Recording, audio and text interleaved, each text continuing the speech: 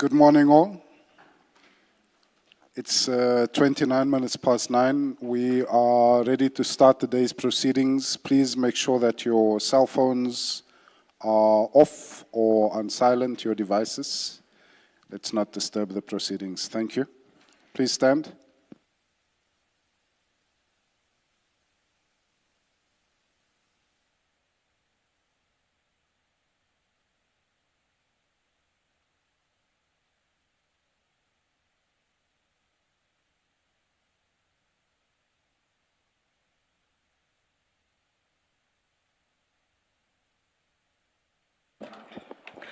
Good morning, Mr. Skakane.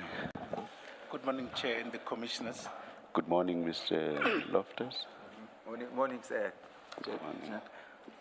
Chair, just for context, we are continuing with the stream of KZN gangs and the infiltration, or what we contend to be the infiltration of the law enforcement by the KZN gangs in whatever form, but we'll get through that. And the witness that we have today is Mr. Gregory Loftus, and I'd like him to be sworn in. Mr. Loftus, will you be swearing or affirming? I'll swear.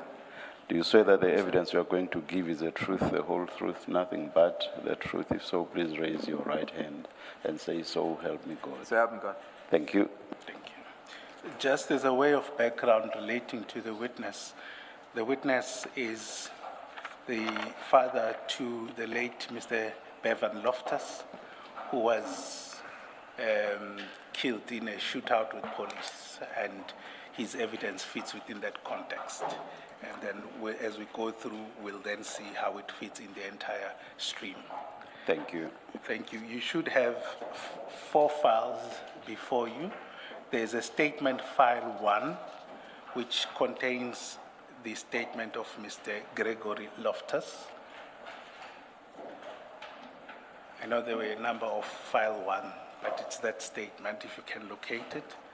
Then there's file 2, which contains primarily the application and the voice recording, and then there's file 3.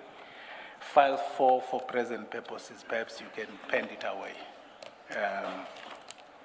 Then we'll start with file 1, page 1, which is the beginning of the statement of Mr. Loftus. Mr. Loftus, you have that file before you? Yes, with my statement, yes. With your statement? Yes. Correct. Do you confirm that this is your statement that you prepared for the commission? Yes, I do confirm. All right. And is there anything in that statement that you feel, at least for now, that you don't agree with? No, there isn't anything I don't agree with. But in any event, feel free to, if there is any issue, to raise it. I'll do that. Thank you.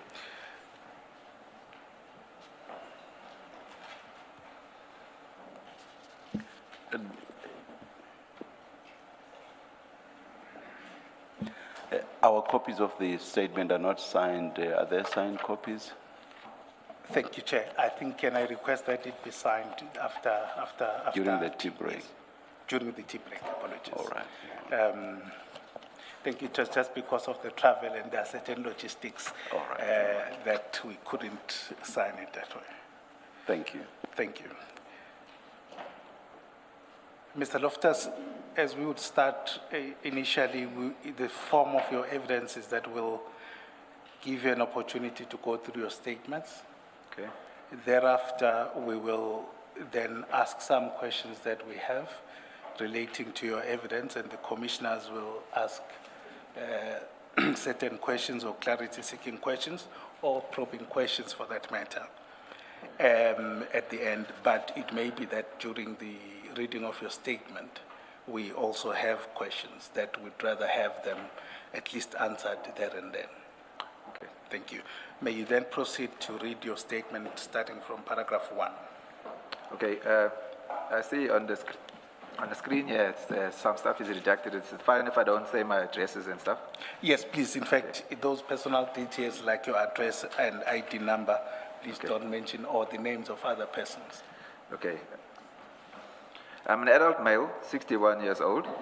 I reside on the Bluff in Durban.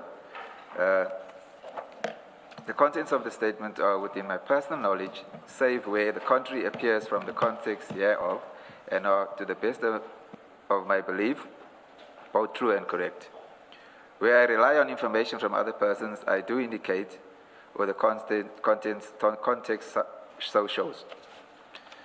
I am the father of the late Bevan Loftus, who I strongly believe was murdered in cold blood on the 1st of April 2023.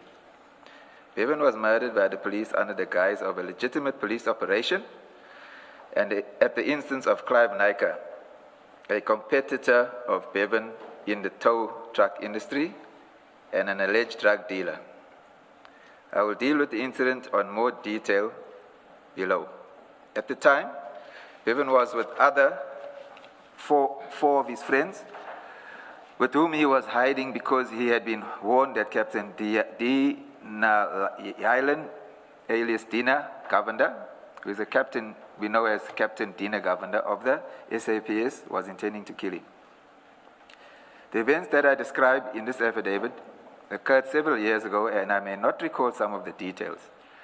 If I recall events after submitting the statement, I will either submit a supplementary statement or elaborate thereon during my testimony. On March 31, 2023, the day before my son was murdered, I deposed to an affidavit in support of an interdict application which was issued that day and which sought inter alia to interdict Captain Dina Govender and the SAPS from murdering my son. If I can just say something here before I go on. It says here in support of an interdict application which was issued. The interdict wasn't issued, it was the summons that was issued. There's a correction there. Okay. A day after the application was issued, Captain Dina Govender and a group of SAPS officers under his command murdered my son anyway. I attach as Annexure GL1 the notice of motion and founding affidavit in the support of the interdict application which I had issued on 31 March 2023. I confirm the correctness of my founding affidavit in that application. That application, of course, does not deal with the circumstances around my son's murder because I deposed to it the day before my son was murdered. For reasons of convenience, I therefore repeat many of those facts in the present affidavit before going on to address the murder of my son. Captain Dina's deposed to an answering affidavit in that application, which affidavit is of technical points and appears to be protecting Mr. Clive Nyka. I am not formally employed. I provide panel beating services on an ad hoc basis. Sorry, before you proceed, I just want us to go to GL1, which is an attachment to your statement. Just to confirm, is that the application you are referring to? Yes, this is it. This is the application. Thank you. Please proceed with paragraph 7. Okay, I am not formally employed. I provide panel beating services on an ad hoc basis. I am the registered owner of 3 residential properties situated on the Bluff.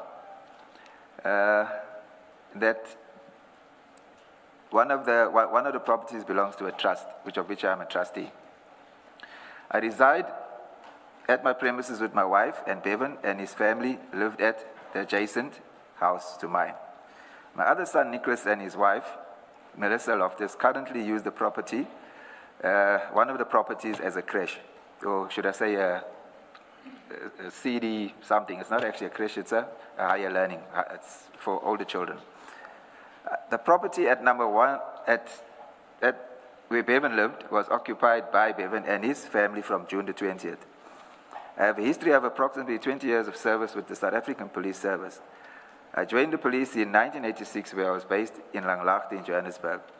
I was transferred back to KwaZulu-Natal in the early part of 1987, where I was based in Wentworth Police Station as a constable. I temporarily left the police from 1989 to 1992. I rejoined the police SANAB in 1992. SANAB is SANAB, South African Narcotics Bureau. I held the rank of detective in 1992. Later in that year, I joined the Child Protection Unit.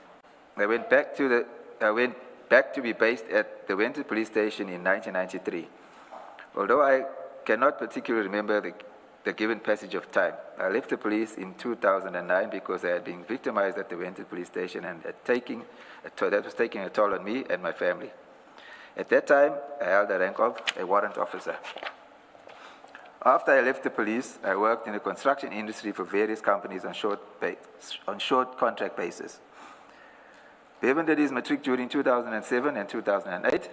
He failed his matric, and consequently, I sent him to do courses which he could use to sustain himself. The courses relate to welding. After completing the courses, Bevan joined me in the construction industry. He focused on welding testing and worked mostly with me. We were able to sustain our family and accumulated some savings, which Bevan used to buy and sell cars for profit. He was a business-minded person. Later on, with my assistance, he became involved first in the taxi industry and later in the towing industry. During 2005, Bevan bought a towing van which he used for his towing business. The business was registered as First for KZN, Towing, Panel and Paint, and has an office and vehicle storage facility in Clearwood, where he conducts his daily business. I do not know much about that industry. Safe to say, I know that there were the Durban South, the Durban Central, and Durban West regions. He operated in the Durban South region, which covers the following areas, namely the Bluff, Wentworth, Oosterville, Merebank, Jacobs, Clearwood, and Seaview up to the N2. His biggest competitor was the Durban South Towing, which is owned by a person I know as Alan Subramani. The towing industry is lucrative. I do not know details of the industry rules, but I was aware that operators operated within particular regions, not because of routes or permits, but because of understandings. Sorry, Mr. Loftus, can I just stop you there? I just want to understand. You say the towing industry was lucrative. Can you just explain what do you mean with that statement? Yeah, there was money to be made. You know, if you had enough vehicles with enough drivers, yeah, you made a lot of money. So it was the lucrative, I say, is dependent on obviously how many vehicles you have. Okay, but there is money in the towing industry. It pays well. Okay. At the time of his death, Bevan had 12 tow trucks, 6 of which were operating. Bevan's towing business sustained him and his family. He primarily relied on it for income. I assisted him with the business on the panel beating and mechanical side. Bevan also used the house, my house, in which he lived, to store vehicles which had been towed and were undergoing repair. We live in the Bluff area, which is, I need to correct that. We live in the Bluff area, which is gang infested. It's supposed to be, we live in the Bluff area, and Wentworth is actually from the area we come from. That is gang infested, not the Bluff. Okay, the Wentworth area was gang infested where there has been a lot of violence.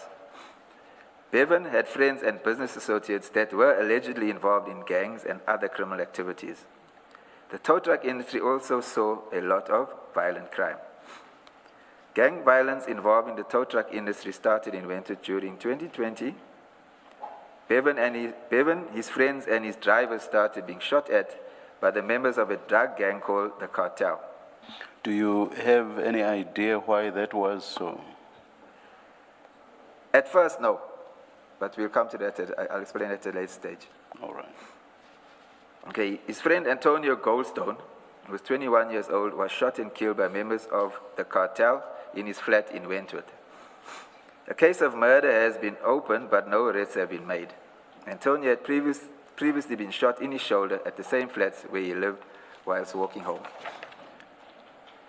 Since 2020, 5 of Bevan's drivers had been shot.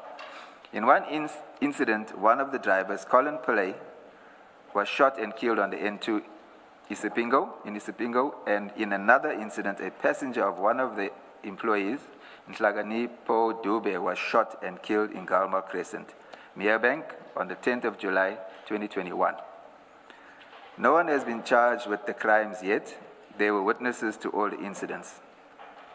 However, I have come to know that 2 of the suspects are now deceased. The SAPS police dockets that refer to these incidents are Sipingo Case 14 of 9/2022, And the investigating officer at the time was Detective Bengu. And there was another case open. Sorry, Mr. Loftus, please don't read out the case numbers. Okay, sorry about that. In another incident, one of Bevan's drivers, Brenton Capture, was at a shop in Wentworth and was shot at but managed to flee unarmed.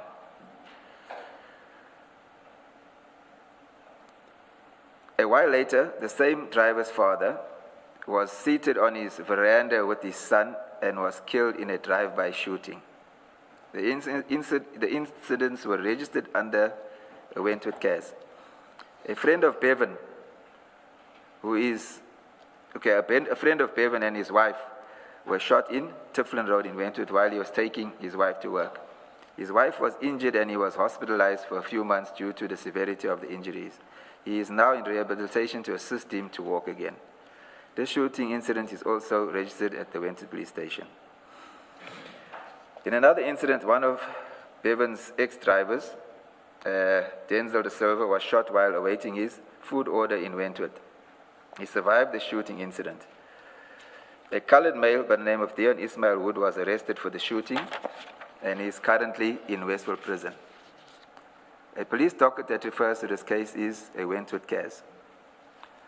I now turn to the events leading to the murder of Bevan and his friends.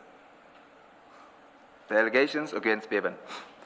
There are allegations that Bevan was involved in drugs or killing people. I deny that. As far as I know, he lived from income received from his towing and taxi business. He did not live a flamboyant life and lived modestly. I have been in the service. I would have had some idea if Bevan was involved in drugs or in the killing of people. I vehemently dispute those allegations. The narrative that Bevan and his friends were involved in drugs were a cover-up by the police to justify hunting him and ultimately killing him. I now deal with the police harassment in the course of them hunting Bevan. If I may just pause you there. You say you dispute these allegations.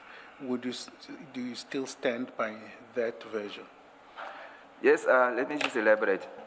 When I say I dispute these allegations, Bevan's been living at the premises next door to me from 2020, beginning of 2020. I can go on to say that as a father, I'm not with him all the time. I can comment on when I'm with him. I don't know what he does or what he did when he wasn't with me, but in my presence and while he was living at that premises, I did not see any evidence of any of the allegations. Okay, please proceed. Okay, the harassment and intimidation by the police began in 2022.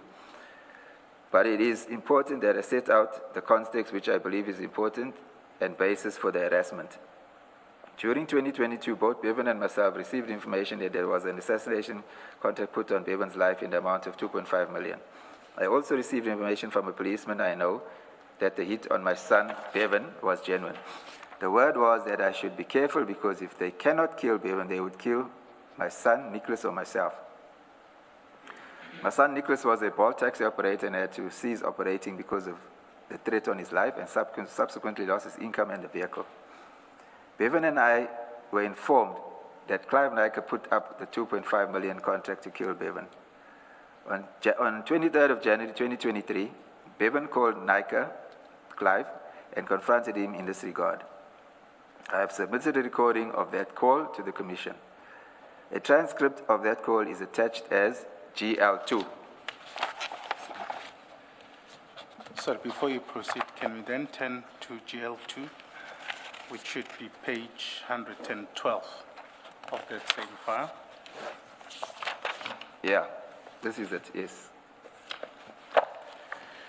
This is it. And Commissioners, may I request to play this video, I think this telephone recording at this present moment? Shouldn't, Or should we? is this not the first mention? Because I think in the statement, the witness says he deals more fully or extensively with the with a recording at a later stage. Yes, he and does. indeed he does do so, and also he does draw his own conclusions about. Shouldn't you do it at that later stage? I'll take your guidance, Chief. Yes, yeah. Yeah, let's do it that way. Thank you. Please proceed, Mr. Loftus. I will deal in more detail with the call below. For present purposes, I submit that it proposes strong evidence that NICA was behind the 2.5 million hit on Bevan's life.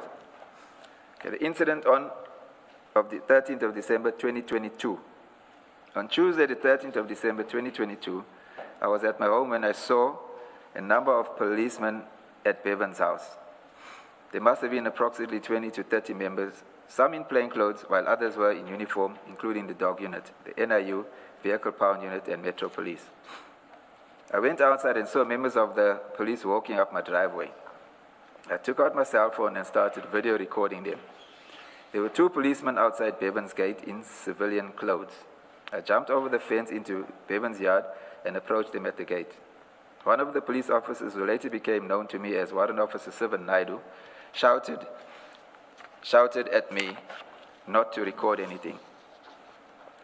I asked for Bevan's cell phone. He asked for Bevan's cell phone number and his whereabouts, which I did not know. He told me to open the remote control gate, which I could not do as I did not have the remote in my possession. He told a white captain from the NIU, which is the National Intervention Unit, to arrest and handcuff me. I was not informed of why I was being arrested. However, that could happen. However, before that could happen, I threw my cell phone to my son, Nicholas. One of the policemen grabbed hold of my son, Nicholas, and choked him and took my cell phone from him. I asked the warrant officer... Sorry, for clarity, you were not arrested eventually. You were arrested twice on later occasions. I was arrested then. I think I'm still coming to that, yes. Oh, okay. Yeah. All right, okay. I asked the warrant officer, S. Naidu, why they were looking for Bevan. He told me that they were from the new Hawks anti-gang unit, and that they were there, and that there were 2 attempted murder cases from the police station against him. I inquired as to who charged Bevan, but he said that it was private and he could not divulge the information. I asked who the investigating officer was, and a sergeant governor stepped forward and spoke to me. He wanted to leave his contact details with me for Bevan to contact him, but Warrant Officer Sivan Naidu shut Sergeant Governor down and instructed him not to give me any details. Warrant Officer Naidu told the captain to force the gate open, which he did with a pry bar.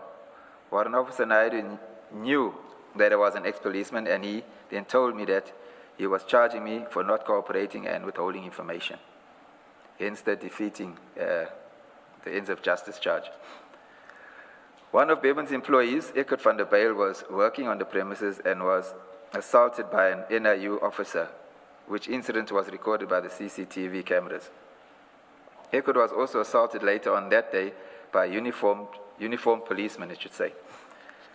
Sometime after the initial police raid, Captain Dina Governor, Constable Ian Ronnie of the Metro Police, and another captain, unknown to me, arrived at the premises. I later established that...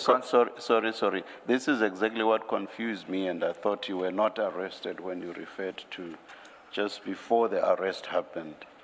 And now you say sometime after the initial police raid, and eventually the incident you are referring to now does result in an arrest. No. So what's the sometime after the initial... When I say time, I don't mean a long time. It was like a matter of minutes. So it was a very short space of time, because I've got a long driveway. I'd say it's about between 50 meters probably and 60 meters. So by the time that I walked, they walked me up to the garage is at the top end of that 60 meters. So by the time I got there, Dina and Ian Ronnie had arrived.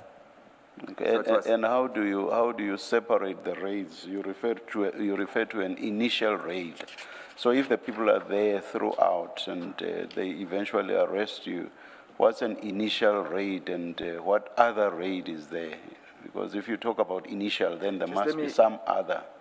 Where is that? Let me just go back to that. Paragraph 36. 36 One of Bevan's employed, Eckhart van der Weyl, was working on the premises and was assaulted by an NAU officer, which incident was recorded on TV. Eckhart was also assaulted later on that day by a uniform, sometime after the initial raid. Okay, what I mean there is when Sivan and them were at the gate. That's when it started. That's what I'm implying. Okay. I'm sorry about this. Can I take you back to paragraph 34? You say you were asked for Bevan's cell phone number and his whereabouts, which you did not know. I assume it's the whereabouts that you did not know. Obviously, you knew Bevan's cell phone number. No, I did not. He changed his number quite often. Yeah, also, it was both that you did not know, both the cell number and the his whereabouts. Okay, yes. all right, thank you. Please go back to where you were and continue reading. Okay, Conservani, Captain Anotimi arrived at there. Okay, I later established that Constable Ian Ronnie from the Metro Police was off duty and had arrived in his private vehicle. There appeared to be no reason why an off-duty member of the Metro would be involved in the police action on that day. Bevan's house, where he lived, was locked, and Constable Ronnie gave the go-ahead for the other policemen to force the kitchen security gate open, which was the NIU captain, and which he did. I asked them whether they had a search warrant, which they could not produce, and I was told that they did not need one. I told them that I do not live at that address and did not have keys to the premises. They insisted I enter the house with them. I asked that only 2 policemen enter for control purposes because I did not know if there were any valuables or cash in the house and did not want to be responsible for anything going missing. Many police members entered and went into different areas of the house without any supervision. A young man, namely Michigan Hippolyte, who was then 19 years old, is now deceased, was asleep inside the house. Constable Ian Ronnie from the Durban Metro picked up 2 Chinese-manufactured two-way radios from the shelf in the kitchen and said that they were police scanners. Constable Ian Ronnie and one officer, Sivan Naidu, took Michigan into the bathroom and questioned him about Bevan's whereabouts. I saw Constable Ian Ronnie push Michigan's head into the bath with water and hold it there on 2 occasions while Michigan struggled to breathe. I interviewed and told Constable Ian Ronnie to stop what he was doing to Michigan. He then stopped. Various other items, including 2 pellet guns and empty cartridge casings, including 9mm shells, a Ronnie rifle frame, which housed Bevan's Glock 9mm handgun, were taken. Later, I was informed that an AK-47 round was also allegedly found. I informed the policeman that both Bevan and his wife were licensed 9mm firearm holders. Sorry, Mr. Loftus, just before we move off that, did Mr. Bevan own any high-caliber rifle or assault rifle? No, he didn't at that stage, no. At that stage? Yeah. Okay. When did he own it? Let me just correct what I said. He registered a security company and he had applied for firearms. They were shotguns, but they actually were in the license of being processed, which didn't materialize. Okay, so yeah. Did he own any AK-47? No, he did not. Okay, thank you. Paragraph 40. Very 40. Bevan sometimes towed vehicles at his address when his business premises were full. The policeman scanned the disc on a Renault Duster motor vehicle which was legally towed and stored with the owner's consent during the floods storm which occurred in April 2022. When the policeman, called it up and it came up as a stolen on a Brighton Beach case, the Brighton Beach policeman had previously come to the premises with the owner to remove the vehicle. However, the vehicle was left at the premises and had attracted storage charges which the owner had not paid. We showed the police the legal documentation together with the newspaper advertisement in the independent newspaper on Thursday, 21 July 2022, indicating that the vehicle would be sold to defray costs. After seeing the documents, the police left. I was then forced to open the garage, which I did under duress without a search warrant. My old police issued bulletproof vest and handcuffs were hanging on the wall in a bag which was covered in dust and insect droppings, mess. I informed them that it was my issue which had been hanging on the wall for the last 15 years. When I resigned in 2009, they only took my service pistol, and I kept all my uniforms and other equipment. Sorry, just before you go there, out of interest, aren't you under an obligation to hand back all the tools of trade? Some of them, yes. The bulletproof vest should have been handed back, but if I can just explain how Please. it remained in my possession. When I resigned in 2009, I went to the station commissioner and told him that I'm resigning. I had accumulated 9 months vacational leave over the years. And at that time, I don't know if it's changed now, if you left voluntary or resigned, you lost your leave, whatever leave you had accumulated, and you didn't get paid out for it. So I said to him, I want to resign. Can he please sign my accumulated leave, which amounted to 9 months? He refused to do that. He actually said to me that he won't do it because if he signs it and the 9 months leave is completed, I probably will withdraw the resignation. So I said to him, okay, let me post-date the resignation and he can keep it in his safe, and on that date he can submit it. So I had my firearm with me. I handed in my firearm. The bulletproof vest was still at home, in the garage, because we didn't really wear it. So I left almost immediately. I went to Secunda where I had employment. So I hardly came home. It was every now and again on a weekend. So I didn't have the opportunity to hand it in, and to be honest with you, I totally forgot about it. And as well, none of them actually came to me and reminded me or came to looking for it to hand it in. So I totally forgot about it. Okay. Can I just to clarify, this garage you referred to at paragraph 41, is this at your property or where Bevan lived? That's where Bevan was living. Okay, Yeah. But I used to live there previously. yes, Okay. thank you. I was subsequently falsely charged for obstructing or defeating justice because I did not know Bevan's cell phone number and whereabouts, and also could not open the gate. Impersonating a policeman, possession of state property, possession of a stolen motor vehicle, possession of ammunition, which was a .357 Magnum rounds and 1 AK-47 bullet, which was allegedly found on the premises at Bevan's house. Just on that paragraph 42.5, you say allegedly. Do you dispute that? Yes, I dispute it.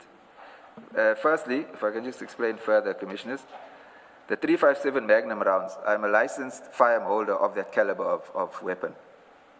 And on the day, there was a captain from the Durban Central actually asked me if I have a firearm, which I said I do.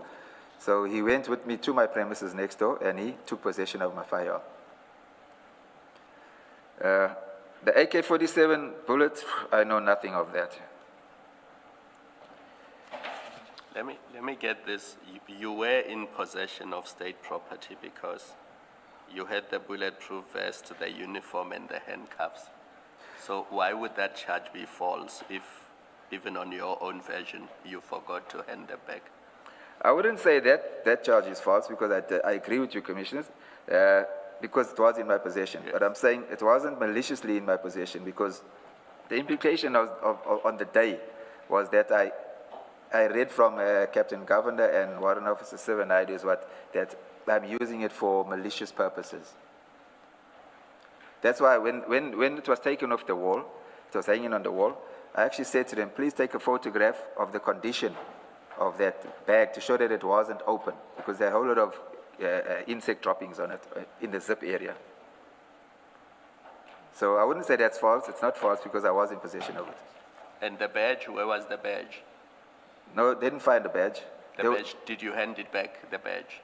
No, I didn't. I destroyed it because they didn't take it. And there are other policemen that will tell you the same, that they also left with their badges and they themselves destroyed it. Thank you. Just for context, Commissioner Kumalo, I think the photos relating to that raid in the bundle. Just, I don't know, in the interest of time, whether you want to go through them.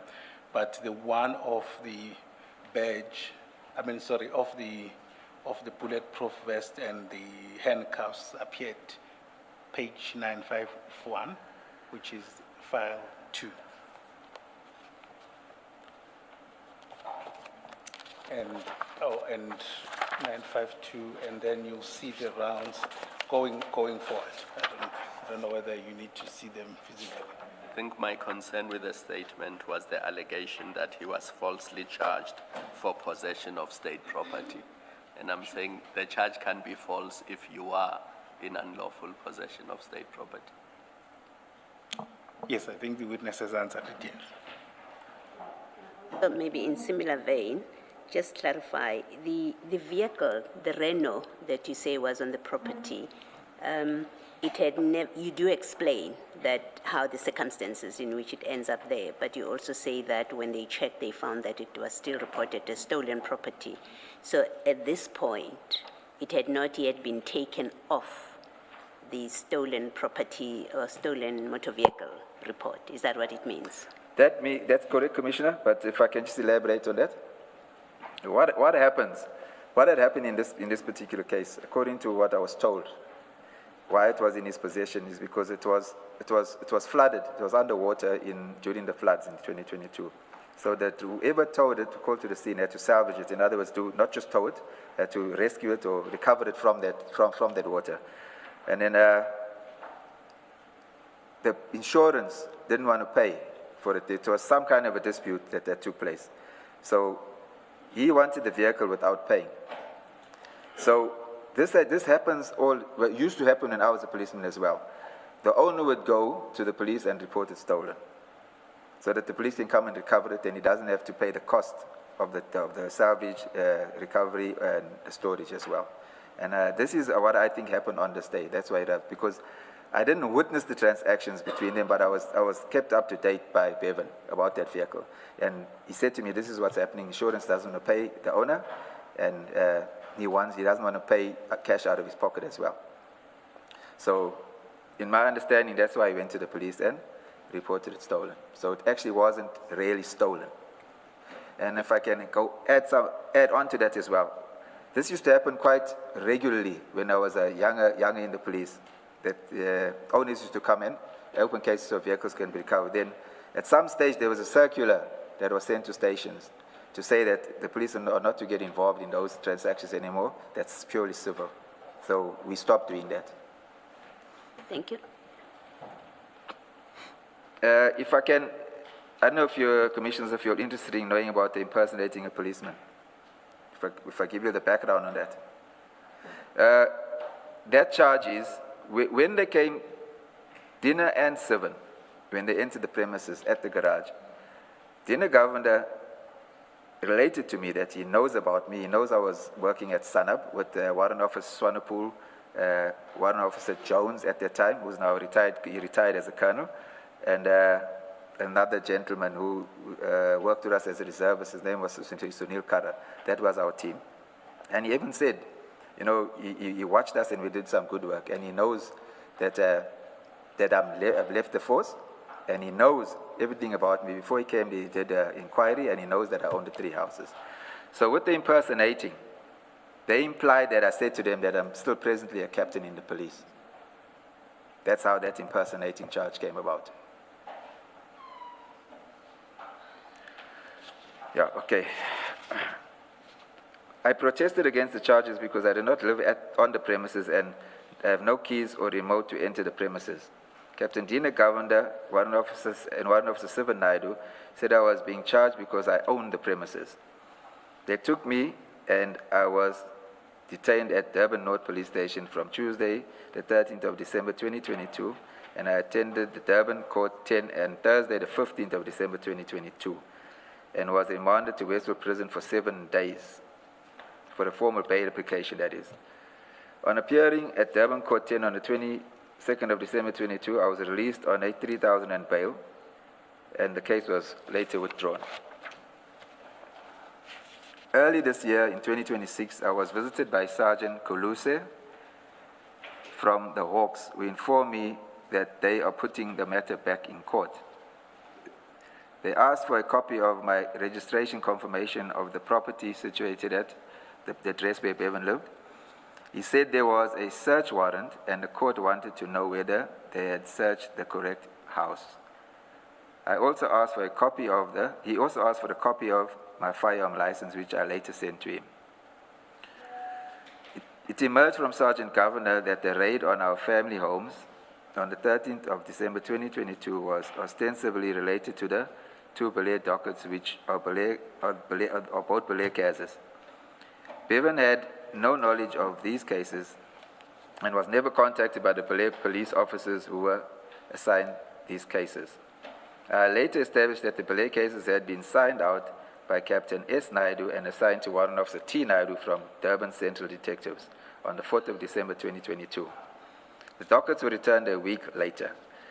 Bevan was not contacted in that time, and we have never seen any evidence suggesting that there was any case against him. Sorry, just to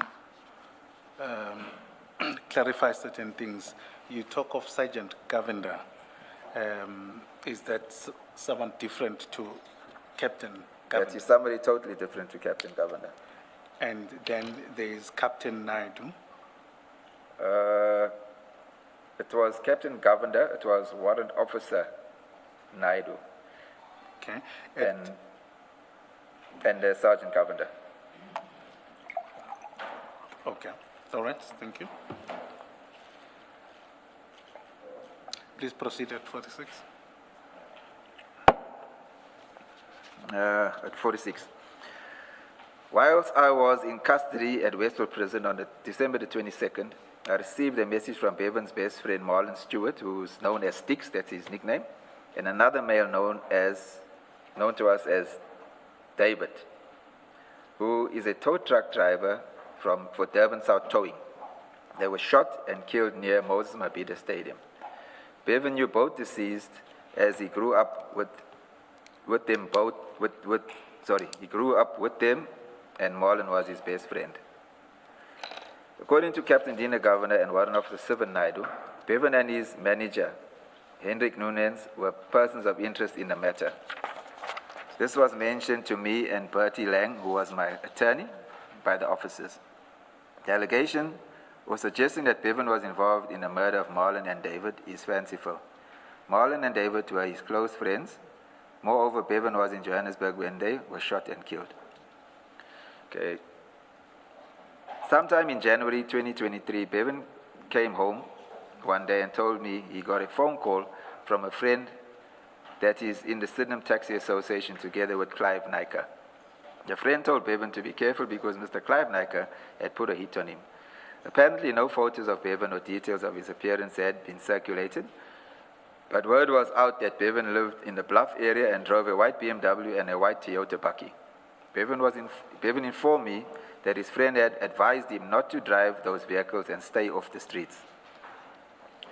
On 25 January 2023, Hendrik Nunez was at Bevan's home as he had just returned from Port Elizabeth, having purchased a motor vehicle. He, Hendrik Nunez, came to talk to Bevan about Captain Varley, who works at Brighton Beach SAPS. He's a captain in the detectives. He was bothering him about a motorcycle that one of the drivers recovered at an accident scene and was now in storage at Bevan's storage yard. Captain Varley wanted the bike released free of charge. Bevan indicated that he was going to call Captain Varley. I advised him not to do so. I told him that Captain Varley was working with Captain Dina Govender, and Varley didn't like Bevan. He had issues with Bevan on previous occasions. I advised Bevan that the Hawks had failed to arrest him on the Belair cases because there was no evidence, and by calling Captain Varley, he would start something. I told Bevan that he must be careful of what he says to Captain Varley because he will open an intimidation case, and that will give Captain Dina Governor a reason to pick him up because there was no other reason to do that, other than that. Bevan nevertheless called... Sorry, Mr. Loftus, let me ask. At this point where you are warning Bevan about Captain Govender, or Colonel Govender, what did you know about Colonel Govender to do with Bevan at this point when you give him this warning? Not Captain Varley, the warning? So you say that you warned him not to call Captain Valley? Yes. Because if he does that, then it would give Dina Govender Yes. Okay, I see a that. reason to pick him I up. see So that my vision, question yes. is, what did you know about Govender's attitude or position towards Bevan that you found it necessary to give him that kind of warning? Okay, what had happened, if I can just go into a bit of depth. Captain, far as I was concerned, because what was happening, I was concerned about Bevan's life now, because there were threats made against him. So I started conducting my own inquiries to see who Captain Govender really are. And then I established that after they had come there in December, obviously they didn't return until February. I established, from my police experience, the cases that were from Belair. As an experienced detective, I have an understanding of how it works. When you receive a docket for investigation, you have to, within 24 to 48 hours, you have to do some work on it. So if there's evidence in the docket, you'd obviously approach the accused person or the suspect in that matter. Should there be any witness statements, corroborating witnesses, etc. And I established that there weren't any of the above. So I took it from that is why Dina Governor and his team didn't return for Bevan, because had it been such a serious case, they would have been relentless to arrest him. Because I asked the question, why would a specially formed anti-gang unit go to a small station in an area and draw 2 attempted murder dockets, which the investigating officer hadn't pursued or made any attempt to contact the alleged suspect? So I thought it quite suspicious, why this can't be falling in their mandate. And then I established that Captain Govender was at Brighton Beach Station and at Wentworth Police Station trying to find dockets where Bevan is implicated, outstanding dockets. And the information I got from my sources was that Captain Varley was working with him, looking for dockets so that they can arrest him. So in my opinion, I was saying, if the cases were so strong against him, why are they going further to look for other dockets? So I was of the opinion that there was no real evidence to arrest Bevan on those 2 Belair cases. And then Bevan had issues with Captain Varley in the past. And just the fact that if he calls him, when he was a captain at Wentworth, Captain Varley was a captain at Wentworth Detectives. He was a group, because the detectives are divided into groups and they have a captain in charge of each group. There was an instance where Bevan was arrested with some of his friends for a firearm charge. Okay, I'll give a background of that. When they on the street, the tow trucks sit on what they call a patch, where they sit and wait for calls for accidents. It was late at night, and he says he was coming home, and a friend of his from the area asked him, where is he? So he indicated where he was, so he said he's going home. So the friend asked him for a lift home because it was on en route to Bevan, to us, where Bevan lived. And he knows the boy is naughty. So he said to him, there's a roadblock opposite the police station, Wentworth Police Station. He says, I'm going that way. If you have anything illegal on you, declare it now, because I'm going through that roadblock. He says, and the guy said, no, he hasn't got anything illegal. So he says, when they got to the roadblock, just before the roadblock, the youngster says to him, hey, I've got a firearm on me. So Bevan said he told him, I'm not turning back now, because if I turn back, it look like I did something wrong, something to that effect. So there were 5 people in the vehicle, and everybody was arrested. So I got a call that he's arrested at Wentworth Police Station. I know most of the detectives at Wentworth Police Station because I worked with them. So I established who was on call and who would have the docket. So I made a phone call to say, what is the way forward, what's the charge, etc. So the detective said to me, no, I can come see him in the morning. So I said to him, look, must I get an attorney? He says, no, it's not necessary because he's going to be releasing them because there's no evidence. They can't place the docket, the fireman in anyone's possession. So fine, I went to the station on the Saturday morning and I spoke to the detective and he was now going to process all the cases that came on overnight. So he went to the cell. I followed him. I didn't go in. So he said to me, no, he's going to release them because Bevan and them were shouting and saying they don't know what they're going to do, etc. there's cameras in the cells. The policeman that was in charge, I won't say his name, he received a phone call from Captain Varley because he fell under Captain Varley's group. And he said to Captain Varley, he's releasing these guys because there's no evidence against any of them, and there's no chance of a successful conviction. The phone was on speaker. Captain Varley said to him, no, don't release Bevan. He's going to take that docket, and he'll handle the docket henceforth. So Bevan then went to court based on that. He took possession of that docket as the investigating officer, which is not normal as the captain of the group to investigate the matters. And the matter, I'm not sure if it was thrown out or it wasn't placed on the roll. I need to confirm that. So Bevan had said, even in the conversation, when he phoned him, that's why I said to him, don't phone, because back to where we started, because Dina is after you, and Varley is not a friend of yours. So let's leave it as it is, because based on my experience and my inquiries, there wasn't enough evidence in the docket to arrest Bevan. And when Bevan found that they were looking for him for these cases, he came to me and he said he related to me that, hey, there's 2 dockets that they're drawing at Bel Air for him to come and arrest him. And he said to me, I've got no cases, I don't understand this. And henceforth my inquiry started. I forget which number we were on. 51. Bevan nevertheless called Varley and asked him, Captain Varley, to stop harassing Hendrik Nunes, who was his driver and his manager at the time. The phone was on speaker so I could hear the conversation. Captain Varley wanted the bike released, but Bevan refused because he had released vehicles in the past on Varley's word that the client would pay, but the client ended up not paying. Bevan told him to stay out of his business and do police work. Bevan told him that they were both men, and the only difference was that Captain Varley has a badge. Sorry, just on that last point, what did you make of that statement? I want to elaborate on that. The words actually used was, look, Bevan was furious because he was under such pressure. He's getting pressure from these guys for a case he says he knew nothing about, and Varley now. So the words were something to the effect of, Varley, you're a man, I'm a man.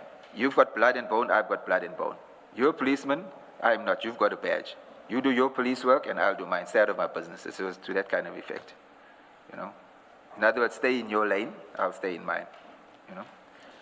Sure. After calling Captain Varley, Bevan called Mr. Clive Naiker of Roadstar, towing again against my advice. The transcript of the call has already been referred to above and is GL2, as stated above. I have sent the recording to the Commission and I believe it will be played for all to hear. Again, this call was on speaker and I could hear the conversation. I wish to highlight that the following... Sorry, just before that, I think I'd like to take up the chair's invitation to play the recording at this juncture.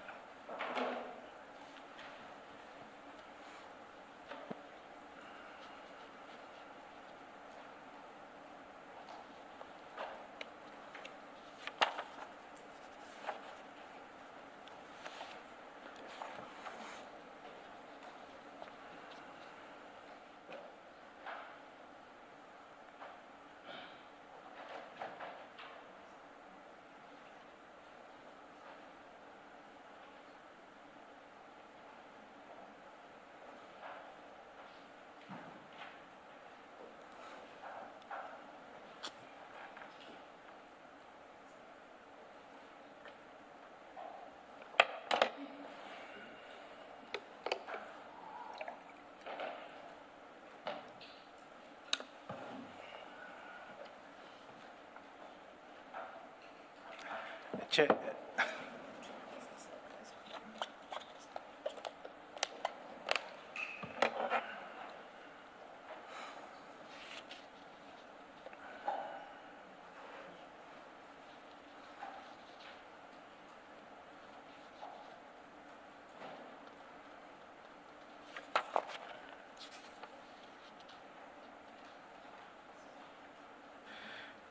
Chair, it seems that as it would happen, You were ready and raring to go quite some time back.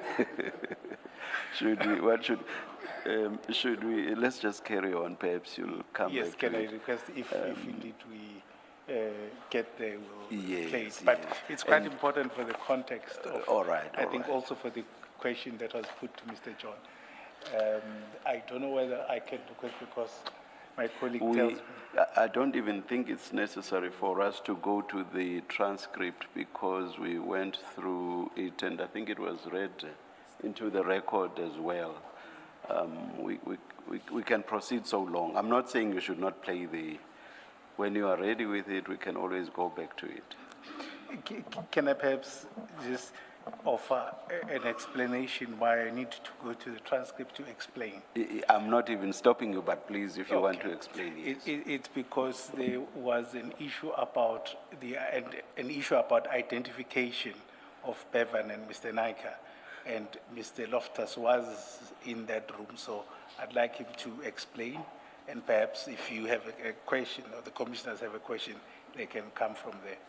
Oh, so are you suggest, for example, in paragraph 52, just before the sub-paragraphs, Mr. Loftus says he wants to highlight something, and then we have the sub-paragraphs, which are what he highlights. Are you saying we should not even go there until we've played the recording? Perhaps I just want, maybe, I don't know how the technical issues will be, but at this point, not to lose the point, I'd prefer that at least he explains 52.2. Okay, maybe let's just go to paragraph 53 then. We'll come back to the recording and then Mr. Loftus's observations. Before we move on 52, I didn't include it yet. Before Bevan made the call to Clive, I said to him, why I advised him against it, because I said to him, Clive is a powerful guy. They haven't got anything on you. He'll definitely open an intimidation case against you. I said, he can guarantee that. And later on, okay, let me leave it there. I think I'll cover it later on, but I forgot to say that there. All right, and I'll explain further. You said something similar about, I forget the rank, Officer Valley as well. Captain Valley, yes. Captain Valley, Yes. yeah. Okay, all All right. right, I just forgot to include it here. All right, thank you. Let's go on to 53 then, if that's fine, Mrs. Kakan. Thank you. Let's proceed to paragraph 50. I point out further that just over 2 months after this call, Bevan was murdered by the SAP officers under the command of Captain Dina Governor in an operation led by him. On the 3rd of February 2023, Just before you proceed to that, if you go to file, well, let's just stick to the same file, rather. In the founding affidavit to the application, paragraph 18, page 38 of the same file. This is the founding affidavit that you deposed to, at paragraph 18. sorry, just say that again? Can you go to page 38 of the same bundle? 38. Page 38, I don't see pages. You mean the ones that are written on the top in pen? Or at the top in red. Say the number, 80. Paragraph 18, which should be at the bottom, 18. 1-8. Okay, this one. The one that starts with on the Friday. No, No, it starts during 2022. Yes. Both Bevan, I red think I'm a bit 38, mixed up red here. 38 at the top. 38, just help me there. Thanks.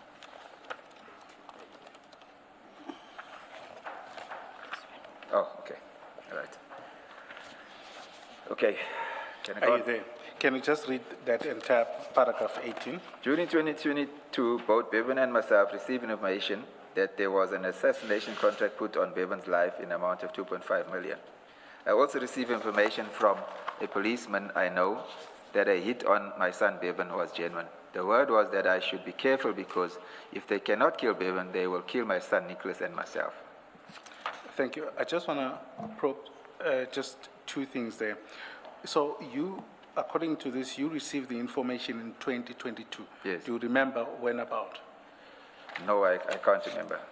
And this information was in what form? Verbal, From a source. from a source, yes. And in terms of this, was it at the same time you at Bevan, or you received it separately from separate sources? It was more or less around the same time. Yes, because we discussed it, yes. So I think the question is, was the source the same person? No, it wasn't the same source. Mine was, if I can recall correctly, Bevan told me that the heat was put on him. And then we were discussing this all the time with people. It was a thing that was going on in the area. And then this friend of mine approached me and he said A, B, and C, which now corroborated with what Bevan had said to me.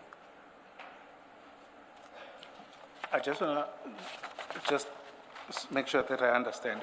So you're saying that Bevan tells you for the first time that this is in 2022, Yeah. that there is a hit on Yes, him, yes, and he tells you that it's for 2.5 million. yes. Does he say who it is, who's the person? At that time, no. I don't recall that he said who was the person. At a later stage, At a later At stage? a later stage, the name came out of who it was. Okay. And then you then get information, or you confirm independently from a policeman. Yes, that's correct. And what was the discussion on that, from that policeman? Well, all the policemen in the area knew what was going on. So it was basically a straightforward conversation that be careful because there's a hit put on you. He had heard about it and he confirmed that it's true from his sources. It was a very short discussion. And it was also, the confirmation did not mention the name. No, at that stage, no. Okay, The name wasn't mentioned at that stage. okay. And in that, now that you know there's this thing, did you take it up with the authorities? No, I did not. I did not. I can tell you why I did not, because I know the workings of the police, especially with our local police stations, etc. In my opinion, they're not equipped to handle issues such as these. They're really not. And a lot of the time it's because of lack of knowledge and also because of no interest.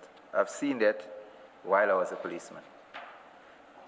Just explain what you mean they are not equipped to handle matters like this. And I ask because when Mr. John was the IPID officer was testifying yesterday, and he said you went to court for an interdict. Yes.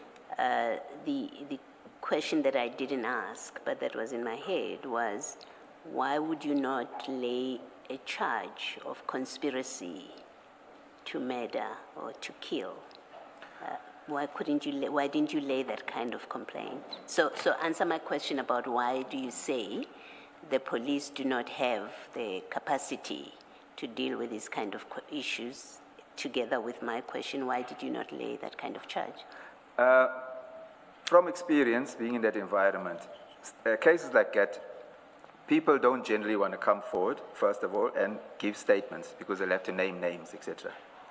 Secondly, there's also a lack of interest in pursuing cases that from the local police as well, detectives as well. You say so even after you've had the telephone call between Bevan and Mr. Naika, which you have interpreted in a certain way as you were listening to it. You say there's an acknowledgement in that he doesn't deny that he's put a price for Bevan to be killed. Even with that information, you still say you couldn't lay a complaint. I've spoke to some policemen regarding that conversation, that transcription. None of those policemen even picked up what we did, that his name was mentioned without him saying his name, and it was only when the hit of 2.5 million was put on his head. They didn't pick that up, and they didn't pick up what I would call a motive, where he says, "You killed my uncle." They didn't even pick that up. I had to actually highlight it to them. This is not policemen at stations, people that I knew, policemen that I knew. There's really no interest there. If I can elaborate, when we work as detectives, complainants will walk into the charge office, and generally speaking, the charge office personnel, in my opinion, a lot of them are not equipped to even write proper statements. That I can tell you because I've witnessed it. We have to go and retake the statement. So a lot of the times, like what we did, we established what we call a crime office, so the detectives actually could interview the people, the complainants, and take the relevant statements in a proper manner. A lot of the detectives and the uniformed policemen, they've got this, if I can call it a thing, where they say, kill the case. So when a complainant walks into a charge office, there's a persuasion. They try and persuade the complainants not to open a case.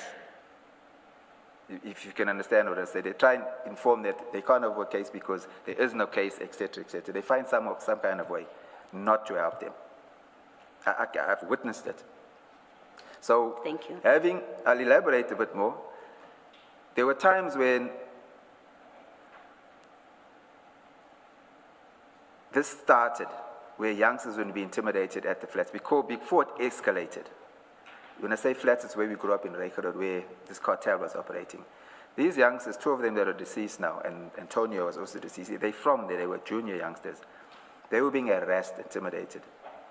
I personally, and a lot of those youngsters had single-parent homes, single mothers. I was very well known in the area. So I took some of the mothers up to the police station and had a meeting with the station commissioner, with the mothers, to say, from experience, this is going to escalate. It's starting as threats and little assaults, but I explained how I could see this escalating from experience of the past. And there was no interest. We had those kind of meetings on about 2 or 3 occasions to try and get the station commander to intervene. I can't remember the station commander's name. He was a white gentleman. He actually said to me, and he sent me a document with the Intimidation Act, where he actually said the Intimidation Act doesn't exist anymore. So we did make efforts at that stage. So following that, there was no sense in going back there, because if the station commissioner could say something like that, there's no way that his juniors with no experience could pursue it.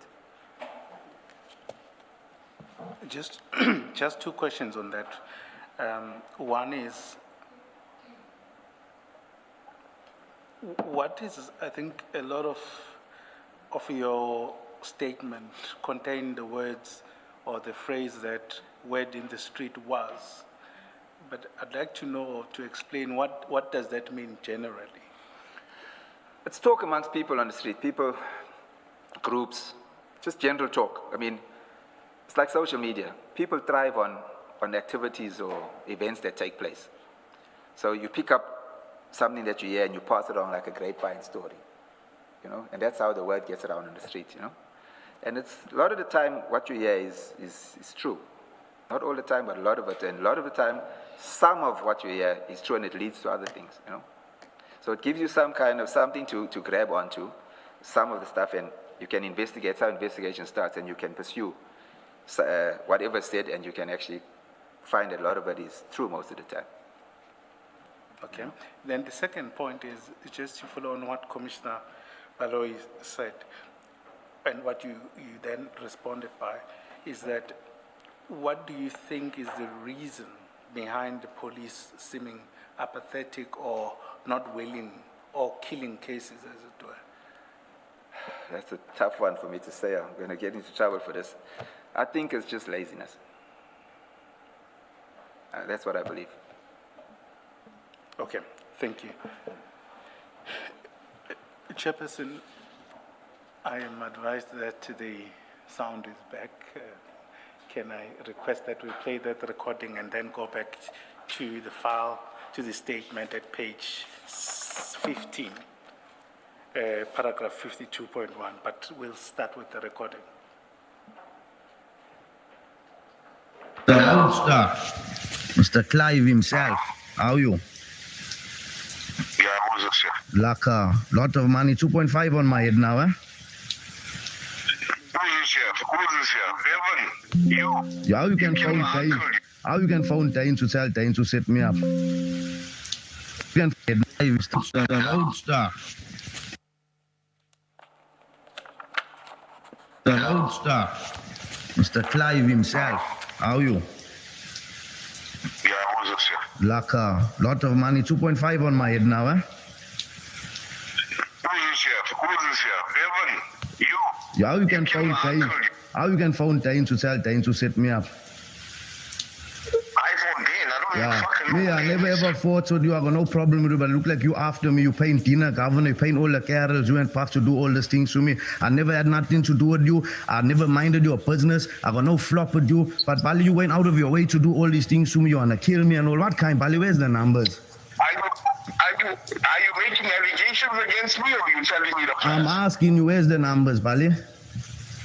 I never Let's do start fuck off all now. to Let's you. start off. Check your word. I'm Firstly, fuck all to you were you. telling the people I killed Regan. See our Bali. See our checker. No flop. You wanna kill me, right? No flop. The fastest lives the longest. Right? Laka. Was it? Thank you, Commissioners. I think, I'm not sure whether it was audible enough for your purposes. Yeah, In any event, the transcript is Yes. at page 113, just to contextualize things. Now, this is the recording, is this the recording that you were referring to earlier? That's correct. That's the recording. And at page 130, 113 is a transcript? Yes. Is that an accurate? That's inaccurate. Okay. And you were present when that call was made? It was made presently. It was his phone was on speaker. Okay. And what was the purpose of the call? After he phoned Vali, or let me say before he phoned Vali, he was agitated and he was quite angry and he was under a lot of pressure because he was tired of this. You remember, he hadn't been out of the premises for a long time. Because when he heard that there's a hit on him, he said to me, they're not going to get me because I'm not going to leave the premises. So, like he says, he can't go out. Sorry, just repeat that. He couldn't leave the premises. He says he's going to stay in the premises because there's a hit on him, and if he stays at home, they can't get him. Henceforth, Hendrik Noonan ran the operation in the yard and on the street with the tow trucks, etc. So he was angry. So when Hendrik Nunes came over, he was on the phone with Vali. Vali phoned him a few times, harassing him about this motorcycle. So Bevan was agitated by that, so he said, no, I'm going to phone him. I need to put him in his place, kind of, He didn't use those words, but that was the gesture, so to say. And then afterwards he said, you know what? I don't know this Clive Nika. He says, I'm going to phone him and ask him why he's doing this to me. And that's where the phone call came from. And where did he get the cell phone of Mr. Nika, if it is Mr. Nika? Yes, to be honest with you, I was quite surprised that he could get the phone call, but he was resourceful. What happens, you get a tow truck driver that drives for the operators on the bluff. And from time to time, they jump areas and they go and drive in other areas. So obviously, they make connections and friends with the guys that work for the different. So those guys have the contact numbers for their employees or their bosses. So he didn't tell me where it got, so I'm assuming that's how he got it. Because you hear conversations when a guy would ask, one of the drivers would say, have you got so-and-so's number? Then it'll be like, no, let me phone so-and-so, and that so-and-so will phone so-and-so, and the number will come, or the information, so to say. Yeah. But I wasn't present when he actually got the number. Okay. Yeah, I think I can't take that further with you as such. Yes. Then you confirm, or seem to confirm, that on the call was Mr. Nika on the other end. Yes. How do you come to that conclusion? Well, look, okay, let me retract that. I can't say that it was him because I don't know him and I've never met him and I've never heard him speak. Based on the conversation and the phone call, I'm assuming that it was him. And why is that? Well, from the conversation, when Bevan called him Mr. Clive, Mr. Roadster, he acknowledges, he continues the conversation acknowledging, I would say that's an acknowledgement that it's him. Do you know whether his company is Roadster? Yes, I do know that he owns Roadster Towing. Okay. Okay. Can you then read paragraph 52.1, which are the points you wanted to highlight? 52.1. Page 16 of your statement. Page 15, yeah. 15. Yeah, 15. okay. 52.1. Yes. When he answered the phone, Mr. Clive Nika was not able to identify Bevan at first. As soon as Bevan mentioned the 2.5 million hit, Mr. Clive Nika immediately identified him. And the accused, sorry, let me say that again. He immediately identified him, Bevan, and accused Bevan of killing his uncle. When Bevan accused Mr. Clive Nyker of paying Captain Dina Governor to kill him, Mr. Clive Nyker did not deny the allegation. I want to take issue with that. I think you should listen to the recording in the context of everything that was said. Let me take you to page 113, 113. Read 113 at the top.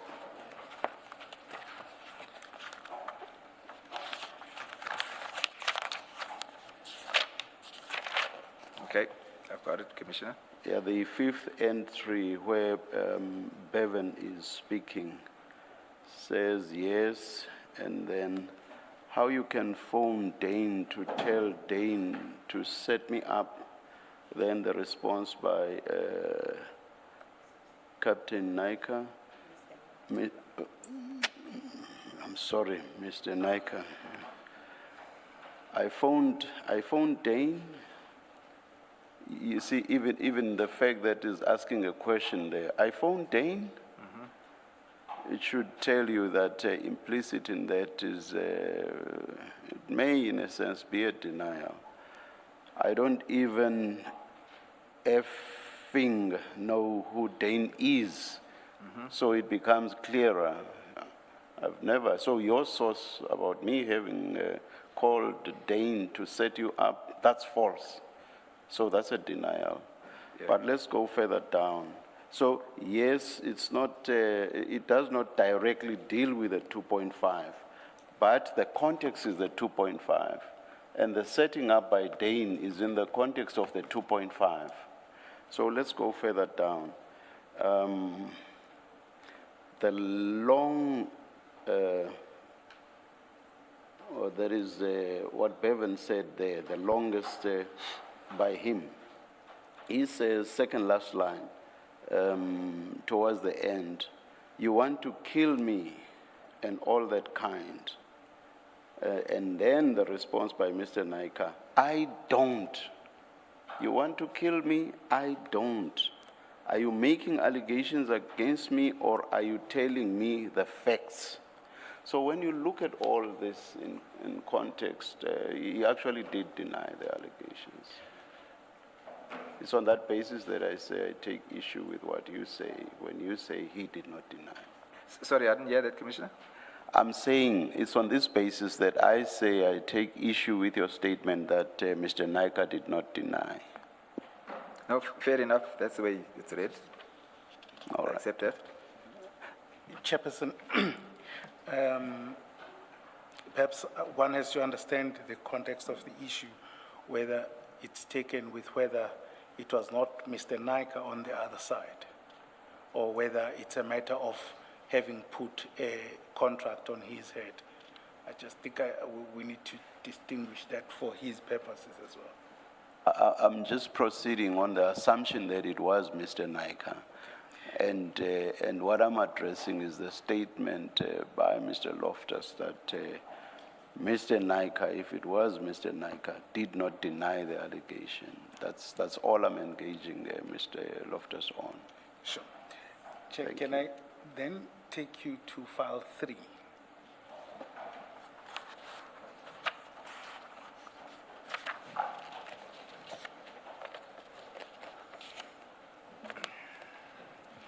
Page 118. 81 at the bottom. Perhaps I have to identify what this is as a document entirely. It's an article that was published by the Daily Maverick, where on the 29th of April 2023, and it follows the shootout, and we're still going to come to it about the relationship between drugs, tow trucks, and the gangs and the killings and the hits.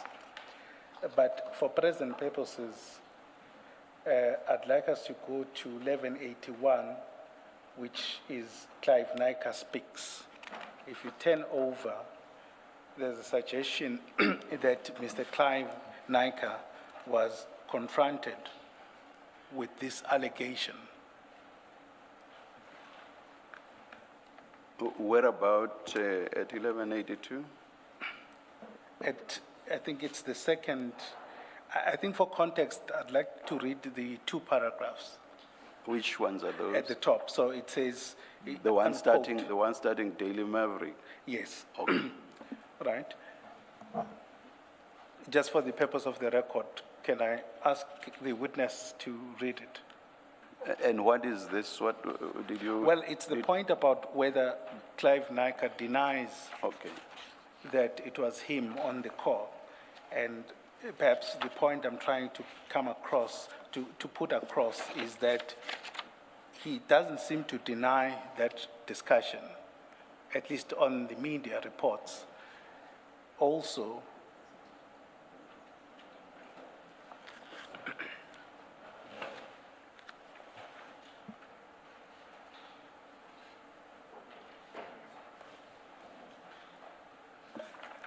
Please go ahead. thank you, Mr. Chairperson. Kakan. Mr. Loftus, would I kindly request that you read that portion just into the record? Which page is this, number? Page 1182, 82, from the top. from the top. Thank you. Daily Maverick approached businessman Clive Naika, who described Bevan Loftus as an evil young man.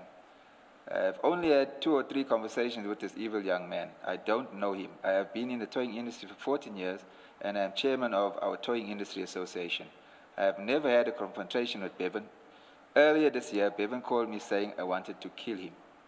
I said I heard he killed my uncle, the tow trucker Elvis Raju in Asherville, earlier this year. I heard on the street that it was a case of mistaken identity, that I was meant to be the target of the shooting. Bevan ended the conversation with, let's see who dies first. Thank you. I think I'd like to stop there. Chairperson, it's that evidence that I just want it to be there regarding Mr. Naika's, regarding whether it was him on the other line. And it seems to be consistent with the transcript and what the witness states and what is on the call. Or which is that it was Mr. Naika. Correct. All right, thank you. Or this has nothing to do with whether there was or there wasn't a denial by Mr. Naika. It's just to show that It's just to show. it was Mr. Naika on the. Yes, he confirms that, and he confirms the contents because you see where the last, not the last statement, it says, let's see who dies first. Yeah. And that's the other thing I want to take with Mr. Loftus. All right. For me, it was just to place that before you, Commissioners. All right. Thank you.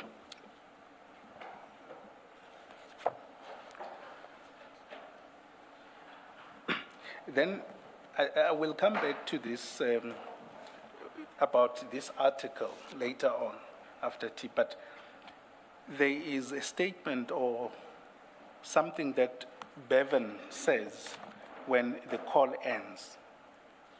Yes? And it is, I just don't want to,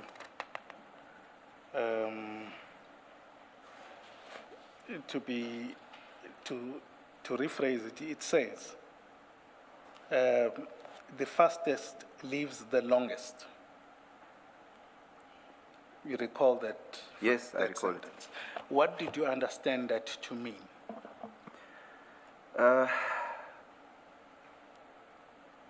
At first, I didn't know how to take it, because I said to Bevan, I actually asked him, what did he mean by that and why did he say that? He offered no explanation. You know, he says he was angry, so he didn't even realize what he was saying, but he didn't offer any explanation.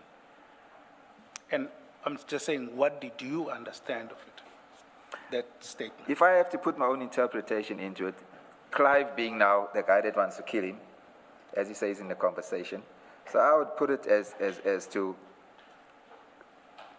the fastest lives the longest, who gets who first. That's how I would interpret it. Would it be accurate to characterize it as a threat? You can characterize it as threat. I can say that. And you'll see the article, the Daily Maverick article at 1182 that you've just read. Mr. Naika is quoted as having said, Bevan ended the conversation with, let's see who dies first. Are you asking which one is correct? No, I'm going to come to the question. I'm asking whether you see that. I see that, yes. And would you say that is, I'm not saying it's word for word or it means entirely the same thing, but would it generally be along similar lines? Yes, you can. I'd say you can equate it. to that. Okay, thank you. Chair, I see it's 5 to 11, but I would request that we take an adjournment at this opportune time rather. Can I maybe ask two questions on the transcript, page 113? There's two references to what are the numbers, Bali. What does that refer to or relate to? And it's Bevan who's asking this. He says, Bali, where are the numbers? And later on, I'm asking you, where are the numbers, Bali? My own, I don't know I don't know if there's a meaning of it in the street, but if I had to interpret it, it would be, why are you doing this to that effect? You know, why are you doing this? Yeah, that's how I would interpret it. Yes. Sorry, I just want to make sure that maybe that would be a follow-up. Now you've triggered it. As to what Bali, the name, what does that mean? Bali, Okay, Bali means, like they call me Bali, an older person. older person? Yes. Okay, thank you.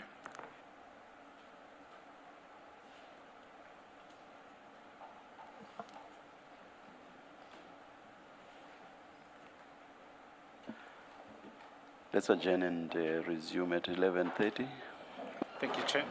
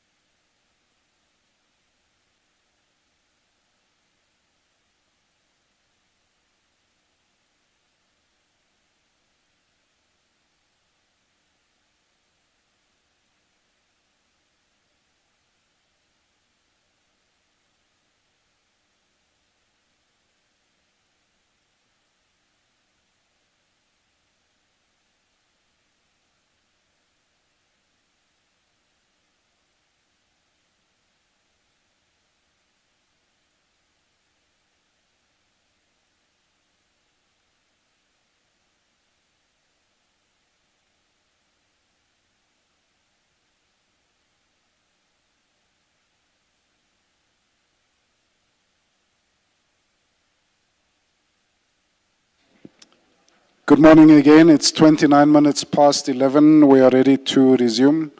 Please make sure that your cell phones, your devices are off on silent. Please stand.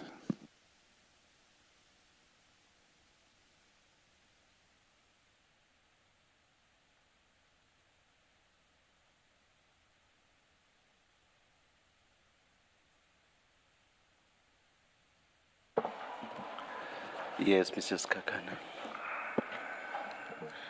Thank you, Chair. Can I just request an indulgence? The witness requests an opportunity to clarify that telephone recording on certain aspects. Yes. Yes, Mr. Loftus. Yes, Commissioner. I was listening to that recording on my phone now during the break. And where he says, Madlanga says, I don't, or you're making allegations against me, or are you telling me facts? To me, it sounds like he wanted to say something, and then there was that talking over of one another. So I just wanted to say what we were saying earlier, that if you listen to it carefully, it sounds like he stopped mid-sentence of wanting to say something. You know? Yeah, so I had the opportunity to listen to it again. It's just a different way I look at it when I heard it. And there's something, I'm trying to find it, where it says, you're putting the carols on me, you're paying the carols. I just want to clarify what the carols mean. The carols mean the police, just for clarity.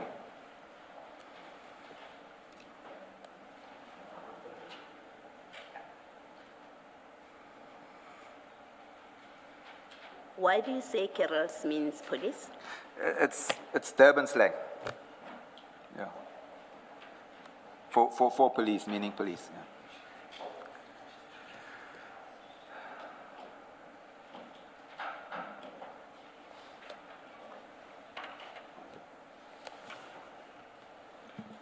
Can we proceed, Chair? Yes. Thank you. I think we've gone through paragraph 54, but I think just for context, can you start reading from that? I think it would make sense. Sorry, I didn't hear that? 54, paragraph 54. Sorry, page it over. Okay. On the 3rd of February 2023, Captain Dina Governor and his team arrived again at Bevan's premises. I was in his yard assisting the welder in making a gate. I told Bevan that there were police at the gate, and he immediately fled. I just want to add something there. There was a security vehicle, Fidelity security vehicle with them, and they stopped at the gate. And he fled because he was expecting them. He knew that they were there to kill him. He was clothed in sleep shorts with no shoes and no shirt. I told Michigan to go with him because of their visit on the 13th of December 22 when they waterboarded Michigan. Bevan and Michigan managed to flee. The police came in unmarked vehicles, stopped at the gate at Bevan's premises. Captain Dina Governor, Warrant Officer S. Naidu, and a dog unit policeman, Warrant Officer Naika, approached aggressively and said they were here not to arrest Bevan, but to kill him. Because according to Captain Dina Governor, Bevan had threatened to kill the members of the Hawks and Captain Valia of SAPS Brighton Beach Detectives. The police searched my premises and Bevan's home, where Bevan resided. No search warrant was produced, and the bedroom door of the house was damaged. I was arrested by Warrant Officer Naika whilst I was handcuffed on the roadway. While I was handcuffed on the roadway, Captain Dina Governor and Warrant Officer Sivan Naidu and the dog unit policeman, Warrant Officer Naika, repeated that they intended to kill Bevan. I'm not going to mention other names. There's 4 other people involved. They kept insisting that Bevan was at the Bluff Butchery early that day, and that is why the Toyota engine was hot. Captain Dina Governor and Warrant Officer Sivan Naidu said that I must get Bevan's funeral policy up to date because I'm going to bury him, and my wife and I are going to mourn for him. Captain Governor said that Bevan shot his friend, Alan, which is Alan Subramani that I mentioned earlier. He's the Durban South Towing Company owner. He said Bevan shot him in the head. Warrant Officer Sivan Naidu sent... Sorry, just before you go there, did he pass away? No, he didn't pass away. Warrant Officer Sivan Naidu sent policemen into 190, into Bevan's premises, into my daughter-in-law's premises, where my daughter-in-law Melissa runs a creche. She protested because of the upset of the children and further because they did not have a warrant. A policewoman was called and she searched together with the premises whilst the children were there, and Melissa was handcuffed and placed in a police vehicle on the road. Mr. Loftus, just go back to paragraph 57. Yes. The second last sentence where you say Captain Dina Govender and Warrant Officer Naidu. They could not have both said that. Surely it must have been one of them. Okay, let me clarify that. They did not say it both together. It wasn't a one-off statement that they made. These guys overtalk one another. And they were in an aggressive manner. It was like anger in them. So they both said it, but not at the same time. It's like the one was repeating the other. They said it on numerous occasions. It wasn't just clearly we're gonna do that, and then we're gonna do that together. But No. who said to you, you must get Bevan's funeral policy up to date because I'm going to bury him? They both said it. Dina Governor said it first, and one of the Naidu, he repeated it. But as I say, it wasn't said once, it was on a number of occasions. They speak fast and they don't stop talking. And again, why did you not open a case? Because now they're making a direct threat. I didn't believe that the case would be accepted and that anything would become of it. Because I can say why, I can elaborate, because my wife, my daughter-in-law, both daughter-in-laws, went to the police station and they tried to open cases at Brighton Beach. And there was a captain on duty there and he refused to accept the charge. They ended up going to the attorney who took them to IPID. And IPID referred them to Point Road Police Station, and I'm not sure where they eventually opened the case. It was a rigmarole. Nobody wanted to open a case. And this is not an uncommon practice. I've witnessed this before. So people lose interest.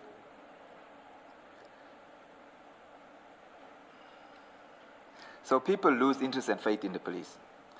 Just when you say the wife and daughters tried to open a case, Yes. Was it in relation to the same incident or a different No. incident? It's a different incident. And what was that incident about?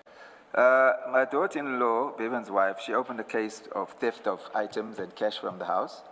But was it against the police? Because Yes, it was against the police. There were cases eventually registered at Brighton Beach. I know my daughter-in-law that runs the creche, her case docket is at IPID.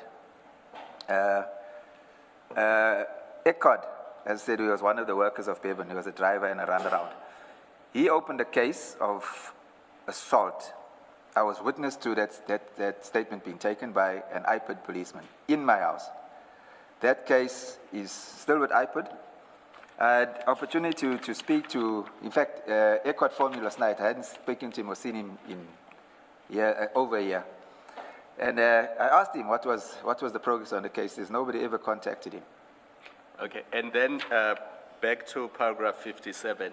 Do you mention this incident in your affidavit? Yes, I did. This specific one? Yes. And the threat by Yes. Captain Governor? Yes, I did. Just to go on with that, to complete that, my wife was eventually called to the police station to depose a statement. And the statement was taken by should I not say the name? Was taken by a female captain.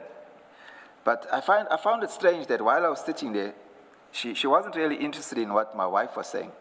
She started taking a statement from me as to what took place. Then I realized what she's doing. Then one of the policemen whispered in my ear to say, no, she works within the government. I shouldn't be talking to her.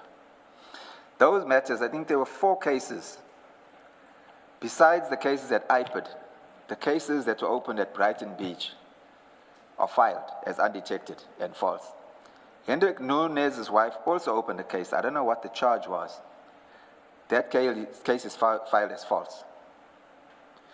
Coincidentally, the cases were filed. Mr. Loftus, Yes. I'm going to stop you because you have to be careful. In this commission, when you mention people's names and you make allegations against them, we will have to call them to provide their version. So maybe stick to the question I asked so that we limit ourselves. Okay, only okay, to- Commissioner, because if you end up mentioning 15 people, Okay, I acknowledge we will that. have to give them the opportunity to come and give their side of the story. So let's limit ourselves to Okay, I the acknowledge that. question I asked and only the answer to that question. Point taken. Thank you. Was the shooting of Alan supposed to have taken place at Bluff Butchery? Was the shooting of who, Commissioner? I didn't hear that. Alan. No. That was in Durban Central somewhere. Oh, all right. Where you told was supposed to have been shot at Bluff Butchery? That Bluff Butchery shooting, the alleged Bluff shooting, was supposed to have been Bevan shooting at the police. Okay, Yes. all right. Thank you. Just to follow up on what Commissioner Kumalo is alleging so that we complete it. In relation to the threat in January, now you know the details. You know the person who was allegedly had put a hit on your son, or you both now know. Did you report or take this up as well? No, I didn't, because we were at a point where opening cases or trying to open cases were futile. I will say this.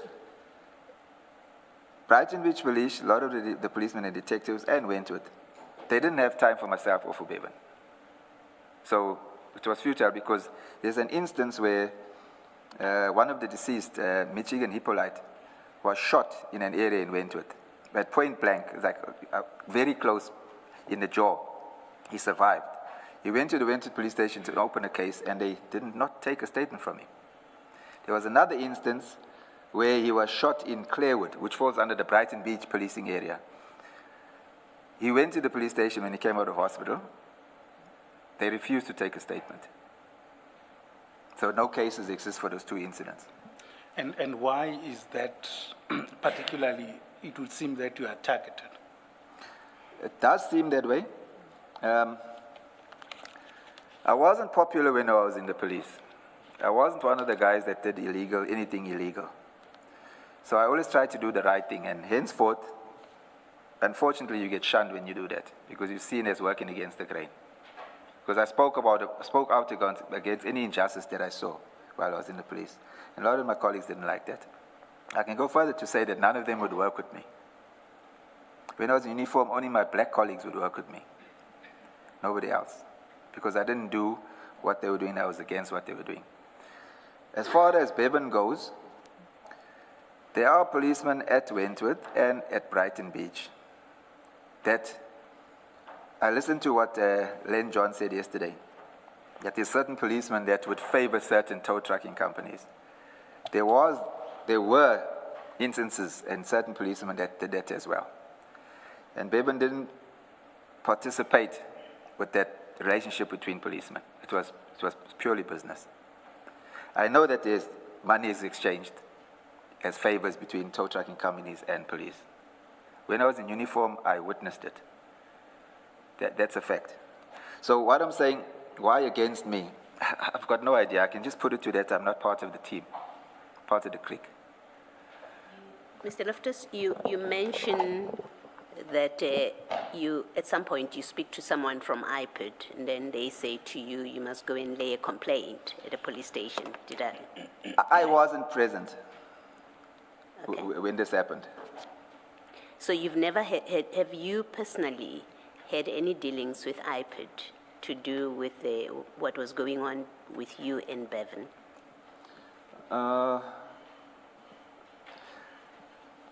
Let me say this.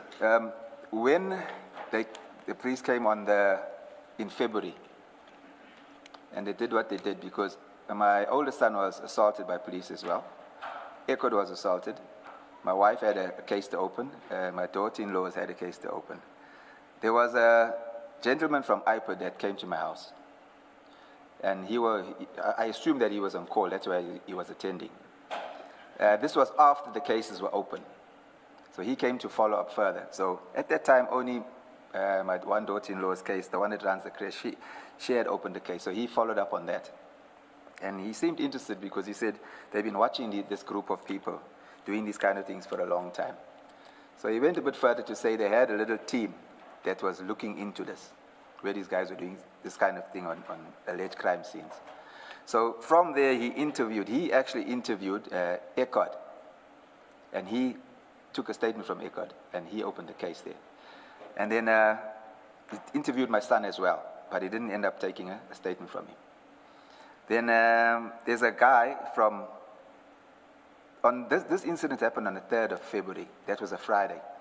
The Monday was the 6th. There's a guy from Newlands East who I met for the first time, but Bevan knew him. I was liaising with Bevan while he was ducking. So he was liaising with that guy. And that guy was called. This detective from IPOD actually said to me, he should come over. He came over and he interviewed him about an assault that he'd been through at the hands of the team. I can't say which policeman it was, and another youngster. So that's the interaction I had. It happened right in my lounge. And you don't know what has happened with those IPID cases? Because my understanding from other evidence is that when there's been a complaint against or relating to police conduct, IPID then takes over the matter from the police station and then they do the investigation as it falls within their powers. Now, you've not had any report backs, any dealings with IPID about the cases that you say you've were referred? My daughter-in-law that runs the crash, I went into hiding, which I'll come to later. While I was away, they followed up on the case of, when I say Bevan, I'm including the other guys that were. They followed up on the case at IPID, and she said she approached that investigator that had her docket, and she asked him what's the progress, and she says that he said to her that he's got much more serious cases. Hers is just assault common. He hasn't got the time to attend to a minor crime. Thank you. Thank you, Mrs. Skaka.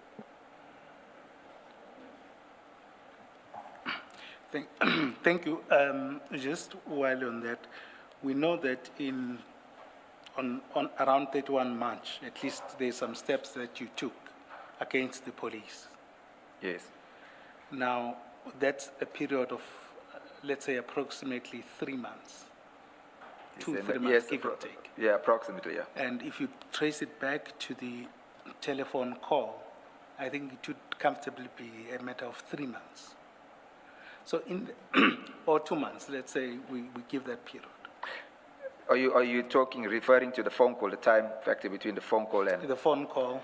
The phone call and remember, it's the phone call, and shortly thereafter, you then have this operation on the 3rd of February.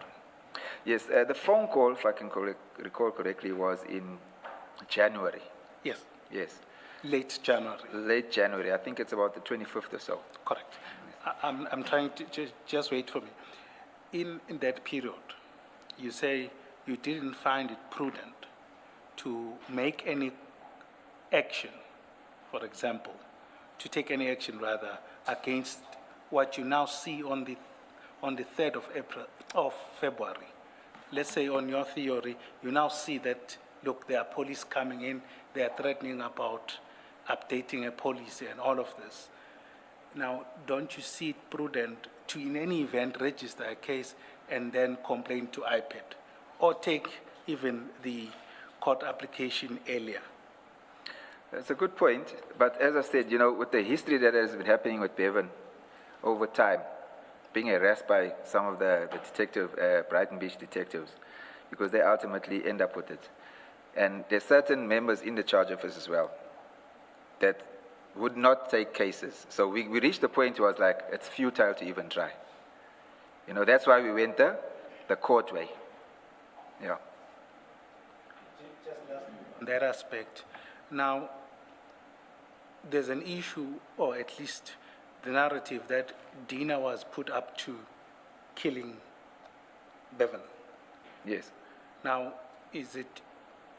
what would you say, would it be only Dina or other people as well?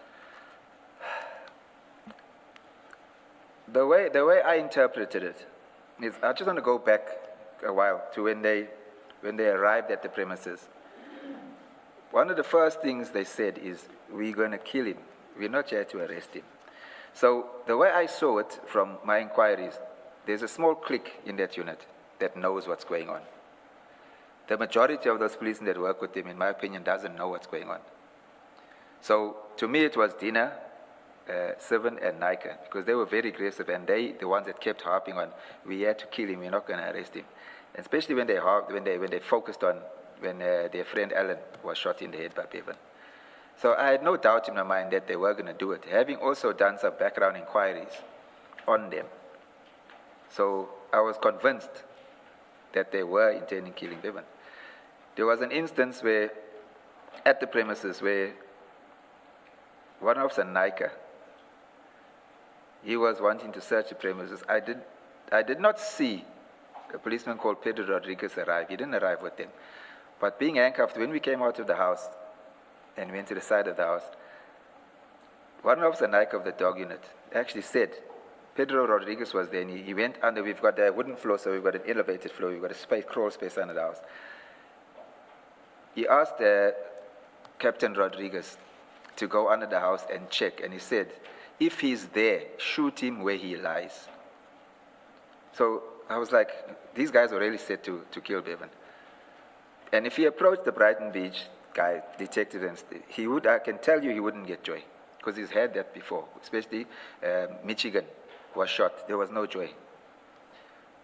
So there are three possibilities that I just want to understand. There's the possibility, the main one, which is there was a contract to kill him, right? That is irrespective. Then there's the theory or potential theory, which is that, and we'll go to it, they just wanted to kill him, or was this Nika because he shot a friend, or they just wanted to kill him for whatever motive, but unrelated to the hit. Or you then say there's a clique. Are you saying it's the clique? It's just we need to be careful about it. Are you saying that clique was executing a contract? I do believe that clique was executing contracts. I believe that. Thank you. Is it not more likely, though, that if this was a contract killing, the killers would have been discreet about it? I don't believe that. They are the Hawks. They have power to go where they want to and to do what they want to. When they opened my garage, I just want to relate something. When they opened the garage, it was actually the investigator of my case that they put him back in. It was that gentleman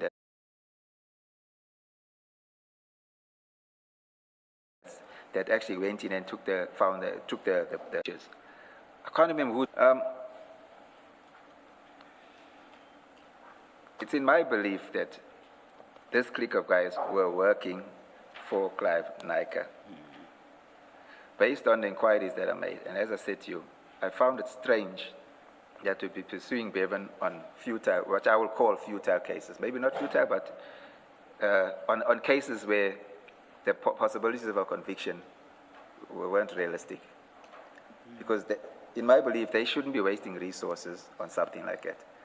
And if I go back further, the information that was received while they were doing that, when they started doing that in Belair, when we got in fact, Bevan first got the information. It's a friend of his that told him about these Hawks guys signing for dockets, looking for dockets and signing for dockets at the Belair. He actually told him the case numbers. This is what they're taking from here. And I made further inquiries, and I got to the bottom of it, and I established that these are like futile dockets, because had it been serious, they would have arrested him almost immediately. So I questioned and said, why are they doing this? Straight away, when we started getting further information from inquiries, I realized that this is serious and that guy's got a lot of power. There's someone that I know that is from the Sydenham area that's in the taxi association, because Clive is also a member of the Taxi Association in Sydenham, with a lot of influence. This guy I know very well. He said to me, be very careful of Clive. He's got a long reach as far as law enforcement is concerned. So that's when I realized, no, they have got an agenda. They are here to kill him. I had no doubt about it. Henceforth, that's why he rather had fled and tried to go through the courts for protection. Yeah, don't misunderstand me. I'm not putting it beyond the realm of possibility that they might have said this. I'm just engaging you on how likely it is that they would have done so. You've responded. You've given your response. Thank you, Chair. Chair, just before we proceed, can I just request to, so that because it seems like a critical thing for the record, page 952, which is those photos, but we'll just flight it.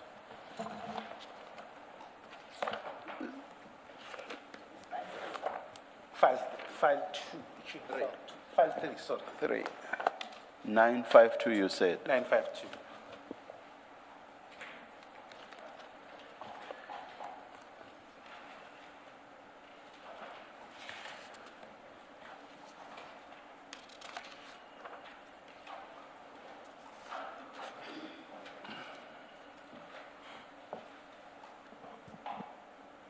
So these photos, are these the photos that you were referring to earlier about the bulletproof vest, the handcuffs, and That is correct. These are the they were photos. taken? Yes. Okay. And currently they seized them? They seized them, yes. Okay, thank you. Chair, but I don't think it takes matters further. Those are the pictures. Thank you. Thank you. Maybe show 57, because on 58 there are 2 items missing there. Photo 57. What is that on the extreme right? It looks like a suit bag, but it's not. What Okay, is it? that's the bag that storage for the bulletproof vest. It's the storage for the Yes. bulletproof vest. Yes. Okay. So it could not have been insect infested if it was inside a bag. No. You created the impression earlier that it was just hanging in the garage. Okay, Commissioner, the vest wasn't hanging on the garage. The vest was in the bag hanging on the garage, so the top of the vest where the zip is was folded. Yeah. So obviously the insects and the geckos and stuff, their droppings would have landed on that. With a lot of dust, with years of accumulated dust. Got you. Yes.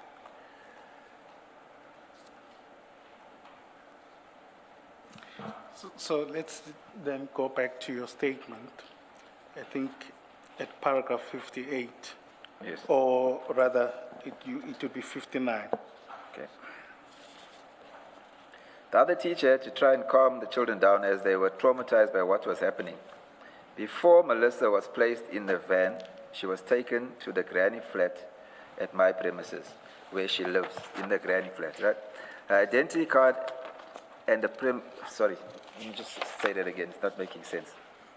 Okay, the other teacher had to try and calm the children down as they were traumatized by what was happening. Before Melissa was placed in the van, she was taken to the granny flat at my premises where she lives. For her identity card and the premises were searched. She was later released on the instructions of Captain Dina Govender. I was placed in a police vehicle and heard Captain Dina Govender, Warrant Officer Sivanide, and Warrant Officer Naika having a discussion that they would get Bevan's attorney to bring him in. They would book Bevan out for further investigation, shoot him, and Captain Dina would cover it up. The dog unit policeman said he had one more firearm to plant. Captain Govender also said that they were going to sort out the Newlands East boys. This is a reference to the people who live in Sawfish, Newlands East, Sawfish Road in Newlands East, and who were people who grew up in the Wentworth area before being shifted to Newlands East. While I was handcuffed, I also heard one of the policemen, Captain Bevan of the Durban Metro Police, phoning Hendrik Noonans, who was Bevan's manager, and telling him to come to my house. When Hendrik Noonans arrived, he was immediately handcuffed and placed in a police vehicle. He was questioned and taken to his house in Garmouth Road, Bluff, which is about 100 meters from our premises on foot. He returned later with the policeman. He was arrested for possession of an unlicensed firearm, which was allegedly found in his premises. Before we left to go to the police station, Captain Dina Govan told Warrant Officer Naika to remove the Toyota Hilux. He sent other policemen to remove the hard drive of the CCTV footage in Bevan's house. I asked him why he was taking the vehicle which was used in the business, and he said it was used in the commission of a crime. I was taken to the Brighton Beach police station. When we were at the station, I was told by Captain Dina Governor that they were charging Bevan for attempted murder for shooting at the police at the Bluff Meat Supply. These allegations were blatant lies because Bevan was never at Bluff Meat Supply and in fact had not left the premises at our family home that day. The police removed the CCTV hard drive because it was evidence that Bevan did not leave the premises. It is for this reason that in my interdict application, I sought the return of the CCTV hard drive that would prove Bevan's innocence and cover the conspiracy to implicate him falsely. At the Brighton Beach police station, Mr. Loftus, did you receive the hard drive back? Because I did not receive the hard drive, Commissioner. I have a report in the response, in the police response to my application. There's a statement by the electronics department where the guy says, the policeman says that he received it, he opened it, and he downloaded footage, but there was no footage for the day of the 3rd of February. He says then at a later date, he was asked again to download it because the relevant policeman handling the case had lost the footage. He says he tried to go into the hard drive, but there was a password on it. He couldn't get in, and he says he found it very strange that that happened. But he had a copy of the download on his file, so he took it from there. And then on the 3rd time, the policeman came to ask for the footage again. He says, but he couldn't get into it. And he said he found it very strange. So we did not receive the hard drive back. Okay. At the Brighton Beach police station, I was charged under the Communications Act for being in possession of a Chinese-manufactured two-way radio, which the drivers of the tow trucks used to communicate. The radio was handed to Warrant Officer Naika by a white male, which I later established to be a private security that was working with the Hawks, but was employed by Fidelity guards. He said he found the two-way radio on me. Whilst in custody at the Brighton Beach police station on February the 5th, 2023, I was visited by a female police officer by the name of Captain Ellepin, who was the duty officer at Brighton Beach SAPS. We had a discussion about the alleged shooting, and she informed me that no shooting occurred at the Bluff Meat Supply on the 3rd of February, 2023. She further told me that as the duty officer, she would have had to be called out to attend the shooting scene, and none of the members knew about any shooting that had taken place. She acknowledged that no forensic teams, fingerprint experts, or photographers were called out to the alleged shooting scene. I spoke to policemen and detectives, and they all have no knowledge of any shooting. I don't know if I should say that name. I spoke to Anesh Balraj, who was standing for elections to be the Brighton Beach Community Policing Forum chairperson. He is also involved in the security industry in the area about the shooting, and he acknowledged that no shooting took place. Further, Captain Bevan of Durban Metro also confirmed that no shooting took place. Captain Varley allegedly filed a report of the shooting. In my view, the circumstances clearly show that his report was false. Clearly, the intention was to implicate Bevan so that they could get him. I appeared at court on the 6th of February 2023 and was remanded in custody for 7 days pending a formal bail application. I was granted bail after 7 days in custody at the Westfield prison. On Wednesday, the 8th of February 2023, whilst in the court grill waiting to appear for bail application, my attorney Bert Lang, Captain Dina Governor, and Warrant Officer Silvernadi came down to the cells, and in a discussion, Captain Governor said he wanted Bevan to come into his office so he can take him to the SPP to take a warning statement. I asked him which case was it for, and he said for a drive-by shooting of David and Marlon near the stadium. I asked him how did he come to the conclusion that Bevan was involved, and he didn't answer. My attorney then told them that the family was concerned about the safety of Bevan, as the allegations were that the police wanted to kill him, which he denied. My attorney, Bert Lang, acted as a High Court judge from the beginning of March 2023, which delayed the matter. He returned to practice on the 27th of March 2023, and it was thereafter that he continued to apply for an interdict against Captain Dina and the SOPs to protect Bevan and return the CCTV hard drive, which the police had removed. The interdict application was issued on Friday, the 31st of March 2023. Whilst we were finalizing the interdict application on Friday, the 31st of March 2023, at Mr. Lang's office, I spoke to Bevan telephonically and told him to come home. Who called whom? Just let me read that again, Commissioner. Whilst we were finalizing the interdict application on the 31st of March at Mr. Lang's office, I spoke to Bevan telephonically and I told him to come home. Okay, who phoned whom? Yeah. On the day, we were signing the affidavit for the application, and we also had made statements with regard to Bevan having been at home on that day, that he didn't leave the premises and he didn't go to the Bluff Meat Supply. We were indicating that was a false allegation. So we went to sign those statements as well. So in that instance, Michigan Hippolyte and Chase Finn were at the office as well to sign the statement. So my daughter-in-law was on the phone. I don't know if Bevan phoned her or he phoned her, or she phoned him. But then the phone was handed to me and I spoke to him. Yeah. So yes, that's when I told him to come home. Thank you.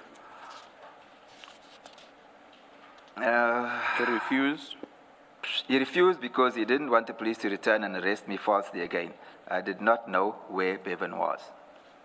The application was issued on the 31st of March 2023. Sorry, just before we proceed, and in the interest of time, there's an aspect that I want to address with you, and perhaps you can clarify. And you do mention it at page 7 of his statement at paragraph 26. And I just would request that you go there as well. So say that again? Statement, page 7, paragraph 26. 26, okay? 26, 27, and 28. Okay. There are allegations that Bevan was... No, don't read it. I just want to sum up what you say. All right. One is that you deny that Bevan was involved in drugs. Yes. The second thing is that you would have known if he was involved in drugs or killing of people, and then you dispute those allegations. And then you say the narrative that he was involved in drugs was a cover-up to justify him and ultimately killing him. And you'll recall that I said, do you still stand by that? And you said yes. Yes. Okay. Now, I just want us to go through what appears to have been a reputation for Mr. Bevan. Yes. And one that we start with is the issue of the cases that were against him. Whether they were bogus or not, I don't know, but what the evidence is that there are cases, if you go to the statements. Sorry, I just took your indulgence, Chairperson. It's file 2, page 866. Can you just help me on that? Thanks.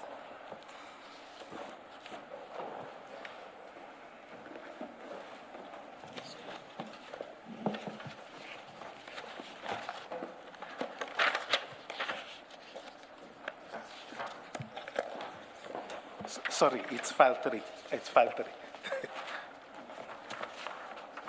866, starting from 865.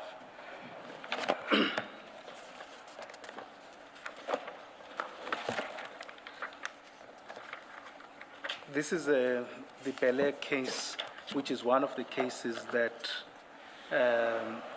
Bevan was sought in connection with. There's a statement at page 865 from a certain Mr. Jonathan David Thomas, right? He relays what transpires, but I would like for you to go to page 866, paragraph 9 of that affidavit or statement. And just for the record, I will read it out.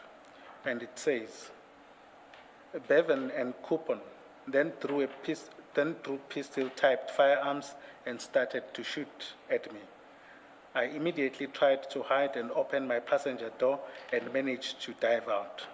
By then, I noticed that the vehicle was being driven away, but they were still shooting at me. Let me just stop there. Would you dispute that statement? I can't dispute it because I wasn't there, depending on the date that this happened. If it happened before we had our CCTV in, I could have disputed it because what we had done, we had, every time something happened, we downloaded footage to show that it wasn't him.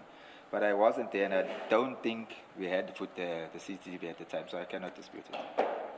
Okay, maybe my question may be slightly different.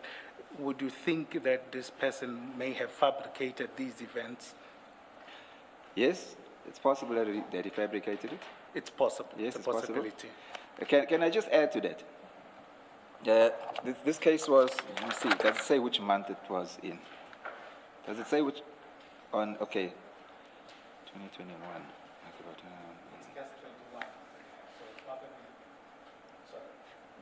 Okay. It was December 2021. 2021, okay. I'm going to talk from experience here, if I may, as a detective. This would be considered a serious case. Now, normally, when you get a docket to investigate, if you have the complainant statement, he would mention witnesses that are relevant that were with him that can verify what took place. If I get a docket as a detective, and all detectives perform in this manner, if there's only an A1, most detectives are not readily willing to just go and arrest, but they do further investigation. But if there was a witness available at the time, and they go to the police station and the complainant opens a case, a statement should be taken from him immediately. So when they came to my house and I heard about these cases, I discussed it with Bevan and a few people that were around. I said, this docket has been laying there so long and nobody made contact. So I would say that there's not enough evidence to make an arrest. I mentioned that from experience, that Captain Governor will fabricate a witness so that he can make an arrest. I made that statement. And I'll elaborate further why I say that. This was now before I spoke to this attorney. There was a stage when Bevan wanted to go see a different attorney. And that attorney happened to say to him, be careful of Captain Dina. He's had a lot of run-ins with him in cases, and in his opinion, he created witnesses. He was adamant on that. He dealt with a serious case where he said, in his opinion, 2 witnesses were placed on the scene, which was suspicious. And he actually questioned how that the conviction happened. So he warned us, he says, this guy will create witnesses. Sure. Be cautious. Just so you would say, you'll see at 868, this statement was taken on 14 December 2021. On your theory, you would say this was backdated and potentially fabricated. I would say that. And why would you say that? Just because of the Dina explanation had a I gave now. reputation? Yes, because of the explanation I gave now and the reputation of Captain Dina, from what information I received Would you from an be attorney. able to say that with certainty, or you think that is a possibility? I think that's a possibility. Okay. If you then go to page Let's 8. do this before you leave. Assume it's not backdated. Assume that the statement was taken in December 2021.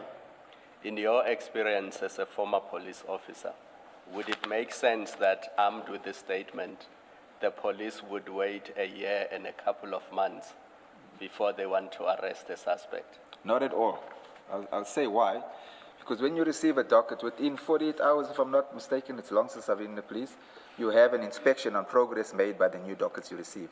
So your commander will actually make instructions before you receive the docket, because he'll read through the docket and he'll see if there's any evidence, and he'll make instructions to execute an arrest. But even the investigating officers at the original police station, if they had obtained this statement in December 2021, one would expect that they would call him in or they would arrest him. Correct. Because there's a witness that says he's the one who fired a weapon at me. So it wouldn't make sense that for the whole of 2022, nothing happens, and in February 2023, he still has not been arrested. That's correct. I find it strange because based on the witness statement and the complaint, he should have been arrested And almost this is an immediately. eyewitness account. yes. The witness says, I saw him pull a firearm and fire shots. Correct. He should have been arrested immediately or asked to come in, Or questioned about the incident. question him about him. And if there was any doubt to the authenticity of the witness statement, at least take a warning statement and discuss it with the SPP.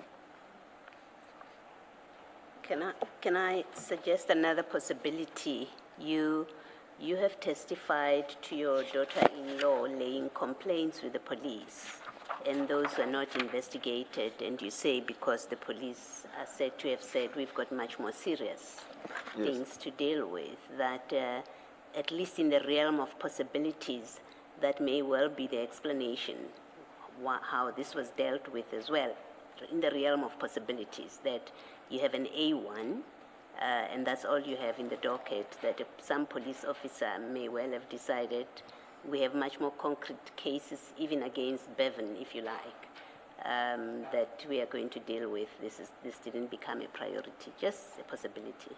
Would you accept that at least? I wouldn't accept that. Yes. Because, like I say, you have your initial inspection, then you have your monthly inspection, where your dockets are perused by your commander.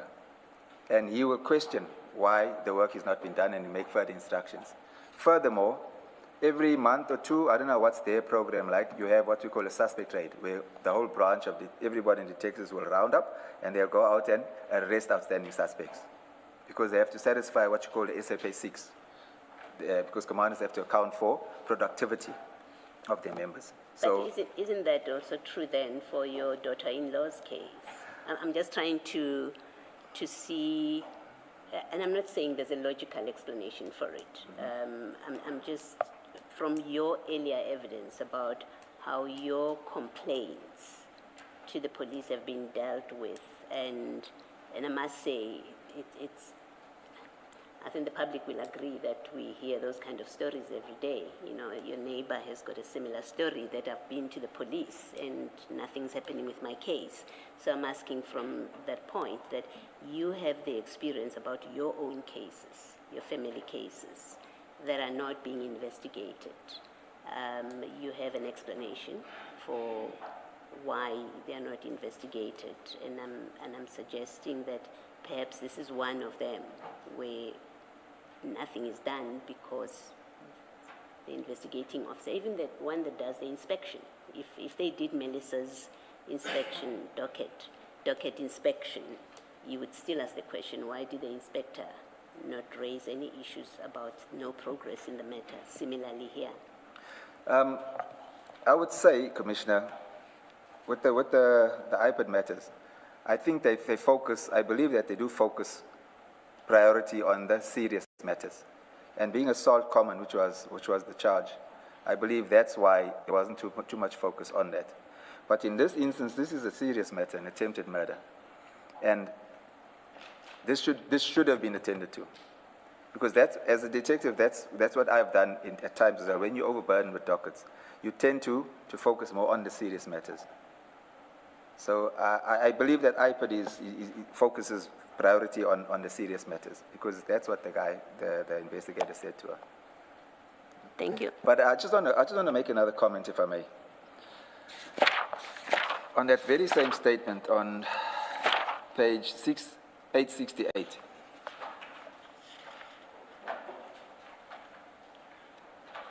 I find it strange that a captain commissioned this statement.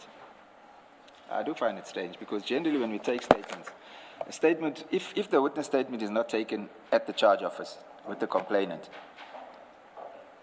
the detective would take the statement, and he would commission the statement. I find it strange that a captain has commissioned it.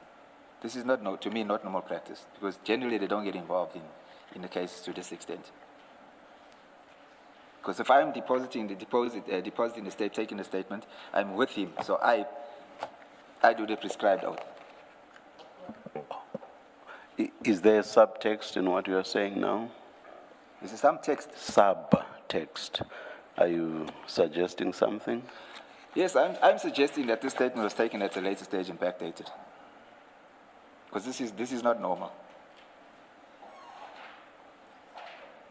So are you, sorry, what does it mean? Are you now implicating even the captain who commissioned this, that they're actually part of the scheme? I wouldn't say implicating. I'm saying that I'm finding it strange that the captain would take time to commission a statement like this here.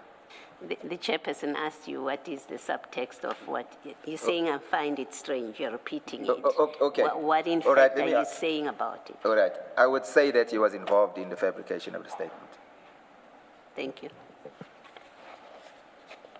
Can I then take you, and please don't misunderstand me. I'm not saying the cases were not utilized for one reason or the other, but I'm just pointing you to certain affidavits, what they say about Bevan, and what's your view about it.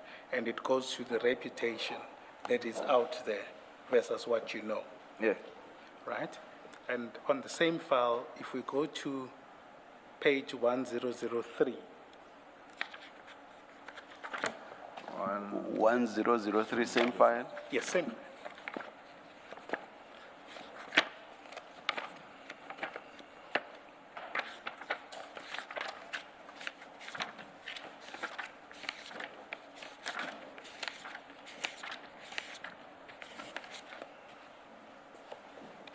Yes. This pertains to Bria case, which is January 2023. This is a statement from Alan Subramani. Yes. Sorry? 1003, you said? 1003. Yes. The it's one like at the top, Perea? Yes. Bria, yes. So this would have been right in January 2023. What you then see is at paragraph 5 of that statement, it reads as follows. On 2023, January 05, at about 18 o'clock, I was driving my white Mercedes-Benz. As I exited the parking bay opposite Bread Mill Bakery on Problem Mkhize Road, Bria, I was shot at by men with automatic rifles. Paragraph 6, I tried to flee, but I was shot multiple times and collided into a stationary vehicle. The gunman continued shooting at me. I managed to alight from my vehicle and hide in a nearby building. So that's the action. If you turn over, it says, I underwent several surgeries and still have a bullet lodged in my back. I am currently still in recovery and receiving treatment. Importantly, at paragraph 8, it reads, the suspects were in a white Toyota Etios. I recognized the driver, Bevan Loftus, and the front passenger shootist, Ryan Santos. He is known gang member and hitman for Bevan Loftus. The backseat shootist was a black male. Now, that is interestingly commissioned on the 25th of April, 2023. Would you say this event or this narration, you also find it, you wouldn't agree with it? No, I can agree with it, because if he was shot and he was hospitalized in a serious manner, obviously it would take time for him to recover too. Sorry, just speak up. Sorry, I wouldn't disagree, because if he was shot in January and it took him time to recover, if he underwent surgery and etc., it would take time for him to recover and to depose a statement. Okay, and then the narration of the events or the allegation that Bevan Loftus one was a gang member, that was among the guys that were shooting him. That's a lie. Not because he's my son. On the date, came on over social media. On that day, Bevan was at home. I can verify that. In fact, there was footage downloaded from the hard drive because he knew that it's going to come back to him. I'm not sure where that little disk is, or that data stick is, where the footage was downloaded. And if they hadn't taken the hard drive on that date, if it wasn't written over or recorded over, you'd see that he was at home.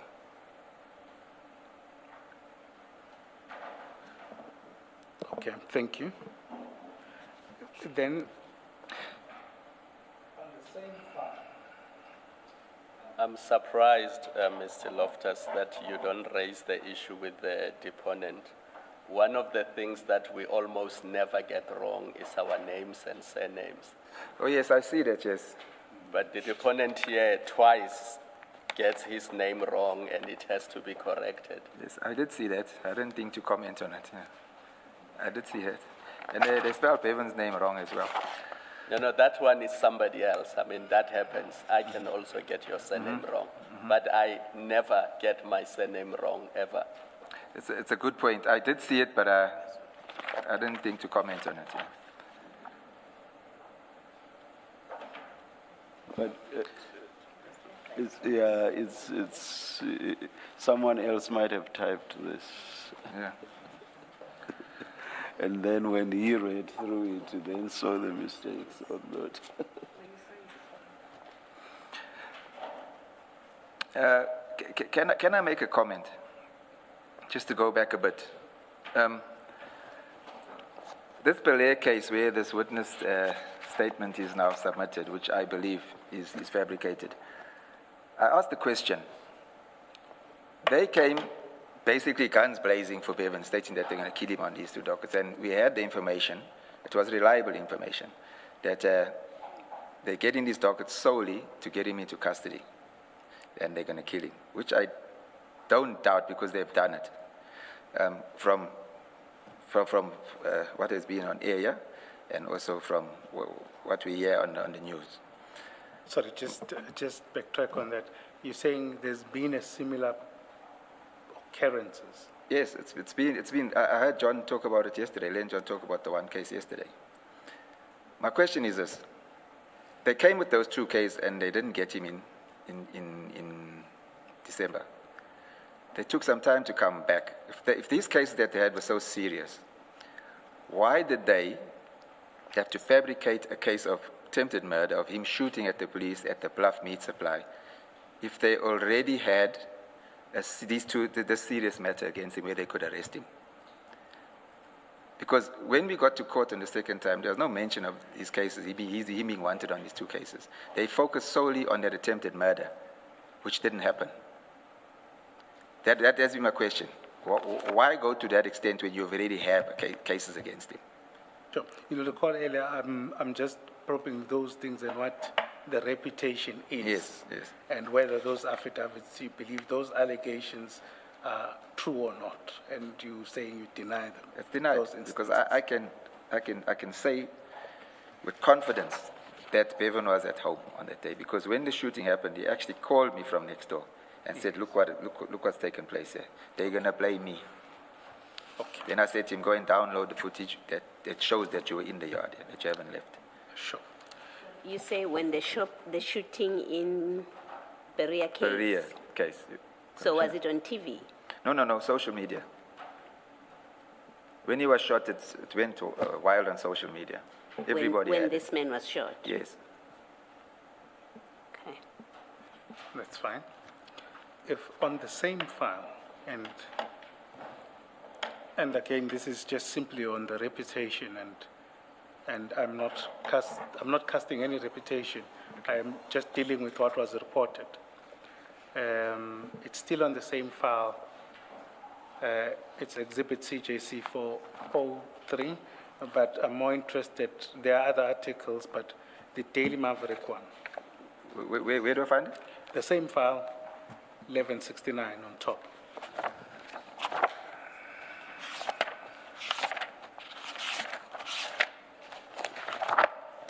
Okay.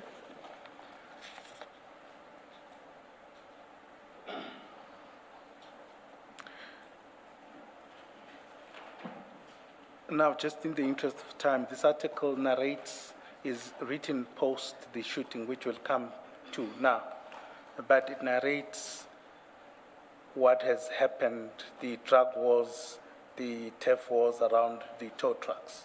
I think you also, I'm not sure whether you can dispute that. Those that interlink. Are you saying that there's drug wars? For example, that, between the tow trucks, there was theft wars, and then there were allegations of, drugs being used via tow trucks. Okay, when you say turf wars, my understanding of it is for turf war is if someone that from another area would encroach on another area, like in the taxi industry. Yes, exactly. No, in my opinion, that didn't happen because everybody that was running in the Durban South area were normally running in that area. So are you saying there were no theft wars? No, I don't believe that. Okay. So these reports about theft wars and the deaths that are there, you're saying they are false? I'm saying they are false. What I can say, as far as disputes in a particular area, what I can say is that there are disputes amongst tow truck drivers and, if I can say, owners at some stages, where there will be maybe disputes on the accident scene of who arrived first, because how it works is first at the scene picks up the first car, second at the scene picks up the second car. So sometimes there is disputes with that regard. But as far as turf wars, I'm not aware of any turf wars of anybody coming from another area and trying to encroach, which I would say would create a turf war. I'm not aware of anything like that. So there's just a lot of news reporting around that you would see in the file that they say that, but in any event, you're saying there were no such things. There were no such things. Okay. Then at 1169, then it talks about the shooting, but interestingly at page 1170. Sorry, I had it on the wrong page. Let me just get that. 1169. Yeah, but let's go to 1170. 1170.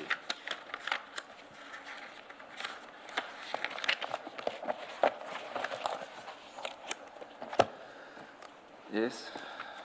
There's a report there, and it's just for your comment. It says Bevan Loftus, 34, was a tow truck operator with a mean reputation who died with 4 others in what police described as a violent clash on the afternoon of Saturday, 1 April. Would you say the mean reputation allegation, as it were, is also false? That's false. Okay. He didn't have a mean reputation. If I can elaborate? Yes. The tow truck and the taxi industry is a very tough environment. So, but if he was put in a situation, for example, I'll use what I said earlier, hypothetically. If he got to an accident scene, which he only did when he started his business, when at later stages he didn't drive, he never driven a tow truck. He wouldn't go to accident scenes. But in the beginning, to establish the business, he didn't drive, but he used to attend accident scenes.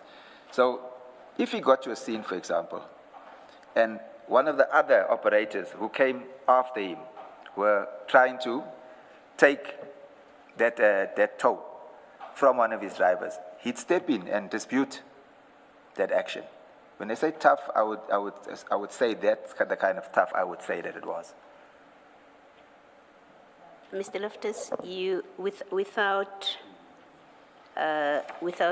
in any way commenting on the circumstances of his death and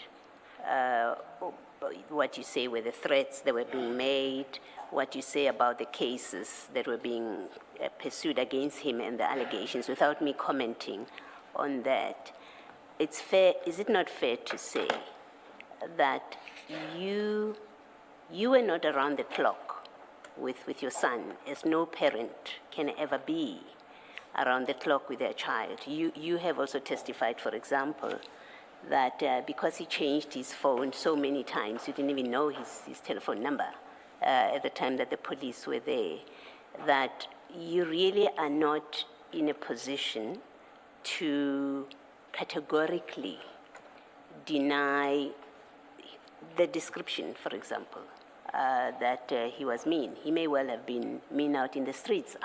and out of respect for you, would never show that to you. But as a parent who's not around the clock with their son, it seems to me that you may not be in a position to say in every case that allegations are made about him and where he's described in these terms.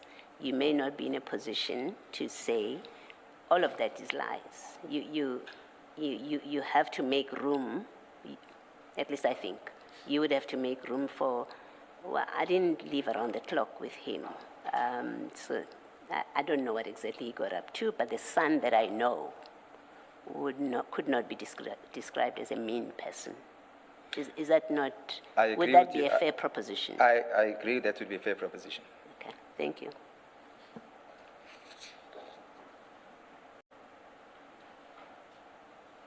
But what does that mean to what you earlier told us?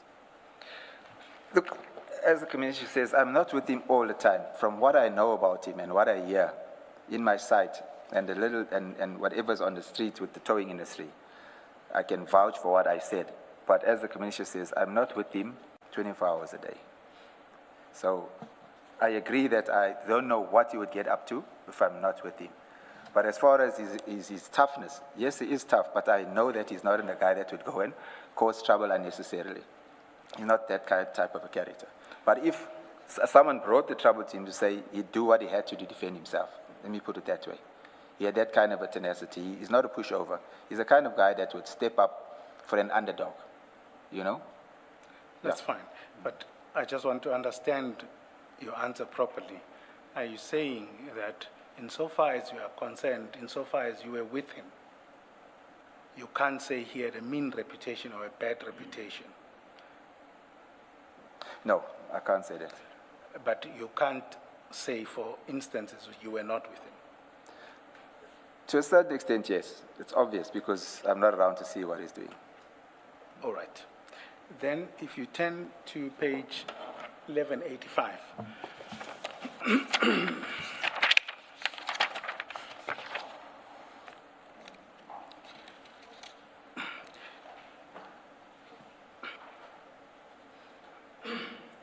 And then this is after the shooting.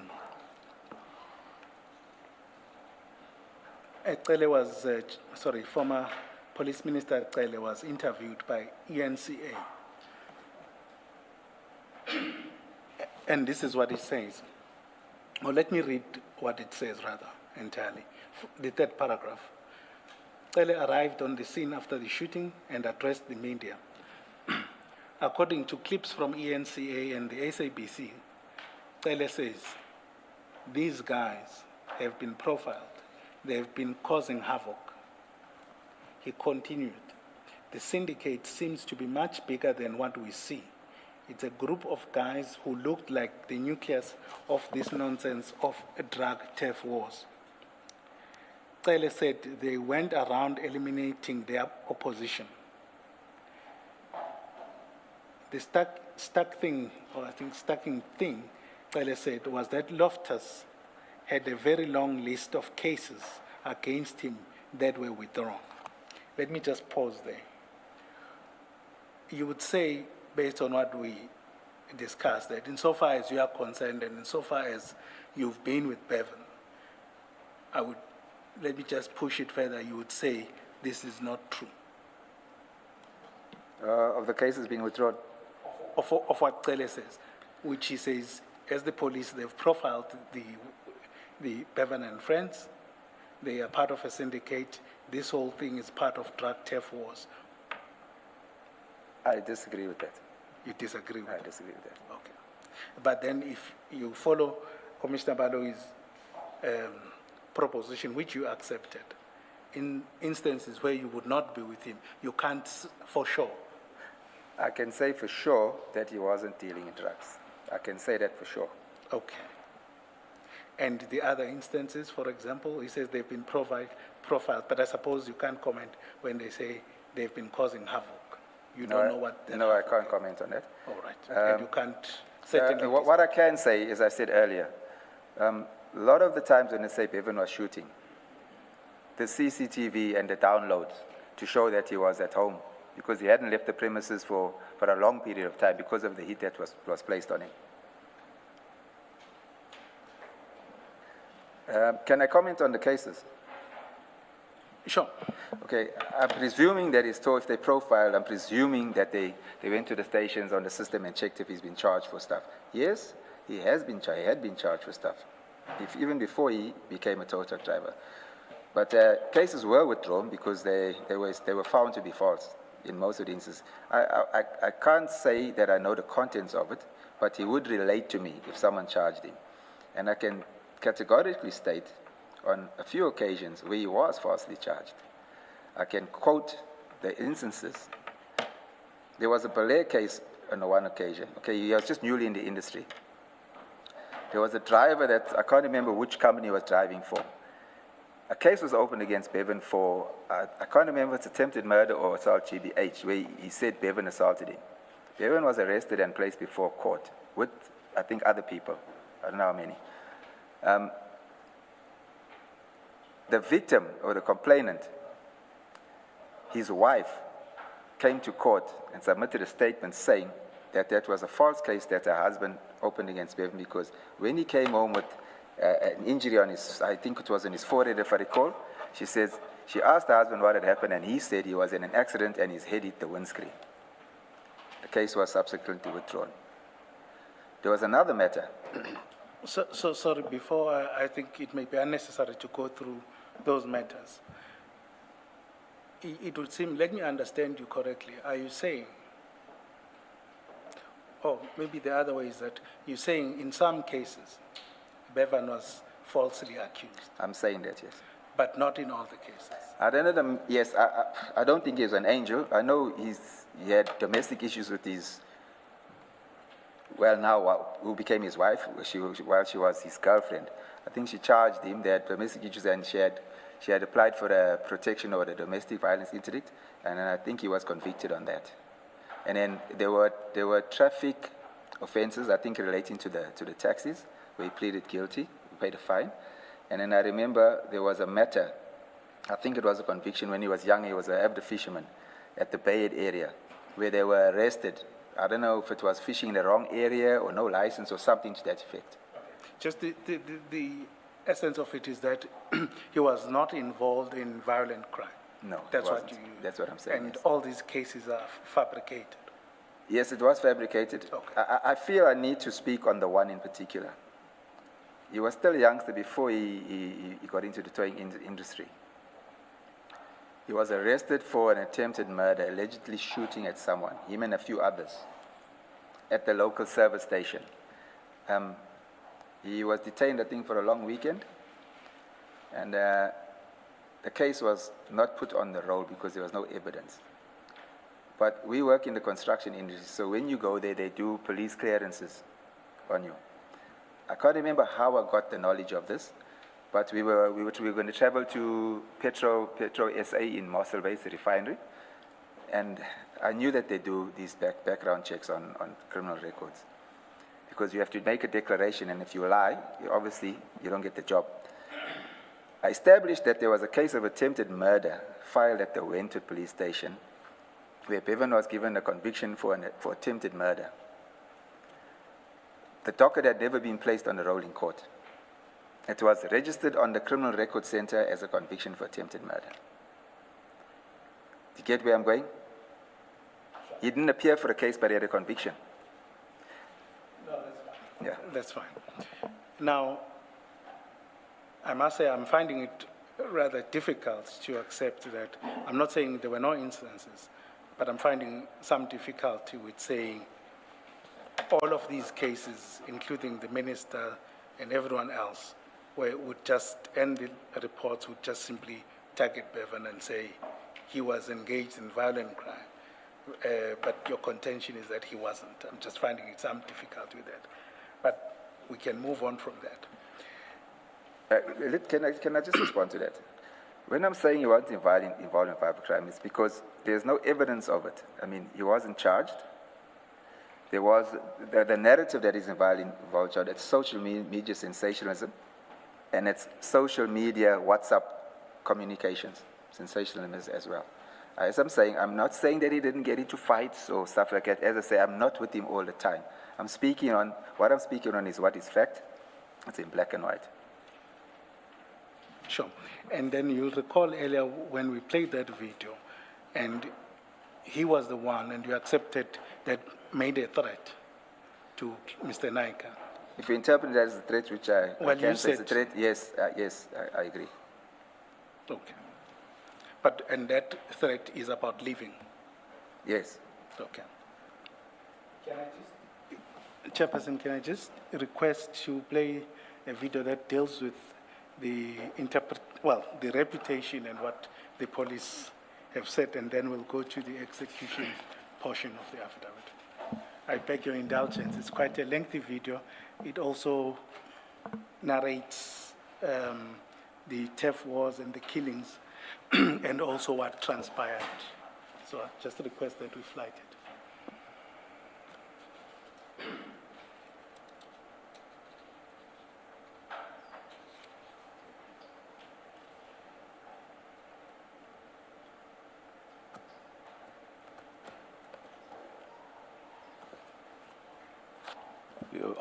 I'm looking at the warning there. Just pause, please. I'm looking at the warning there. So do we want to play it? It's not those photos, but I can see the difficulty, but it's not further up. Perhaps what we can do is to edit those in light of what you had proposed and continue and play it thereafter. I think that may make As long sense. as we are Yes. not going to see anything gruesome or... Yeah, no. It's not that gruesome as the photos as you would see, but I think it's just a normal warning. It's not necessarily that gruesome, like the photos that The you very would see. fact that there's a warning, it tells us something. No, I'm not saying there isn't any. Yeah, okay. Maybe any- let's stop and see if the editing process will Yes, sure. result in something positive. Let's continue then with Mr. Loftus, please remove it.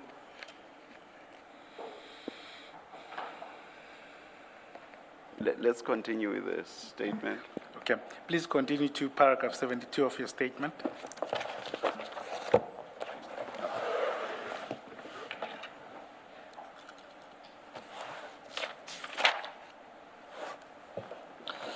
On the 1st of April 2023, I had been speaking to Bevan telephonically for most part of the day before he was killed. He was anxious about the court order being served. He said he was tired and wanted to come home, but first he was going to fly to Johannesburg to buy Toyota minibus taxis, which are quantums, to add to his taxis in Wentworth, where he is a member of the association. I told him that the summons would be served on Monday, the 3rd of April 2023, and they must stay inside, out of sight, and stay safe and stay alive. I heard him relay the message to his friends in the flat. What seemed like about 10 to 15 minutes later, I received a call that Bevan and them were dead. I cannot remember who called, but he said there were gunshots heard and he couldn't get hold of any of them. I tried calling Bevan myself, but there was no answer. I got the address of the flat where they were and went to the scene. To my shock, it was true that Bevan and his friends had been killed. The forensic teams and others were already on the scene. Whilst I was on the pavement outside... Mr. Loftus, you say you then said to him that they must stay inside, out of sight, stay safe and stay alive. You speak in the plural, you say they. How and who did you know him to be with? It was Ryan's flat. Although the flat had been rented by Bevan through his company for Ryan. It was Ryan, Bevan, Michigan Hippolyte, Chase Finn, and Cecily Zondi. Yes. They were all hiding, and you knew that they are together and they're all hiding there. Well, at the stage, Bevan was the focus to me, Bevan was the focus. And the fact that they were there, that made it plural, say, you'll all stay safe. Because at some stage, I know that Din and them were talking about Ryan as well. So that's why I said plural, you'll all stay safe. Because if they had to come there, there's no way they were going to just target one person. That was going on in my mind. Thank you. Whilst on the pavement, outside the flat, a warrant officer, Venkatis, whom I know works at Durban Central, SAPS uniform branch as a sector commander, called me and said the captain wants to speak to me. I approached the uniform captain, who was wearing a balaclava on his face, so I could not identify him. He removed it, and I saw that it was Captain Houston, who used to work at Wentwood SAPS. Captain Houston told me that he was on duty in the area when a message came over the radio that there's a shooting at the flat in Percy Osborne Road in Morningside, Durban. He responded that he would attend shortly after his response. After his response, he was informed on the radio that it was not a shooting, it was a domestic issue, and it was sorted out. He said he was close, so he drove by the flat and stopped outside. It was quiet, but he decided to enter the premises. Upon entering, he saw Captain Dina Governor and Warrant Officer Sivan Naidu. He knew Captain Dina Governor and did not know Sivan's name.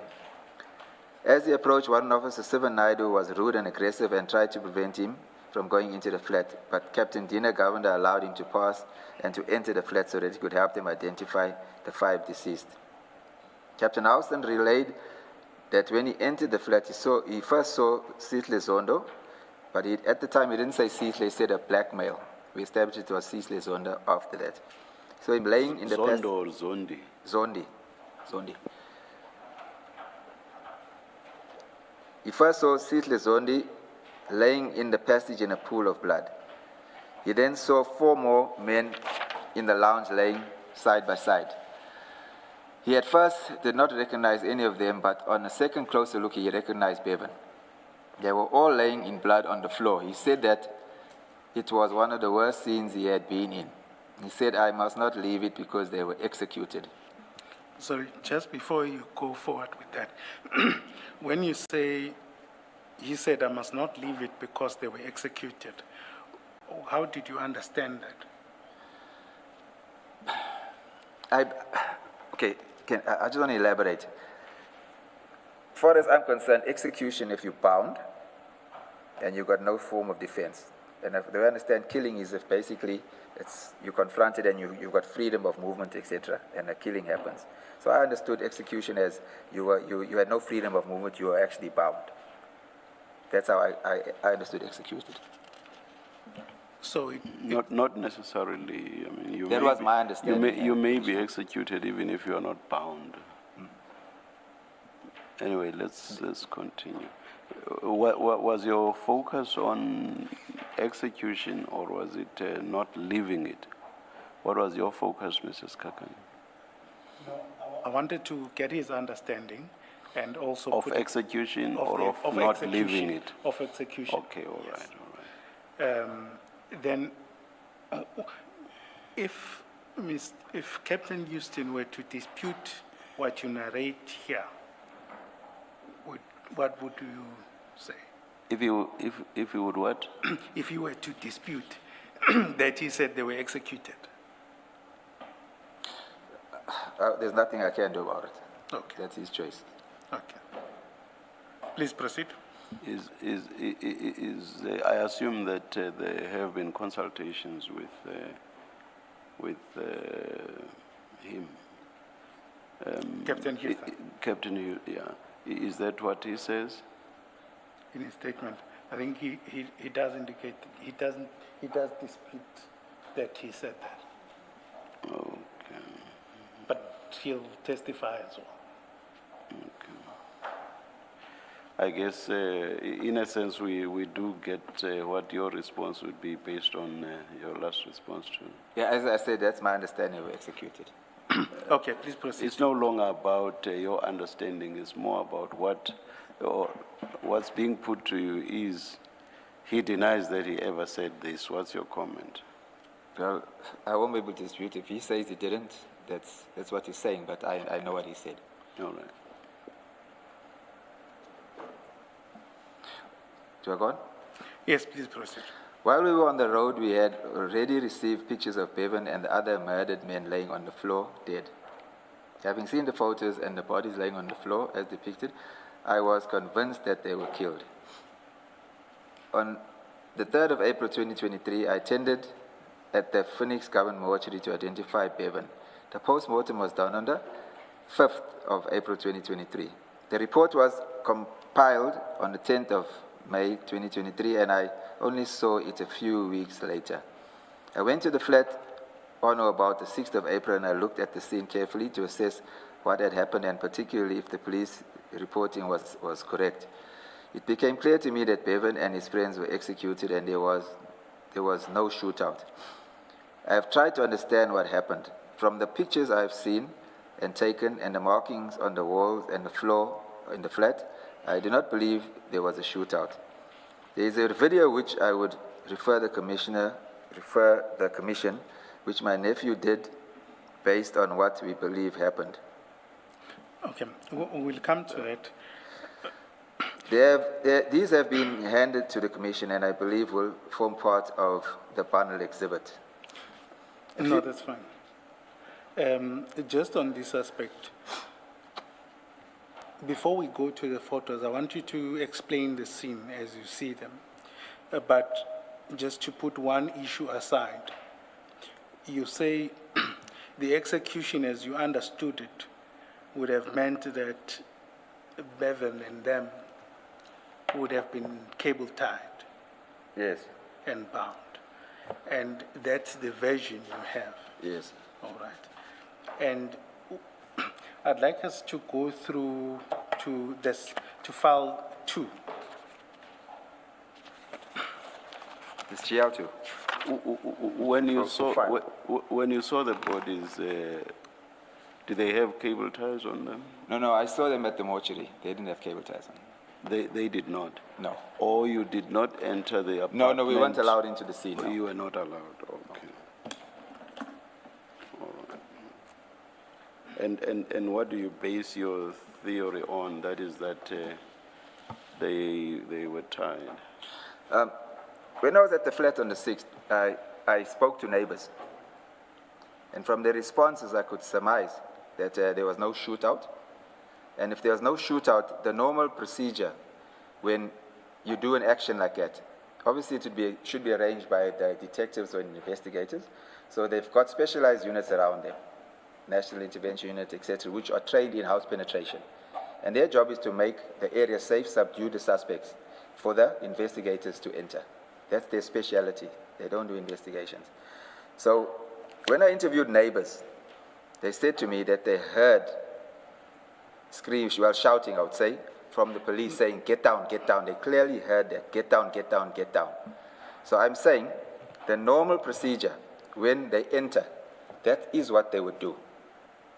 And then the next step, what they would do is subdue the people either with handcuffs or cable ties. That is standard operation procedure because that is even what they did at my house. I can vouch for that. That is the procedure. So the fact that the neighbors could say they heard them say, get down, get down, get down on numerous occasions, and they usually do it in a loud, audible voice to strike fear into somebody. And furthermore, there were other neighbors that said they heard some policemen saying, where's the money, on numerous occasions in a loud voice, where's the money? So the tying is mere surmise on your part? Yes. All right. You've answered me. Thank you. Okay. Yeah. So I think just to follow up from the chair, just to clarify, is it correct that you didn't see them at the date that they were shot? No, I did not. And you didn't see any evidence, direct evidence that they were cable tied? No, I didn't see any direct Or any evidence. of them? And on your basis to say that they were cable tied is on the basis of is hearsay and what you would expect. Okay, let me just backtrack a bit when you say I didn't see. Why I also suspected that they're cable ties because the pictures that were sent out of the deceased, I saw that there were marks on, and from the pictures, on especially Chase's hands, were red marks around his wrist, and there were like marks around Bevan's arm as well. So based on what I know of the procedure and the fact that, in my opinion, they were alive, there was no shootout, they would have been cable tied. So that led me, confirmed what I was thinking based on the operation of these guys.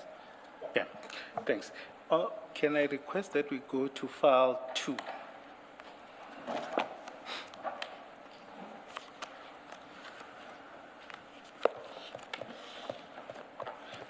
Page 833. Sorry, which page? Let's start at page 824. 824. Rather.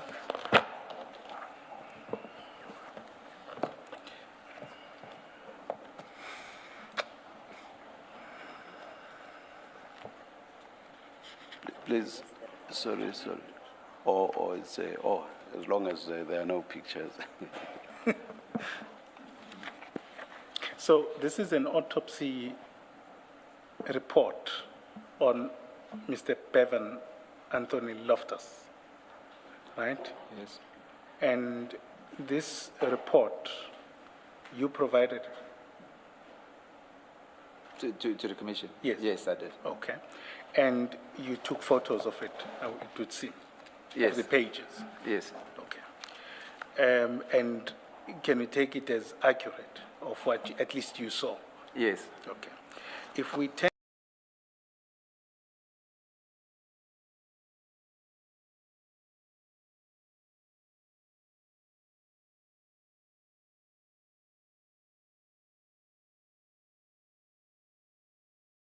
to just Yes. it's written, there is no evidence or suggestion of any restraint type injury to the wrist. Now, you would dispute that based on? From what I saw in the pictures and what I understood of the events that took place, I could dispute it. But this pathologist is a private pathologist which we hired specifically to see whether there were restraints or not. That's why we actually hired him to observe, to monitor and observe and to do the report for the post-mortem. I'm not following your answer. Are you saying you dispute this conclusion? I cannot dispute it because he's a professional. Okay. I cannot. You say this is your own pathologist in the sense that the pathologist was engaged by you. Yes. All right. There's one of the deceased that you mentioned by name specifically, and you said you saw marks on the wrists. Yes. What was the name again? His name was Chase Finn. Chase. Are you able to take us to a similar document, Chase? Of a similar autopsy? No, I don't have a similar You don't have autopsy that. report. Oh, all right. There's post-mortem reports, but Okay. we'll go through Okay. them. But Okay. normally they just record the bullet wounds. All right. Okay. Thank you. Can I make a comment? Yes. Okay. I was at the mortuary on the date of the post-mortem. So when the pathologist came out, because I said to him, you must focus on that and see if there was restraints. He said to me, there was no evidence of it, but he says it doesn't rule it out. He told me that verbally. Of course, the report came at a later stage. Sure.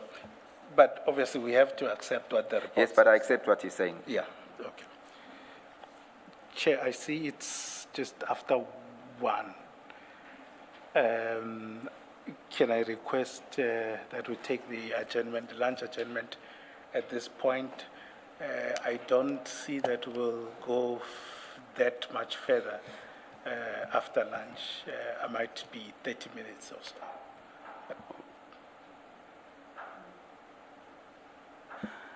Let's adjourn and resume at 2:05. Thank you.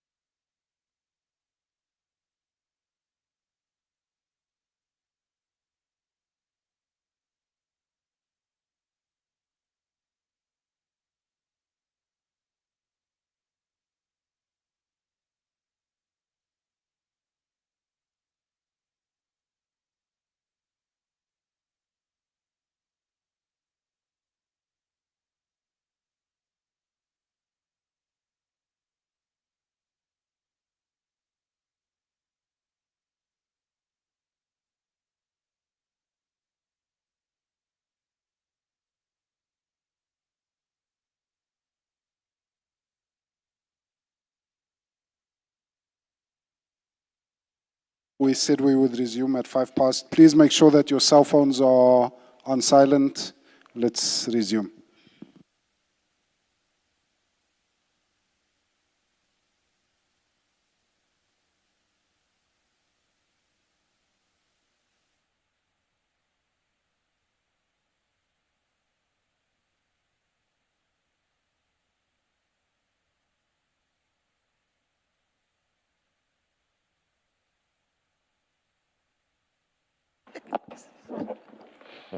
Yes, Mr. Skakanen.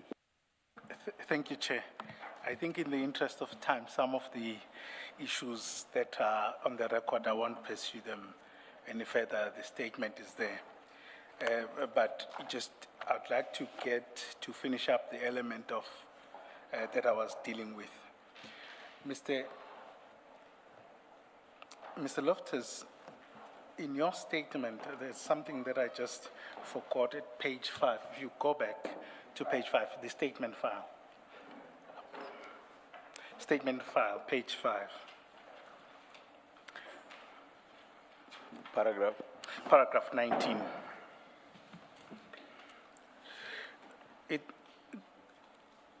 So in that statement, what you are saying, in line with what you were saying, is that Bevan had friends and business associates that were allegedly involved in drugs and other criminal activities. Who were those friends? Is that not going to take us to the issue that Commissioner Kumalo raised? Which is? People get implicated. Are we planning on calling those people or affording them an opportunity to respond? Unless you think it's crucial and it establishes something that we want to consider and decide. Otherwise, in my language, sinika ilike elinembovane. I can't translate this.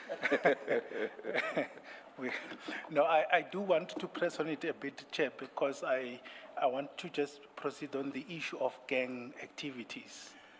And perhaps I just want to understand around him who were those and whether he was part of those gangs. And Can we do it without mentioning names? Because the moment you say Kumalo is a drug dealer, Kumalo is a member of a gang, then you're implicating him and he has to come here to clear his name. Can we not limit it to he was part of a gang and they were involved in criminal activities? That's fine, Commissioner Kumalo, but it's going to be a related question that I'll ask following from this, but maybe you'll guide me when I The issue is get the names of individuals, Sure. because the moment you identify somebody as a drug dealer or as a gangster, then it creates the problems. That's fine. So you're saying those people, Bevan had friends and business associates that were allegedly involved in drugs and other criminal activities, right? Paragraph 19, right? Now, would that be gangs as in drug gangs? Yeah.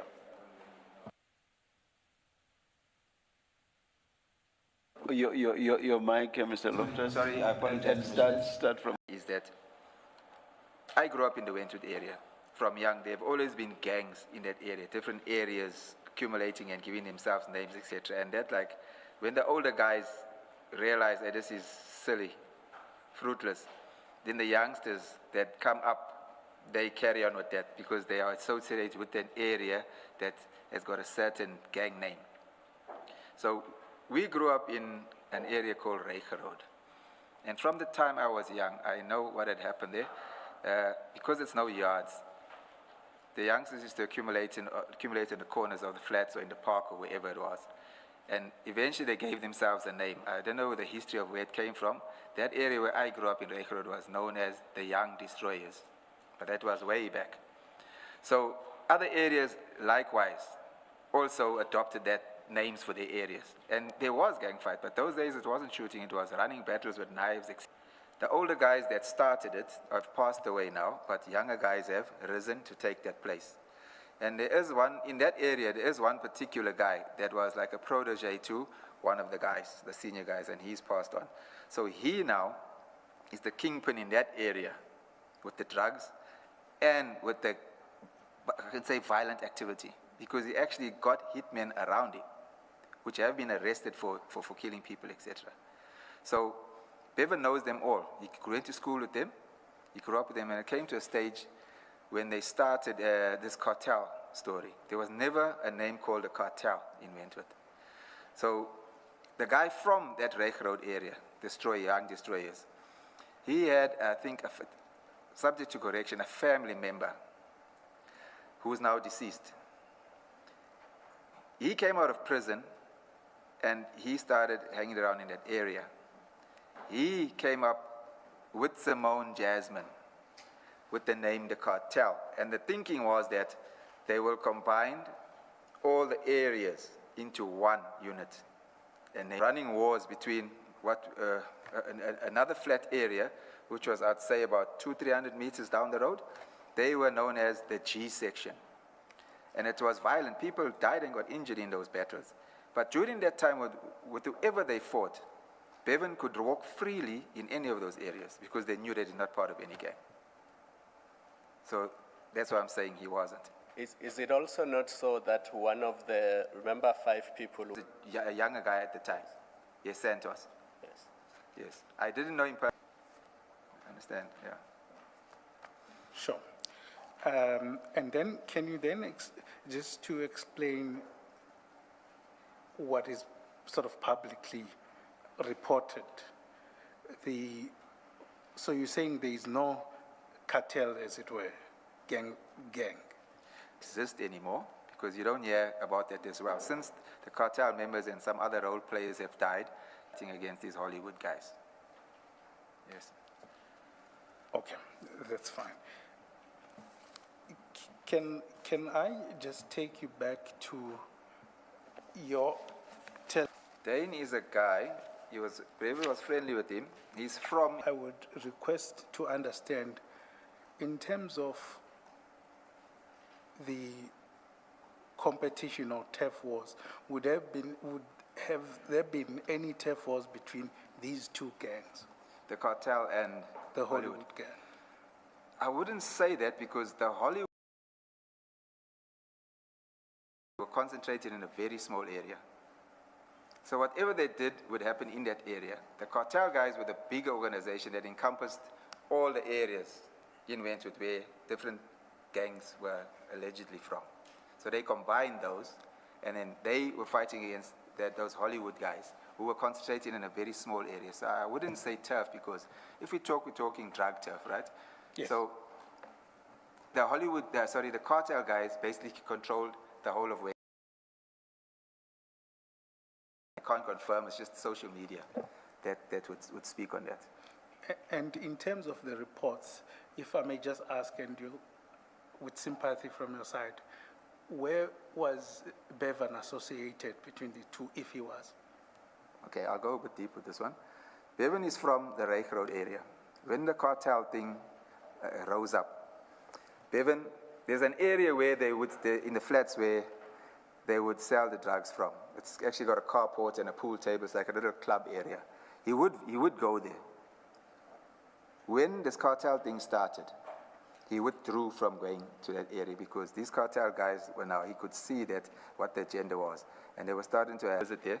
He would go to my mother's place and sit outside. In fact, we call it the corner of the flat on the gable side. He would sit there. The guys that he grew up in school with, when they greeted him, he would say to them, please don't greet me anymore, because I don't approve of what you're doing. I'm not your friend anymore. So he didn't break his friendship with Dane. He still remained friendship with Dane and some of the people from the Hollywood area. So I think that because he was friendly with them, they saw him as belonging to them. So I believe that's where this aggression towards him started. And those youngsters, Michigan Chase, to name other few guys. I think that's what it was about. So on his part, he was not involved with any of, if I'm trying to get this, he was not involved in any of the drugs, and it's just that the people that he was with. Association, yes. Okay. Which is a normal thing, Yes. because I know of cases where youngsters were shot and killed. No blood that is there, and perhaps just that nothing too serious, not to sound insensitive at all. But wasn't someone killed as a result of the shooting or not? Yes, there was people. There were.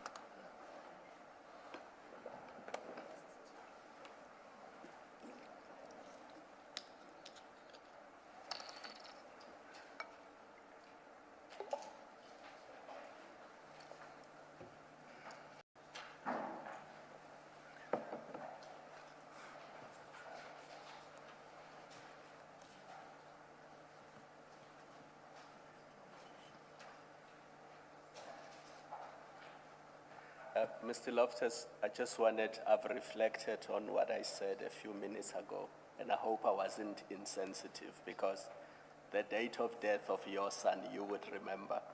Remember, I gave 2 dates. Yes. It's because in the other statement of another witness, they said the 1st of April. But yours is, which date did you give? It's the 1st of April. It's the 1st. The Yes, other one 2023. says 31st. So I hope I was not insensitive. I do apologize, Chair, but it's just about the reputation, and I leave it there. I'm not. It's too. Yes.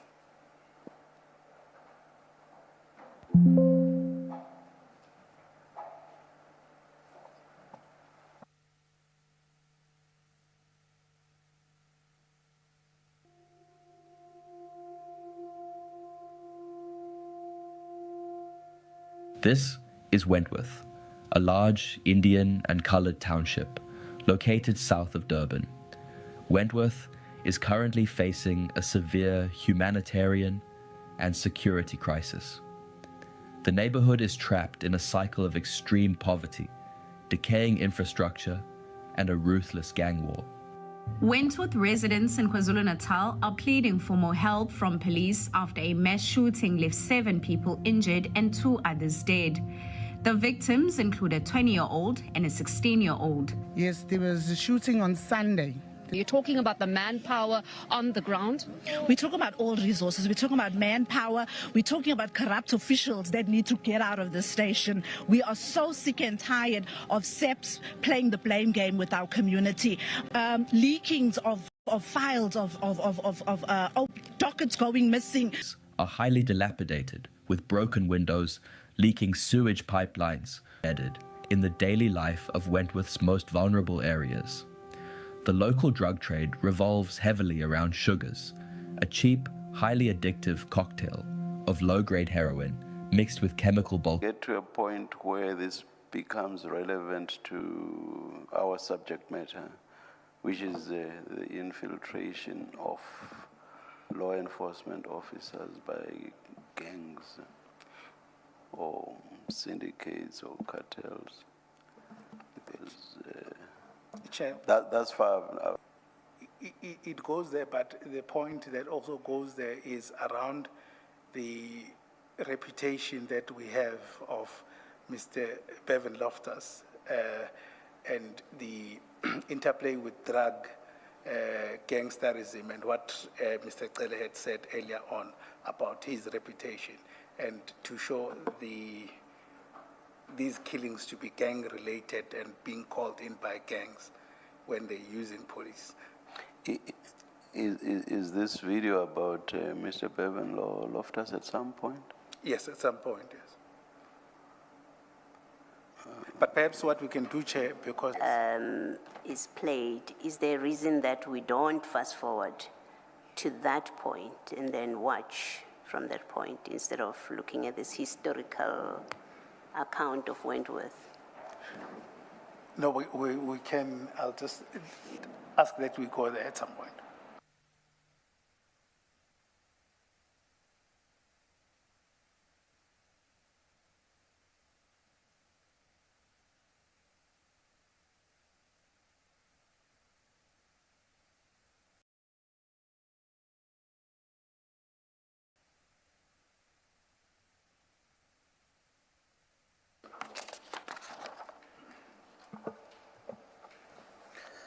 A few days after Bevan was killed, someone sent me a picture of. Can you then turn to page 114 of that very file?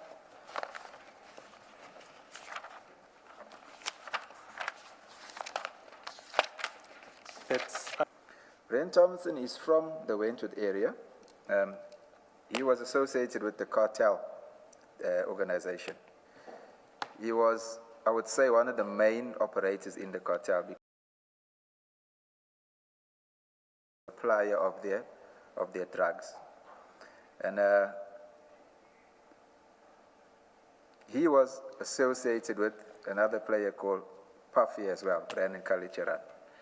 So he was, if I can put it simple, he was the main player for the cartel, the in-between between Clive and the cartel, as far as the drugs are concerned. sorry, just repeat that. I missed So he it. was the main player between Clive Nyka and his organization, the cartel, as far as the drugs were concerned. I can go as far as to say I've spoken to associates of his, and as far as they're concerned, Brent always used to speak about Clive Nyka as his father, and in some instances he would say that that's his king, his role model. So just to take back what I think Commissioner Kumalo had said, there's a suggestion that we are making, and I just want to make sure that we are correct in it. We are saying that Brent Thompson, Mr. Thompson, was an associate of Mr. Nyka, That's correct. but then you are putting drugs in it. Yes, the association was drug-related. Okay. Yeah.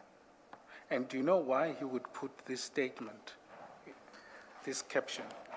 Yeah, well, the fact that he did that, it shows his association with the organization Roadstar, which belongs to Clive Nyka. So it shows his association with Clive Nyka, and he's taking joy in the death of Bevan. To me, this is a boasting picture. Yeah. Okay. In other words, the fastest lives the longest. They've got to Bevan and killed him.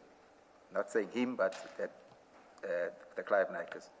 Is the question not, are you not connecting it to the 25 January conversation where your son said to Mr. Nyka, the fastest lives the longest, right? Yes, I am.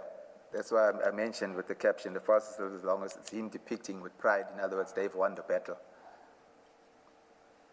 I'll state a bit more about Brent Thompson, who, I think it was before Bevan was killed. He did an interview on ENCA where he confessed that he's a drug dealer. And he said a lot of things about myself and Bevan. He actually implicated me as the brain behind all the organization with the drugs and the tow trucks, etc., which I'm not. Which organization?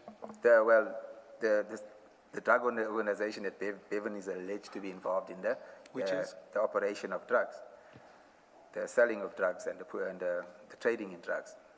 Oh, not the name, not an organization. No, not as such. Okay. But, yeah. He's the guy, if you see, go to ENCA and you Google him, he's the guy with the mask covering his face.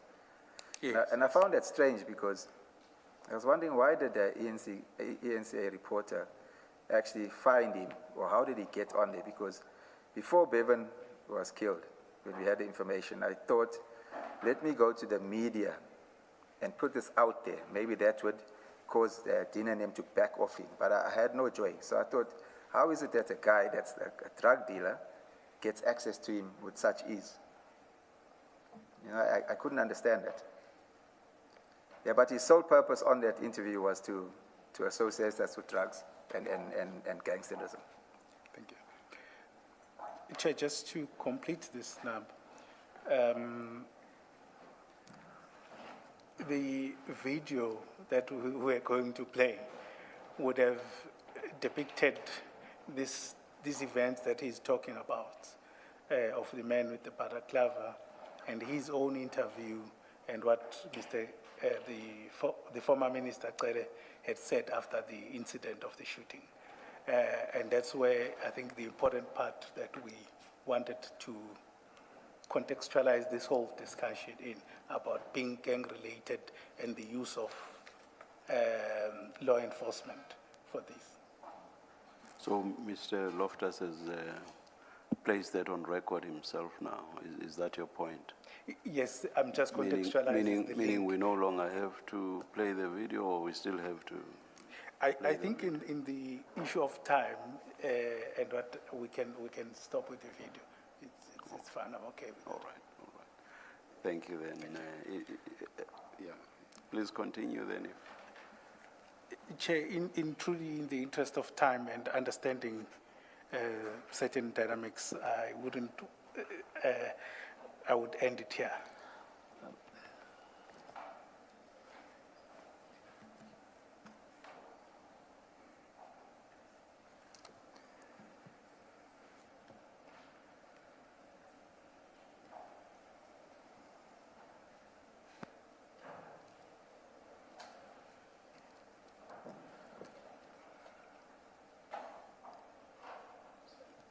Oh, Mrs. Kakan, perhaps please consider summarizing your own impressions of the video insofar as it relates to Mr. Bevan Loftus, and put that to Mr.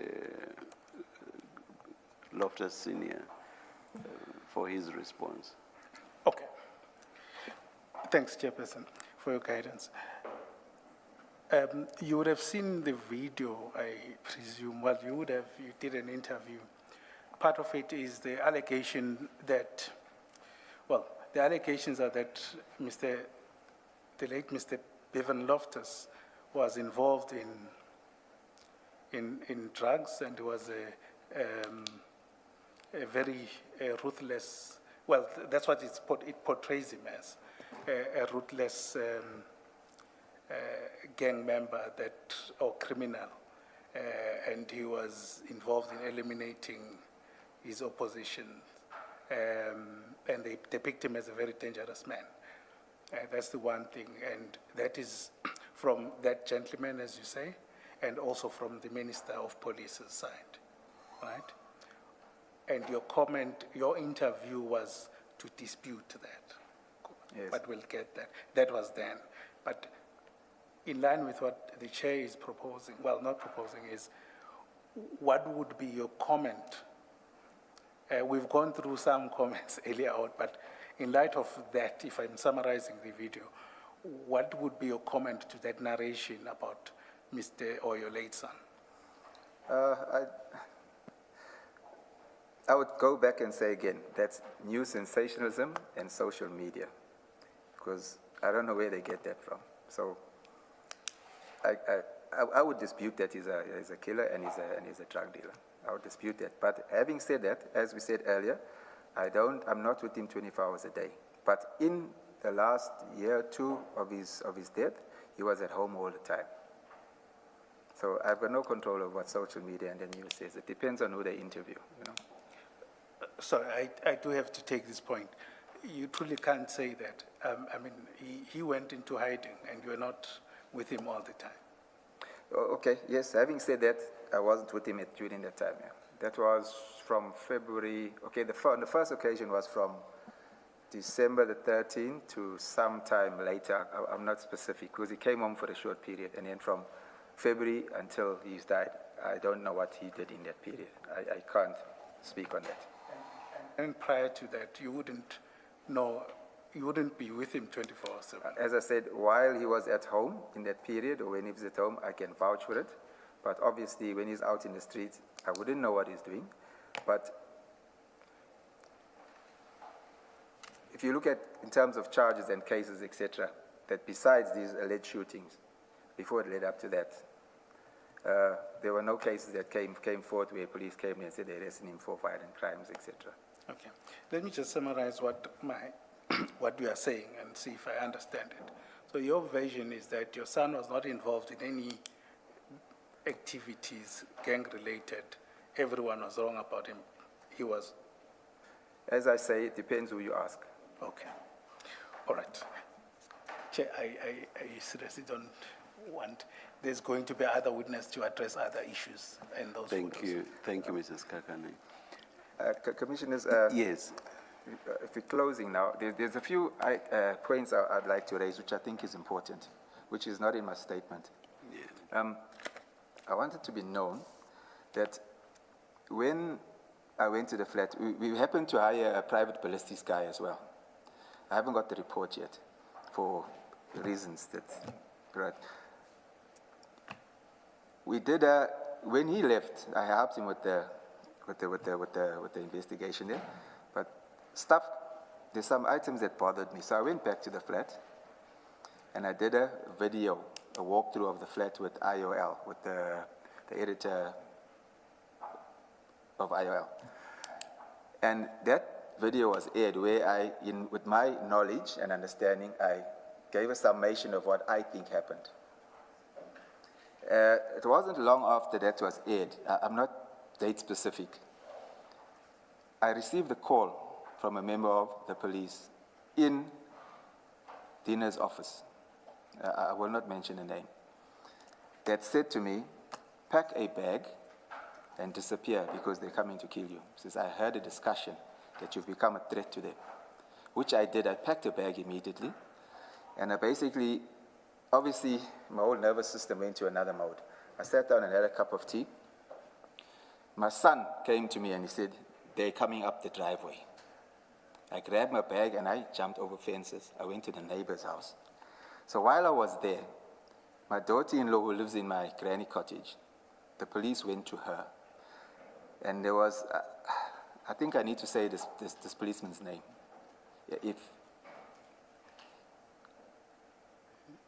Can I say his name? Because he did this, I mean, well, okay, I won't say his name now. Let me tell the story. Yes.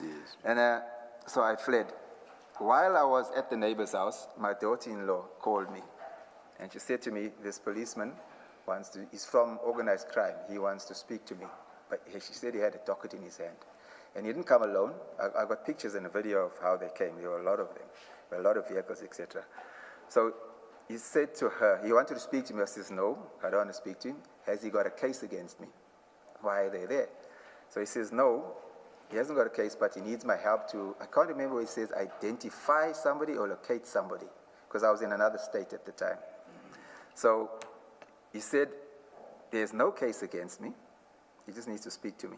So I said to her, tell him I've got nothing to say if there's no cases against me. Then I could hear the conversation. He says, tell him that he can meet me at the police station of his choice and he can bring a lawyer along if he so wishes. So I said to her, if there's no case, I'm not cooperating. I don't want to be them or speak to them. Then he went on further to say, because I was still appearing for these cases that I was charged for, I can't remember the exact date, but an appearance was coming soon. So he said, okay, it's not a problem. You'll get me at court when I appear. So I managed to get someone to take me somewhere where I went into hiding because I know that I didn't do anything wrong. So when it came to the court appearance, I happened to catch the flu at that time. So I went to a doctor. I was actually under the protection of my pastor. So he took me to the doctor, and I got a certificate, and I submitted it to the court. On the day, the attorney and friends of Bevan's that were at the court called me and said, you know, you are lucky you didn't come here because these guys came in here guns blazing looking for you. So at that, I was away from home for about 18 months, and I didn't hear anything of the case. I approached an attorney who used to be with the DPP, and he's supposed to have followed it up to find out what's happening with the case, and I didn't hear from him. Every time I phoned him, I couldn't get him and go to him. So as time went, there was an ex-policeman that I used to work with. He happens to know the guy. He's a colored guy. He used to live in Wentworth. He approached the guy and he said to him, why are you doing this to him? You know that it's not true, so what has happened? So he says, yes, he was asked to do it by dinner and they were going to help him with a promotion. So further, I was just fortunate. It sounds far-fetched, but I was fortunate. There's an attorney that was at the Durban court when this policeman walked in to the office of the prosecutor. He's not the SPP, but the prosecutor of, it was Court 9. And they had a discussion. This policeman was discussing the case with him, and he said to him, the prosecutor said to him, you can't arrest him. You need to take a warning statement. But earlier, when this ex-policeman said to him, a question about what he's doing, he had said to the policeman, tell him to come to the office and take a warning statement. But I didn't trust him. I thought they had an agenda. Having received the phone call from that policeman, saying that they're going to kill me because a discussion was heard to that effect. So I was gone from home for about 18 months. That's the one point. I've never heard from it again. I don't know the case number, but I did establish that it was an intimidation case, whereby after the shooting, I was gathering, and information was coming my way. One of the policemen that were allegedly involved in the shooting is a captain of the Metro Police. I received reliable information that he had booked off on trauma after the shooting. So I discussed the matter with my attorney and I gave him the information. So he said to me, if I can establish the guy's right name, because Captain China sounded like a nickname, and establish which branch he works at, because the Metro has different regions that they work in. So I knew a young man that knew Boyman and myself. So I called him and I said, look, I need help. This is what my attorney has asked me to do. Can you tell me whether this guy's name is Captain China or has he got another name? And if you can say which department he works in, because the attorney needs to correspond with that department. I believe that that was the contents of the intimidation. That youngster open intimidation. That's count 1, and count 2 was Captain China himself. And I established later that the elements of this was that he felt threatened that I asked that information. And I haven't heard anything of that case today. That's the one item. So, and then when Bevan was in hiding, the same IPA policeman that was handling my daughter-in-law's case, he called me the one evening, and he said to me, Greg, do you know where Bevan is? Which I didn't know. So I said, no, I don't know where he is. So he said, can you establish where he is? Because they've got reliable information that Clive is sending guys to kill Bevan. They believe he's in a hotel in Madlanga. So I went to his wife and I asked her to call him, and I gave him the information. He denied it at first, at that time. So I went and I reported back to this policeman, and he said, look, there's nothing they can actually do because they've got their team together, but every scenario that they look at, if they approach, it would result in one of their deaths, so they can't intervene. Later, when I spoke to Bevan, he said to me, yes, he was at the hotel. He didn't say the name of the hotel, but he said when I phoned him and told him that, he left the place. That's number 2, which I think is important. So what I'm saying that is because it would show from the information that there was an intention by Clive to kill him, because the policeman said so, and I believe it's from a source that can't be revealed for identity purposes. Yeah. So that's the second one. The third one I want to say is, earlier I spoke on Captain Varley. I'm saying his name because I already mentioned his name. I'm going to raise this again, or I'm going to mention it again, which to me was important because when these guys came with the Belair cases, they never mentioned it again after that. They pursued the case of attempted murder, which they say happened at the Bluff meet. Captain Varley was, I'm not sure if I said it earlier, Captain Varley was the duty officer. So when a shooting happens, he has to go to the scene and write a report. I believe that report was written in the office under direction of Captain Dina Govender, because he didn't attend the scene, because there was no scene to attend. Then they pursued this youngster based on that attempted murder, because when we were even at the court, he kept saying that they kept saying it to myself and the attorney, the attempted murder he's wanted for, which did not happen. So basically they pursued him on that. And then when he was killed, they charged him for that group for 11 cases after he was killed. And the amazing thing is that on the 1st of April they were killed, somebody charged them on the police system. So they were charged for 11 cases after they were dead. So I find it important because if they had to make a case, create a case, that tells me they didn't have anything on him to arrest him. So I think they didn't want to lose face with Clive that had paid them. So the way I understood it was they had to get him at any cost. then they could do with him what they wanted. I thought I just needed to raise that. Last item. One of the guy that used to drive for Bevan, I didn't mention his name earlier, but I won't mention it now. He attended an accident scene not too long ago, and he called me out of his own, and he said, you know, I got to tell you this. I did mention Captain Bevan's name before because he was part of the team. He's the guy that mentioned to someone previously that this shooting didn't happen because he was with them at the Blue Lagoon when a phone call came through, and it's saying Bevan's driving around the bluff, and they rushed through. And thereafter, the shooting incident was created. But at that time, Bevan was at home, and the driver, Mr. Eckert, he had been the driver. And we got video footage of the butchery where Eckert is going in and out, yes? And they would say, maybe Bevan stayed in the vehicle. But I'm saying that the hard drive was taken because we could have proven that Bevan was at home at the time. In my opinion, they had no reason to remove that hard drive because it wouldn't help any case of theirs. I think it was to hide the evidence that they were acting incorrectly or against the law. So on another occasion, the same Captain Bevan, this guy phoned me, the driver, and he says to me, Captain Bevan met him at the scene. And Captain Bevan, they would discuss the matter, and Captain Bevan said to him for the second time to a second person, that he was present and there was no shooting that took place. They created that whole crime. So to me, that is key for them pursuing him on that matter.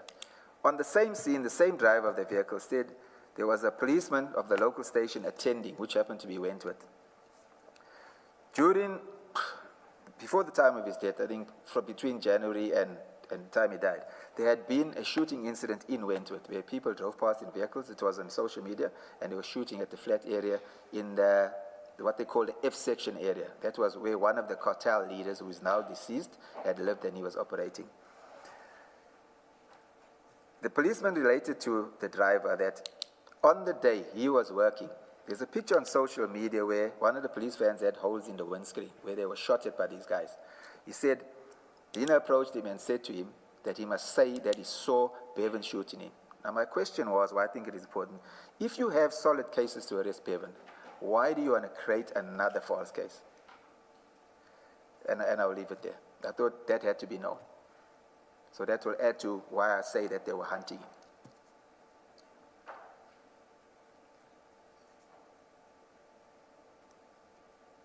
Any questions on what Mr. Loftus has just said, Mrs. Kakane?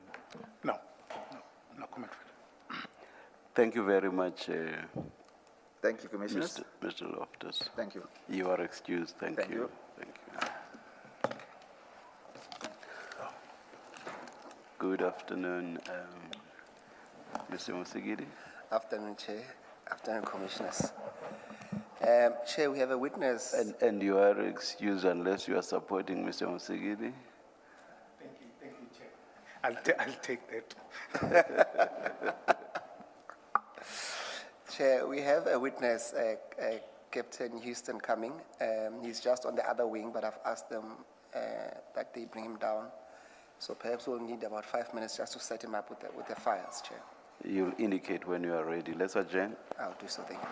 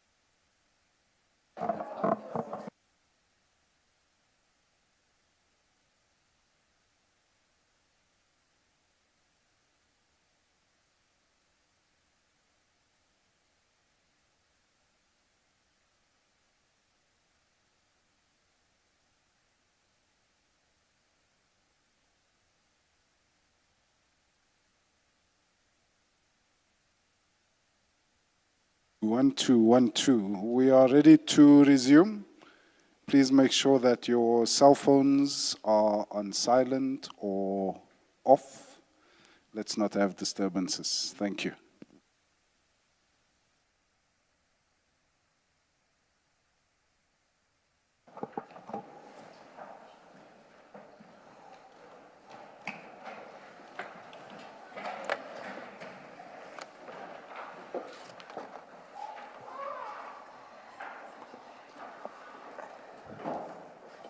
I don't want to take a chance and pronounce your surname because I've heard different versions of the pronunciation. Can you place your full names on record, please? Good afternoon, Chair. First name is Ashley, second name is Linton, and the surname is Houston. Houston. Thank you very much. Yeah, I will tell on him. Mr. Loftus pronounced the surname Houston. That sounds like school.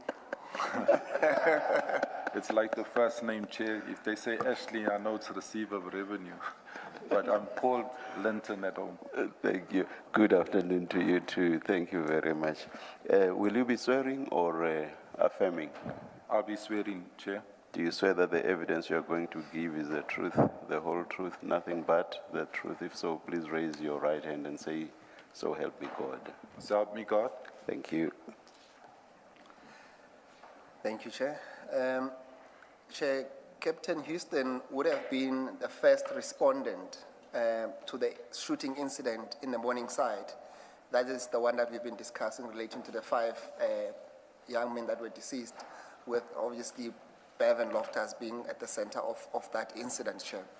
And his evidence will be confined to that, but also given his experience of 38 years in the police and having worked in Durban, he will share some of his views on the connection between the tow trucks, the drugs, and to some extent the interaction with the police, Chair.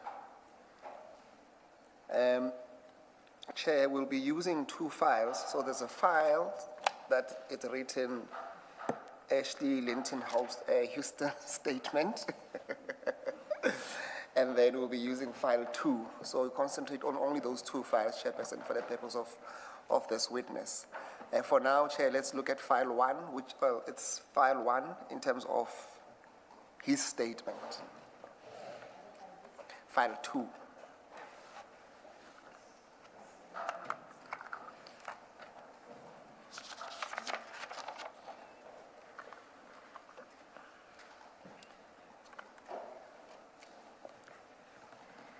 Captain, you should have by you, there's a file with your statement inside. You will see that it says, when you open the first page, it says index to statement, and then it says description, statement of Captain Ashley Houston.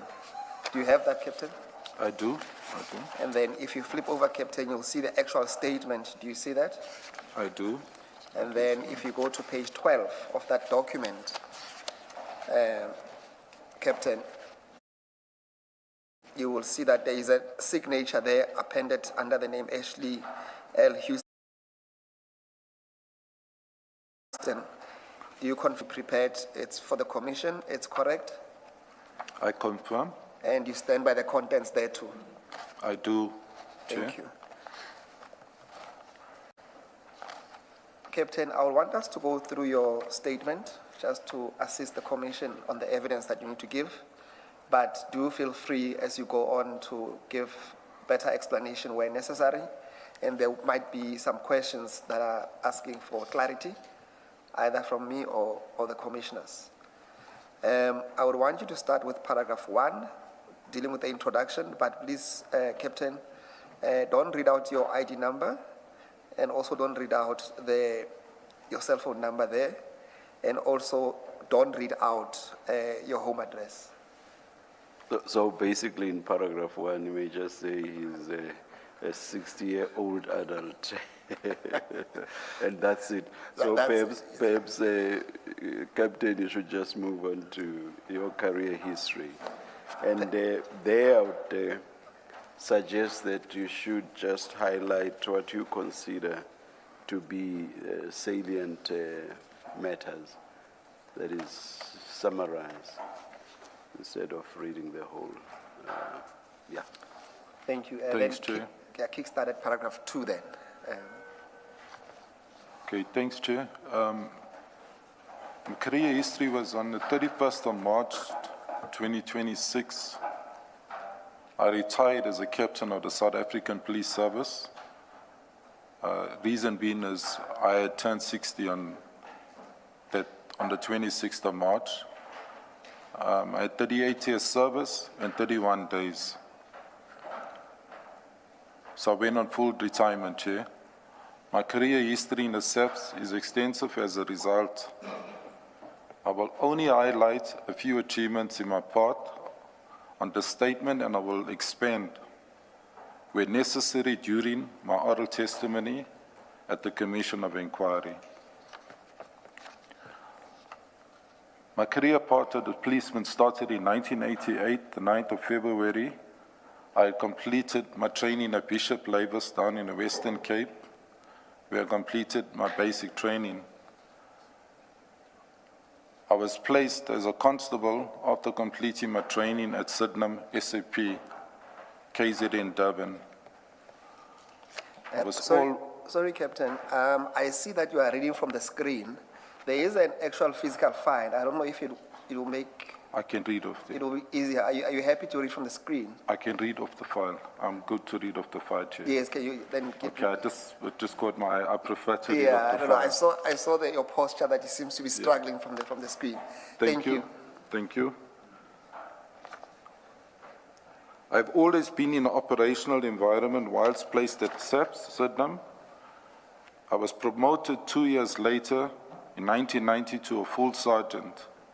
The reason why I speak about full sergeant, pre-94 there was a rank in the police as a lance sergeant. You did not require to write any exams, you did an internal assessment, but I was busy at Technical and RSA furthering my studies. In 1990, I was thereafter promoted to a warrant officer 4 years after serving as a full sergeant. I continued my studies, my second year studies at Technical and RSA. I've served 18 years at SAP Sydenham, which ended in 2004. During my time at Sydenham, I underwent different training courses, including, but not limited, including the detective learning program, which was held in Paarl, Western Cape. I underwent a course there to become accredited detective because I had moved, Chair, from the VISPAL, that's the uniform environment, into the detective. So in that 18 years, I had changed the duties that I was doing at the station. So I became a detective and I underwent a course. I was successful in completing the course and I served at the detective branch for 4 years. That was all within my first 18 years.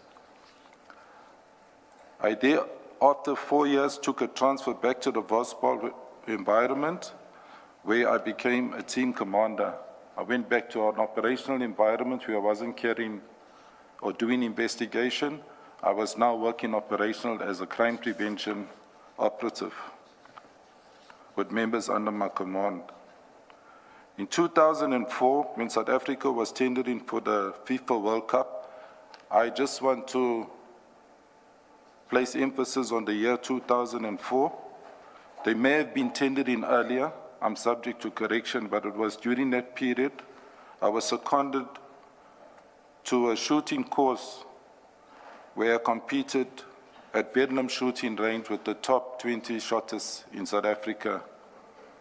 I excelled with all 3 weapons and came up in the top 5. So I was immediately seconded to training. I never went back to the station. My skill was identified that I was a good shotist. I'm breaking my statement down, Mr. Chair. I'm breaking my statement down because I want to try and keep it shorter, and if you pick up something, please, you can ask me, take me back. Whilst I was at training, I fell under Durban training, which was coordinated from the provincial office.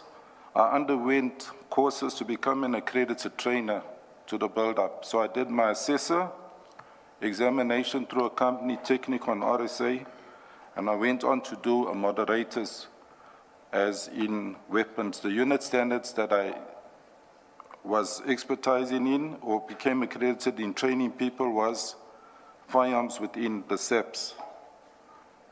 At the same time, I came up to Pretoria and I did a further course, which was with regard to the EDTP at Pretoria College. It was an 8-week accredited course, and due to becoming an assessor and moderator with CETA, I applied because they had a detective course to moderate members that were. Between 2004 and 2010, I attended various training courses. I also became a range officer accredited. I trained down in Edo, and this was my period that I was seconded to training. So I was developed as accredited range officer, and it was a prerequisite because I worked with weapons and I was training people out at the range. That was all members of the SEPs in KZN, especially the transfer. As there was no growth, I was a warrant officer, and there was no growth as in terms of there was no structure for promotion, and I was questioning my growth in terms of my career path. And I requested to leave even though I had become developed and trained by the organization or the employer in various departments. I requested to start at Mabel, where he was reluctant at first to sign, but he was going out as onto retirement, and he, with my request on my knees, he signed my transfer to Mabel. So I reported to Mabel, the Vispol environment. As an operational commander, I was appointed by the station commissioner, who was a Colonel Van Zyl at the time. I worked at Mabel for 8 months, and during the 8 months, my name came up on a national list where I was promoted or considered for promotion to a lieutenant. Lieutenant's the old rank. It's the rank which is now equivalent to the captain rank. But I was penning at the time a grievance of where I applied for an operational commander's post in Brighton Beach, a captain rank, and I took up the lieutenant rank. With taking up that rank, I was offered 3 posts, so I had to leave Mabel shortly after 8 months. I reported to the provincial office in Durban, and I was identified. Obviously, management knew and members knew my skills from training and operations, so I was identified to work in operational environment. I was seconded to Durban South, that's to focus mainly on the Wentworth area because gangsterism was rife. So I had to deal with myself and my family in terms of my secondment, and I made requests to management that rather they give me a post out in Wentworth and let me take up a post, which they agreed to. I signed the undertaking and I took up a post at Wentworth. I became the operational commander heading the crime prevention at Wentworth. That happened in 2010, Commissioner. I reported... Captain, before you move on, would it be fair to say, at least after 2010, as a range officer, would it be an overkill to say that at that time you have become now an expert in the use of firearms and accredited as a trainer? That is correct. The skills which I was accredited into was the handgun, the shotgun, and the rifle which we used. I did develop and I did become an expert, not only in use, but also in training and facilitating. I would say a marksman in layman's language with the weapon. I would do what you could call, I would train people who are of average to medium to a high standard of weapons within the organization. For example, the normal station policeman will do an application shoot where they do a standing shoot onto a target. the dog units will do advanced shooting. The TRT will do advanced shootings. And I'll go on further to mention why the TRT, because the first selection of the TRT, I was part of it in 2010. I'll come back if there's questions arising with regards to training. But my arrival at Wentworth, I arrived there for 1 day. And I was confronted by management, a major. That time the major rank was still like the lieutenant rank there. And I was informed, he was acting station commissioner, that the cluster commander, who was a Brigadier Mpete, requested me to report to him immediately at the cluster. Taking you back to my promotion that I was awaiting, there was a post, I remember 1818. It was in 2010 I applied for that very, very same post as operational commander. We had agreements going on. I came up number 1, it was overturned because of equity, and I kept that grievance. I worked at the Brighton Beach as an operational commander. My duties were dealing with gangsterism, drugs. We got terms that we use in the police, and property crimes. Property crimes, for example, business robberies, illegal liquor, unlicensed premises. So that all became my package of mandate to deal with in the affected areas which I had to police in those policing precincts. And in the contact crimes was the more serious ones, as in the carjacking, the trio crimes, carjacking, business robbery, and house robbery. All those married my KPAs and my team that was working with me in those 6 stations. So I went up until 2017. There was a restructuring in the police where they closed clusters down, and they just changed the names to districts. So I was thereafter seconded to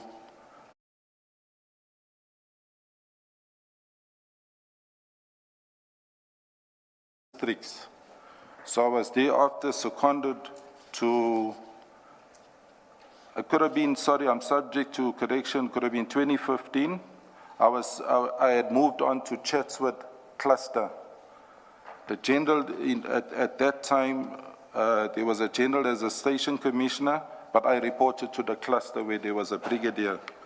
And at that particular station, again, I had to deal with Marineal, it's still on the south, Bayview, Chatsworth, and then those 6 stations that I spoke about.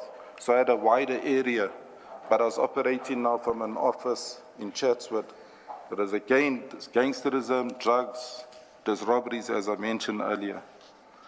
I stayed at that particular office and as the operational commander. I worked with a team of about 40 members, which was seconded to me. Right up until 2017, I was identified to lead a team in Pinetown, the Tactical Response Team, that was the TRT. So I was called in by management, and I was told I was identified to deal with or manage a unit, as I had the training, and I occupied the office in Pinetown where the helipad is just behind Pinetown Police Station. I had a team of 13 members. It was a small TRT group. That group, during my tour of duty, we would cover all 43 stations in the province. We will deal with the crimes I've mentioned. Additional to that, taxi violence, stretching all the way up to Newcastle, Ladysmith, Quadakuza, Margate, and we can think of the KZN cluster. Is TRT tactical response? Tactical response, the ones that we had the parades, Chair. So I headed that unit up until from 2017 to 2019. In 2020, I received a further call-up to report to the province. I reported to a Brigadier Carp. At that time, he was a full colonel. He's currently, I think, if he's still there, if he's still within the age group, he was head of operations at the provincial office. I became the lead member or the commander of one of the task teams on the 11th floor. My duties, again, my KPIs was to deal with serious violent crime, as in taxi violence, the drug problems, and anything the station could not handle or the district, then we would handle it from the province. When I say handle it, we'll go out and we'll police it. But crime in taxi problems, where there was violence, which was high at the time, where I would meet teams of Durban Pop, that's our crowd control. So they would deal with crowd control, but they would be utilized. They had a small section that was selected to deal with taxi violence. That's people in uniform. I will meet them at the dam outside Newcastle, and we will do our operations, if maybe in Newcastle. That's just a small example of this task team that I was dealing with. We were, first of all, we were in uniform. We were easily identified, but we were a team of close to 30 members there from the province. I worked in this team up until 2021, when, between 2020 and 21, when I contracted COVID. It was the first variant. I had it serious, and I was one of the last in my team of about 35. We were only 11 at work when I collapsed at home, and I ended up in hospital for a while. I was on oxygen for a while in hospital, and I can say by God's grace, I pulled through because there was no medication that was working at the time. So on recovery, I went into the wing because there was slight memory loss. So the doctors needed, although I was not medicated, they needed to observe my cognizance and understanding and memory. And within 3 days after coming out of IKEA, I was discharged. I was a bit, if I would use the terms, paralyzed, as I could not walk. Those who had COVID would understand. They were affected by COVID. I had a quite serious way. Being physically fit at that time, although I was already close to, I was over 50. But I kept myself relatively fit, but gradually I progressed to get myself to my fitness. I decided, because of my love for my job, to report back to the station, and I started where I started in 2010. I went to Wentworth and I had arrangement with the station commissioner to work 2 or 3 hours a day, and that assisted me with my memory loss, as in terms of what I had forgotten during my illness. Once I had recovered, I received a call-up instruction. I was operational invented with this gangsterism and this violence that was happening. Captain, can you just give me a moment? Just give us a moment.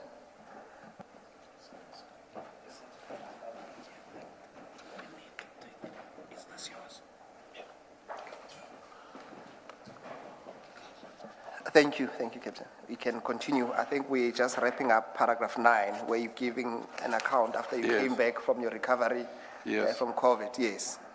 Yes, I received a call-up instruction where I had to report to Durban Central, to the district task team. That was a team that I ran previously, but not from Durban, from Chatsworth. On my arrival at the district task team, I was able to speak to the general that is currently there, and I made a request that I do not want to travel wide. I was still on a recovery process physically, and I needed some space, and I preferred to rather go down to Durban Central because crime was extremely high in the city. She agreed, and again there, with consultation with the station commissioner, I was placed as an operational commander where all the operational members, the bike unit, crime prevention members, and the field unit members fell under my direct command, where I was operational with them. In my statement in that paragraph, I mentioned something that we were able in the first year to reduce, where business robberies was extremely high, to reduce with the strategies I implemented jointly with the team, our crime to 43%, by 43%. So we had lots of businesses, chain stores like the Pedros, the Nando's getting robbed, the Top Slickers, and we pursued suspects, brought them to book, and that resulted in a drop of crime in the city during that period. That's basically where I was operative until I was summoned on the 1st of the 23rd. May I proceed with that? Chair? Yes, we are on page 4. Page 4. So you'll start at paragraph 10 under the topic relevant background. Then that will be dealing with the incident of 1st of April 2023. Before you do that, Captain, and this is really out of interest, in that paragraph 9, you mentioned trio crimes. What is that? Trio crimes is our serious crimes like carjacking, business robbery, and it's house robbery. Yeah. Thank you. Thank May you, I proceed, Chair? Yes, proceed. Okay, on the 1st of April 2023, I want to say this, Chair. I know I had consulted with the evidence leaders, and there was a back and forth because I'm not at work, I'm retired, with my timelines. So I did not have anything that was accurate, and I don't want to follow any social media. So I had to look into proper timelines because it was a sworn statement I was going to be making. So I want to place emphasis on that. I knew it was where I was on this particular day, and I knew more or less it was mid-afternoon. So I have put there 13:20 p.m., around about then. On the 1st of April, 2023, at 13:20, I was at Reed Road, Bria, when I received a call via our radio control, that's Flying Squad, of a shooting at 340, the 6th floor Morningside flat, which I immediately proceeded to whilst I was patrolling.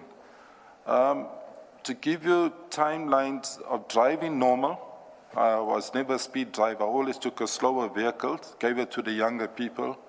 It would take me under 5 minutes with normal traffic to get there. That's how close I was to this particular scene. After receiving this information, I arrived at the scene. I, en route, summoned one of my crime prevention vehicles with a senior warrant officer. With his crew, he had 3 members on a double cab. I said, please meet me because I'm responding to a possible shooting, which he did.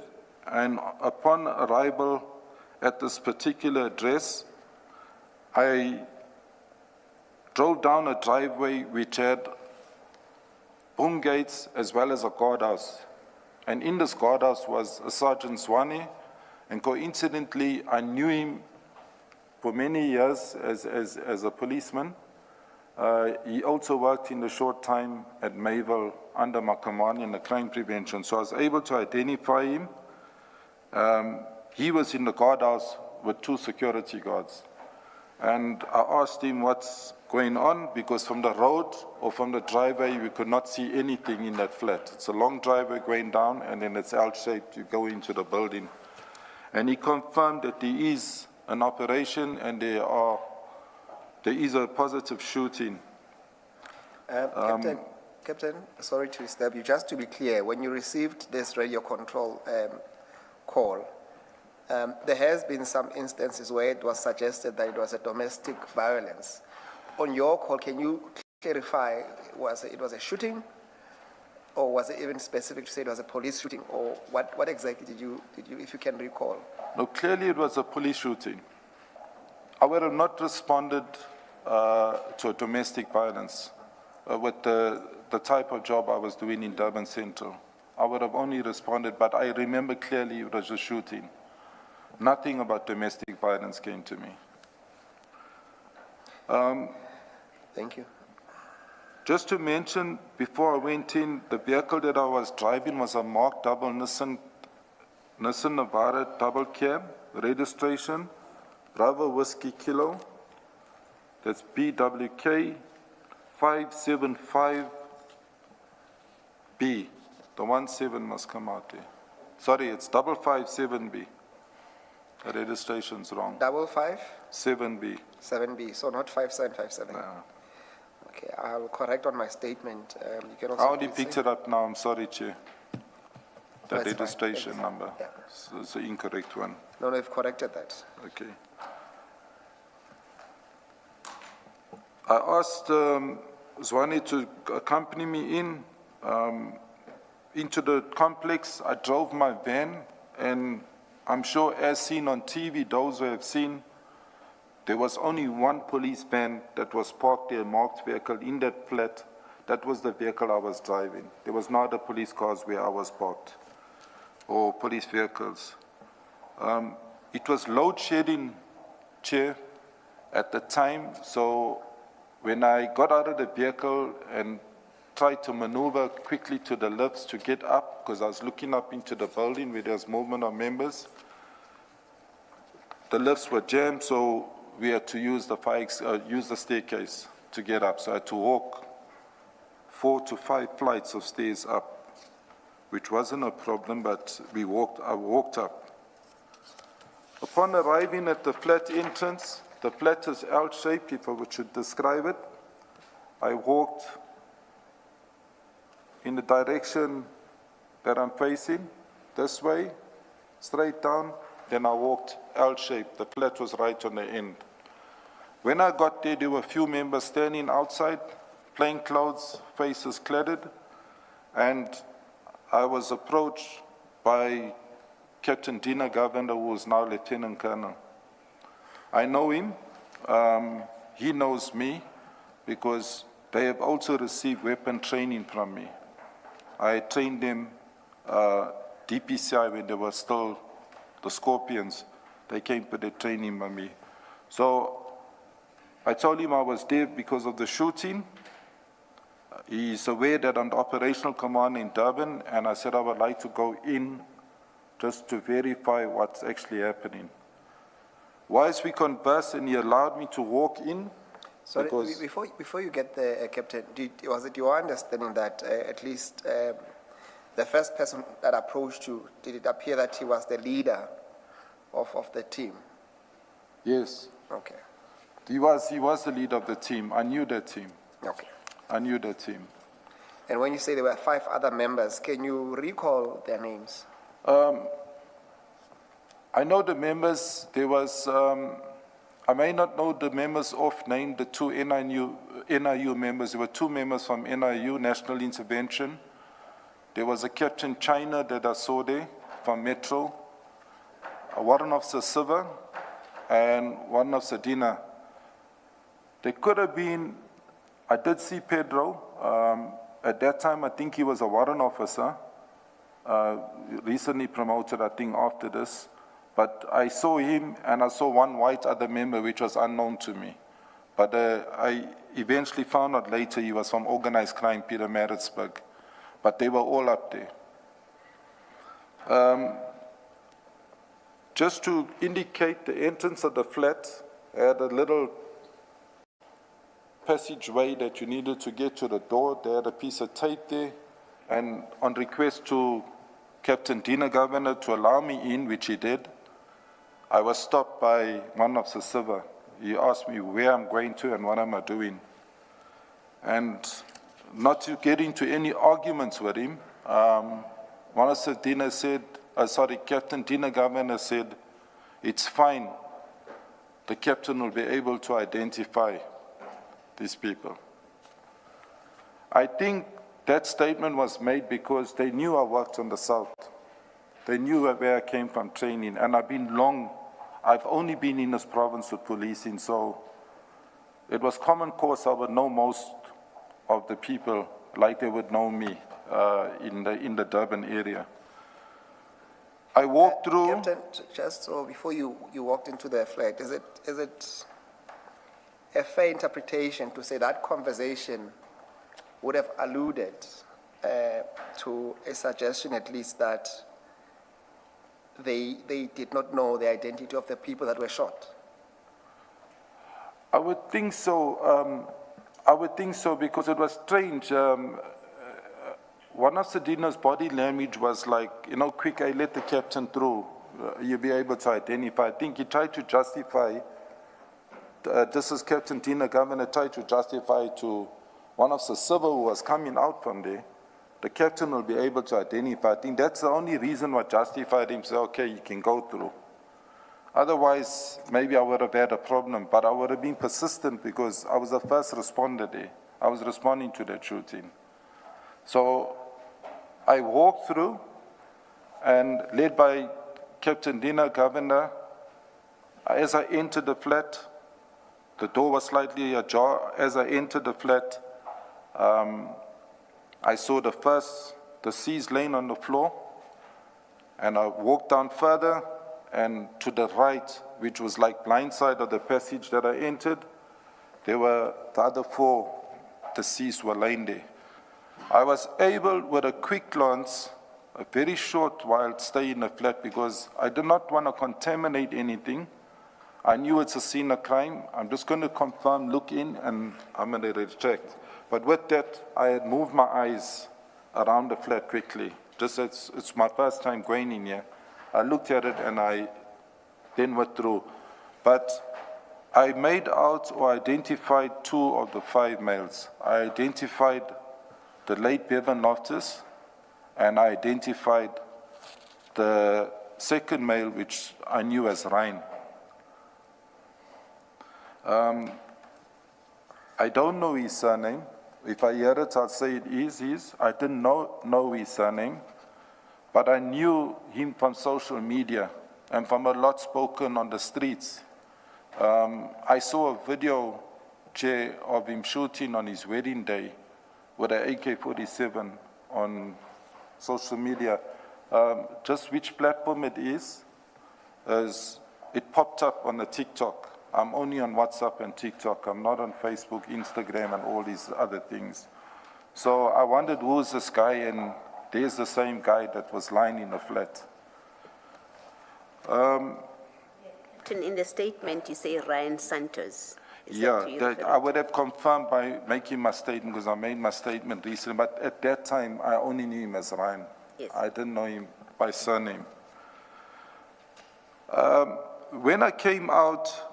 Before you go out, Captain, you say at paragraph 16, you confirm that 5 males were shot dead. And perhaps it's a pedantic question, but how do you know that they were dead? Did you touch them? Did you check the pulse? The damage done there, there's no way of survival. Everyone had headshots. Leave the body shots. I know exactly the killing spot on your body. So, as a weapon expert, I'm saying this as a shotist, test me. I know exactly where to kill you, the killing shot went to. So they all had headshots. So I didn't even scrutinize the bodies. There was no need, whether they were shot 5 times, once or 3 times, but they were deceased. These guys were gone.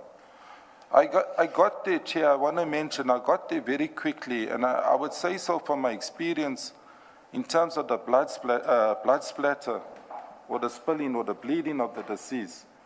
It hadn't even settled. The blood was still very fresh. It hadn't even started to dry.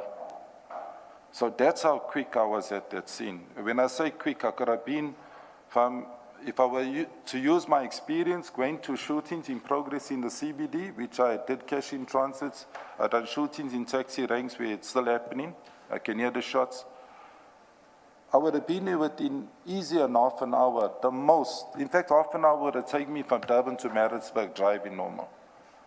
But I would have been there within minutes after I got the call. So whoever raised the alarm to 10-111 with the complaint, had those shots, that there's a shooting, that is when I immediately said I'm going. And I broke on the radio and called one of my bands to say, back me, we got a positive shooting. So I'm speaking about the blood because you come to a scene and you see blood is starting to dry, it gets a different smell, it gives off a different smell. When I walked in there, I couldn't even smell blood. From your experience, or even information that you may have subsequently obtained, what's your estimation? Are you able to estimate how soon after the shooting incident the call would have come through, the distress call would have come through, and you then end up at the scene? And I ask because the previous witness speaking about task teams said something about often these members of task teams, they take long to inform, to report the incident to IPID, and IPID takes forever. Are you able to give us an estimate? Chair, I will comment on that because I've been following the commission from day one. Not because of this. I never knew I'd be sitting here one day. But just firstly, to answer the first part of your question, how soon, if a distress call is made on the radio to our control room and it's relayed to us, I would say that call could have come very soon after that shoot. If it was delayed by 10, 15 minutes, that blood would have started to dry, although it was winter.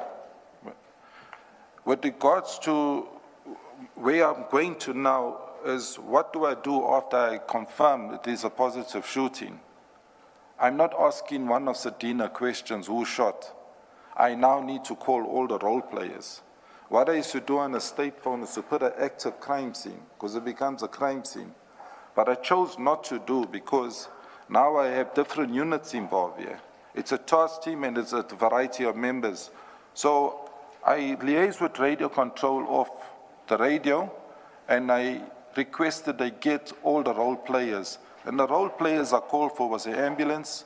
The ambulance will do the certification, even though I knew they were deceased. The patrol van to come open a case. The detectives that are in, we got detectives that sit in the charge office, which attend to crime scenes. So you don't need to call a detective from his house 24/7. They're in the station. So as soon as there's a crime scene, they leave the station. They mobilize and leave the station. The duty officer, the station commissioner, and the branch commander. I did not go as far as knowing with ethics, if the provincial commissioner or the district commissioner would be involved, they would be contacted by the station commissioner, who did arrive.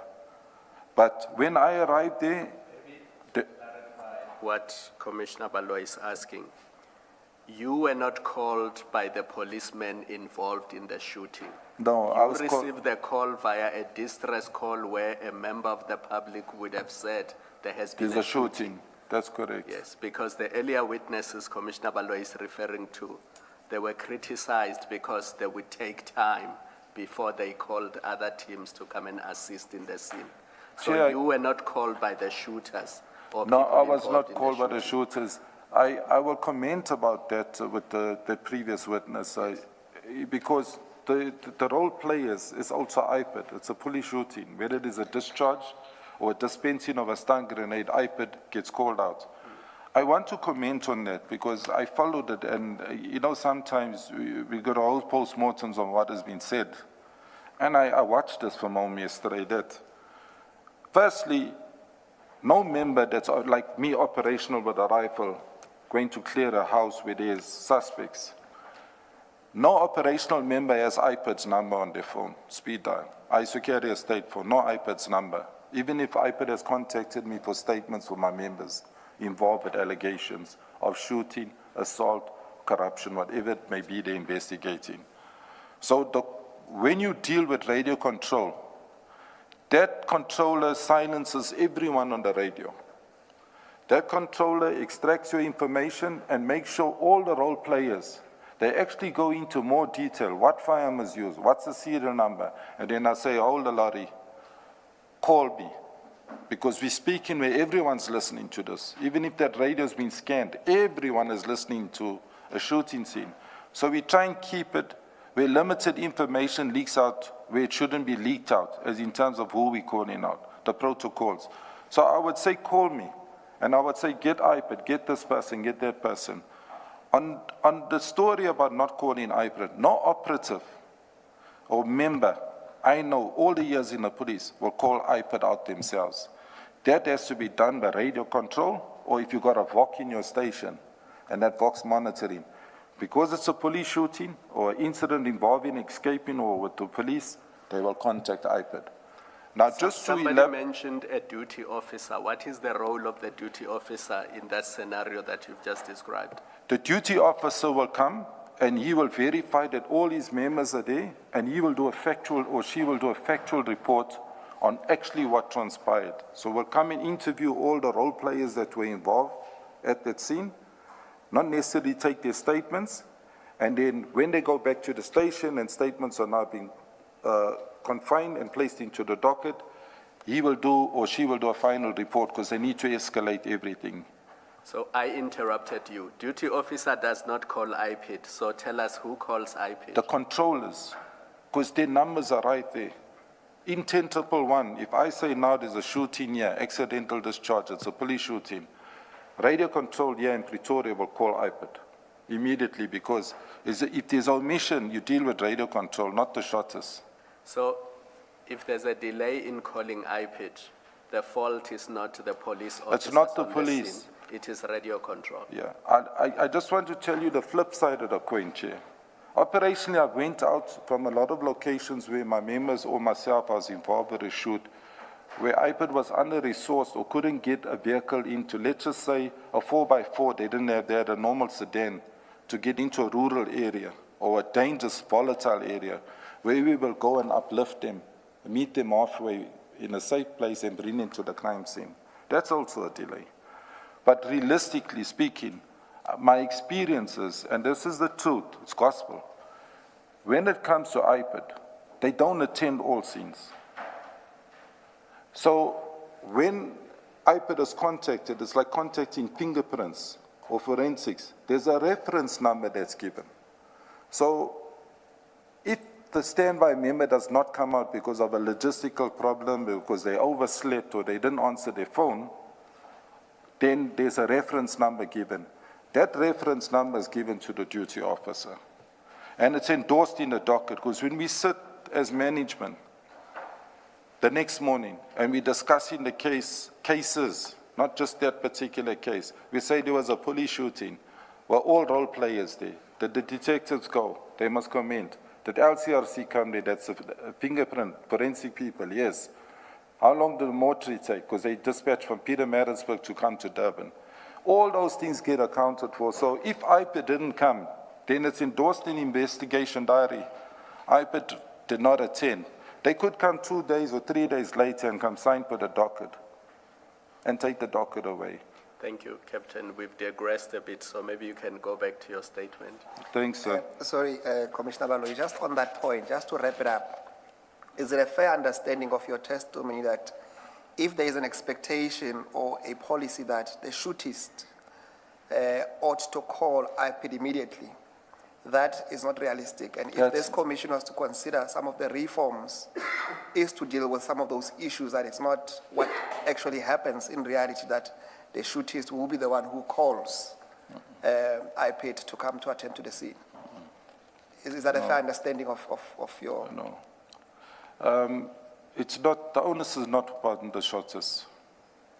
I stick by that. There are role players at that scene to make sure, but when the distress call goes out to radio control, the transcripts are there. They inform, contact IPID. And if IPID has been delayed, they will reiterate and say, please call IPID out to the scene. The scene cannot, no police shooting, no escaping, IPID has to be there. We'll go without IPID being there. So in short, that expectation is not correct then? It's not correct for the shotters to call. Onus is not upon them. All right, thank you. Captain, I think you dealt with, when you're dealing with Commissioner Baloyi, when it comes to Ryan, can you deal with then paragraph 17 and 18, because you said you were able to identify Bevan Loftus. Can you then explain to the commission how were you able to identify him, and in those instances you deal with the incidences where you have met him previously? Can you deal with that, please? Commissioner, in 2010, when I was based between 2010 and 15 in Durban, in Durban South at Wentworth, the late Bevan Loftus was a notorious figure already. The station commissioner at the time I was serving coincidentally was my station commissioner at Mayville when I arrived there for those few months. He was a Colonel Panzale, which was studying his LLB, and once he achieved it, he had taken early pension or resigned. But coincidentally, he got promoted to a full colonel, and he was moved to Wentworth as a station commissioner. So when I had taken up a post, I ended up working under my ex-station commissioner, which I served for 8 months. So there was a relationship. When I arrived, he said immediately, I know you know what you do in Houston. This is your team. Fix this gangsterism thing up that's happening. Fix this problem, that's how we spoke at a management level in absentia of our members. So I would strategize how we would go, either doing road shows or doing proactive policing or reactive policing, whatever we did, to improve the situation. But coming back to how I could identify Bevan. Bevan was arrested by me on request of the station commissioner saying there's a case open, I do not have the case number, by the way, where he had threatened to shoot a policeman. The policeman's name was Warrant Officer James.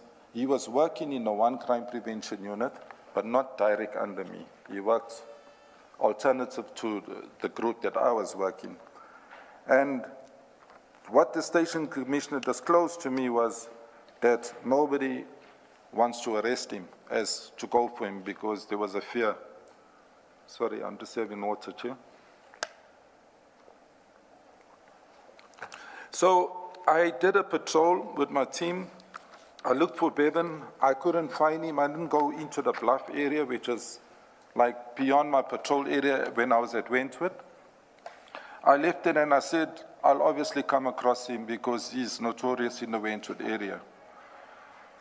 I was coming from the area which I live. I'm not going to mention it before the panel.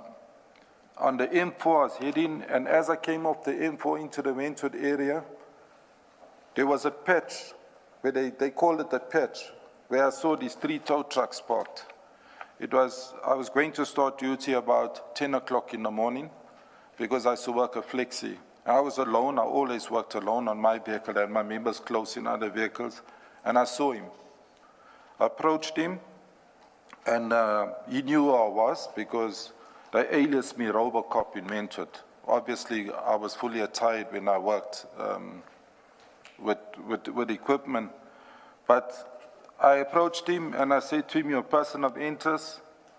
I know that you carry a firearm. I know that you have a licensed firearm.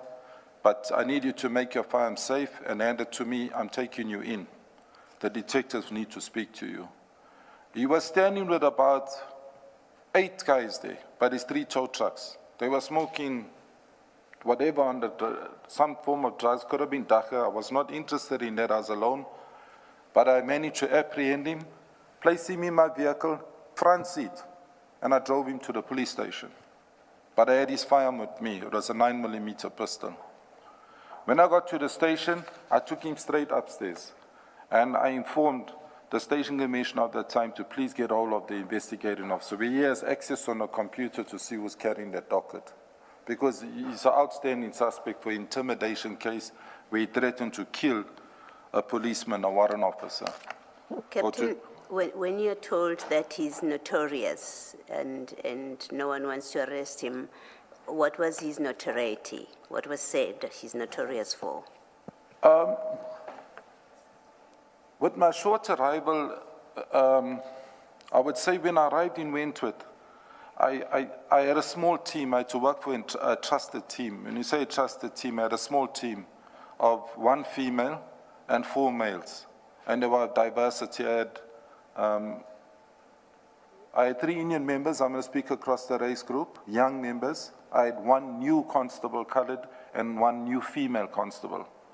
And the 4 were resident Merebank Wentworth. They lived in that community.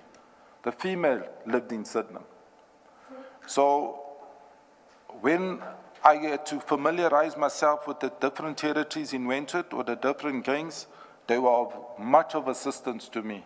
So I was able to identify quickly which type of gang is operating in which street, because they don't have it's not widespread Durban gang and Maritzburg gang. It's very close.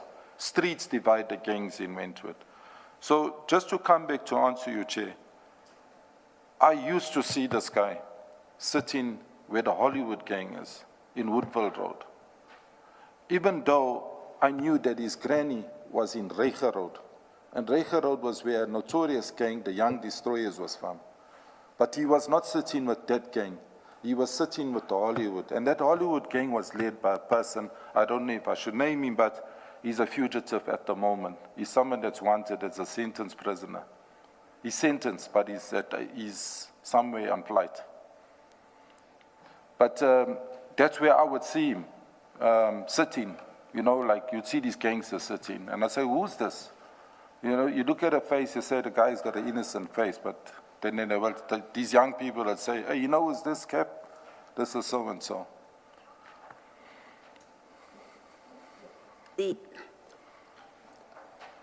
I guess my question is to, you did listen to the previous witness. Yes, I did. His father.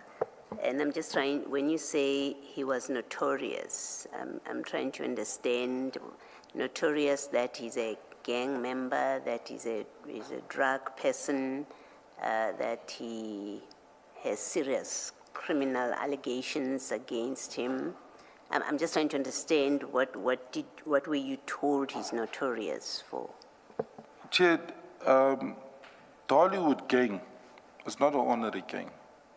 And I heard a previous witness say it's no more. There's no such, it's no more. This gang was dangerous, just like any gang in Wentworth. They were a feared gang. There was two gangs that were opposition, and they took each other out. There were funerals every weekend night to police in Wentworth. Sometimes double, sometimes triple funerals, of ages of youngsters of all kinds. And these gangs were policed harshly by us. When I say harshly, there's some media, obviously, they put where we made arrests and that they actually felt we harassed them, both sides. But when I say notorious, he never moved with a friend that he schooled with. He moved with the head of the Hollywood gang, which is somebody that is running for murder, sentenced already. Thank you. So was he notorious by association, not because he was wanted for a particular crime? Because there's a difference. If you say he was notorious because he moved with this gang or that gang or that gang, that's different from saying he's a known killer or he's wanted for committing. Chair, with the place where he's sitting, it's not just sitting where you're sitting and having a social. It's a yard that's got about 6 pit bulls. It's got people with unlicensed guns in there. It's got walls about as high as the ceiling. Every time I did a raid there, we had to breach, as in terms of pass the walls and then pass the pit bulls before we get to them. And drugs are sold live as we sit here. Even if we call someone now to say, just go do a live video with us, it's sold live there. So you're not sitting where you're saying you're talking to an ex-gangster or someone's reformed from prison or a school friend. You're sitting right there. So, you know, I don't know if it's correct to say the birds of the feather flock together. How would you label me if I'm sitting in a drug den, if my brother's a drug dealer? You're going to obviously say I'm dealing in drugs. Whether you smoke or you don't, whether you drink or you don't, he's not moving where I say coincidentally on a sports field or maybe coming out of a church service or a youth service or a program. You're sitting in a drug den. It's more clearly Hollywood. The shootings happened right there. The killings happened right there. The whole community knows this. Wentworth is crime. But I've seen this thing. It's like nobody wants to speak about what's happening. But that is what's actually happening. But I know this Bevan is late. He's no more. But Bevan associated himself not with 2 gangs, with 1 gang. He was part of Hollywood. Just to place emphasis on it, I've learned, during my few months left in the police, I've learned about the west side and the east side. And that west side and the east side goes across KZN, maybe South Africa. But just to take it back home domestically, they belong to the west side. So these gangs have expanded, where they say you're either from the west or the east side. You hear these talks, it's like it loses you. I gotta keep asking the younger people, hey, what's West Side? What's this East Side story? And then it comes out, they tell you. So you don't hear this Hollywood, cartel, young destroyers, the young Americans, you don't hear that. But you'll hear West Side. Then you identified as you, the same kind as me, we're not enemies. Thank you. Thank you, Captain. I think you are going to then, because you've dealt extensively with the first encounter, at paragraph 18, you deal with the second encounter with Bevan, where he was a complainant in this instance. Yes, I went on again. Bevan and his dad, Osama, were in business. But Bevan walked into the station and opened a case of theft of motor vehicle against his dad. It was for a combi, as in a Quantum taxi. Again there, this is how we worked as a reaction team from Wentworth. Soon as there's a positive suspect or person of interest, we don't let the case get cold. If the statement is strong, you identified your place of residence, with Wentworth is as small as my fist, if I say this. There's no hiding space. You can't run. We would go bring you in. And like I say, yes, maybe that's why I was aliased in a different way. But I'm saying this, we'll pursue you. Bevan opened a case where his dad was the suspect. And that took me to his house. What took me to his house was, again, the detectives were not following through on their docket. The suspect was outstanding. And they knew they're not going to go take that vehicle from his father, which was an exhibit. I went up and I dealt with the matter. Did not meet his father. The very three houses described are right next to each other like my three fingers. Got a long driveway. You wouldn't be able to say who's staying in which house there. When I was given an address, a mark of where I could find the taxi, I must look in the 1 yard behind the house. I was being told by neighbors, but all three houses are owned by this family. So I was a bit confused. It was in the Brighton Beach area, which is just up across from Wentworth. And I spoke to Bevan's mom. She spoke over the wall. She said, her husband's at work, and what do I want? I said, he's, again, person of interest. Bevan has opened a case. There's a case number. I would like to access the vehicle. I saw the vehicle, but I could not remove it because the dad was at work, allegedly. In the evening, before I could finish the tour of duty, the dad arrived with Bevan in the station, and both attacked me as to why was I there. But he was the complainant. To summarize it, he withdrew the charge against his father. So they most probably sorted their issues out after the visitation by me. Had his dad been there, he would have been arrested by me. And the Kumbi would have been seized as an exhibit and impounded. So that is how the question was, how do I know Bevan or his dad? I don't know his dad from the police. I know him from these occasions. Because on both, when Bevan was arrested the first time, the dad did the same thing. He came to the charge office and he made it personal. And I'll go on to where I met him at the entrance at the main crime scene. What was actually happening there? Yes, I will deal with that one later. So at paragraph 18, you deal with at least where you associate Bevan with the Hollywood gang in the neighborhood. So I don't think we need to repeat that because you have explained that. And paragraph 19, you have already at least given the commissioners an account of what you did when you went outside, when you called all the role players. Unless if there's anything else you want to emphasize on paragraph 19, when you were activating the role players, then we can move to paragraph 20. I think we should move to paragraph 20 because I covered it. If there's anything you need to question me on clarity, I will cover it. Thank you, sir.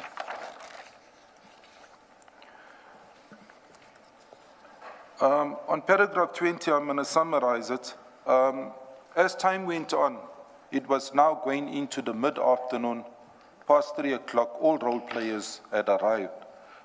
the LCRC, the forensic team arrived, so they took over the scene.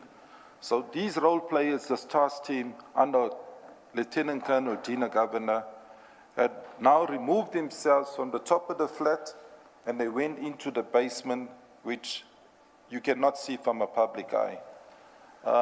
I went down myself, and during that time, there was a lot of talk, the ministers arriving, and E-News was arriving, and communications was arriving. Our provincial commissioner, I remember he came because he was even denied access. One, he didn't know who he was personally. He was denied, so we had to arrange for him to be accessed. But he was accessed, he arrived. He wasn't contacted by me. The station commissioner arrived, the ex-station commissioner. So I did see them, but I did not communicate to them. I did say I was the only police vehicle within the crime scene, besides the LCRC. Again, the proof, not that it's been disputed, is whenever they blow this up on TV, on media, I see the van. My grandson sees, he says, there's your van, Dad. So that van is the only Nissan Navara in Durban. So having this van, I walked down to where this team was, and again, when I met this team, I could confirm now exactly who was there. So they were standing in a group next to a BMW, but the metro car was there, the organized crime constable from Peter Madisburg's unmarked car was there, Captain Chabon, China's car was there, that's a metro dog unit vehicle. One of Sir Pedro was captain today, his car was there. They were standing and they were trying to work out something, so I joined them, and then I arrived at a point where they were trying to move the so-called person arrested earlier in the day.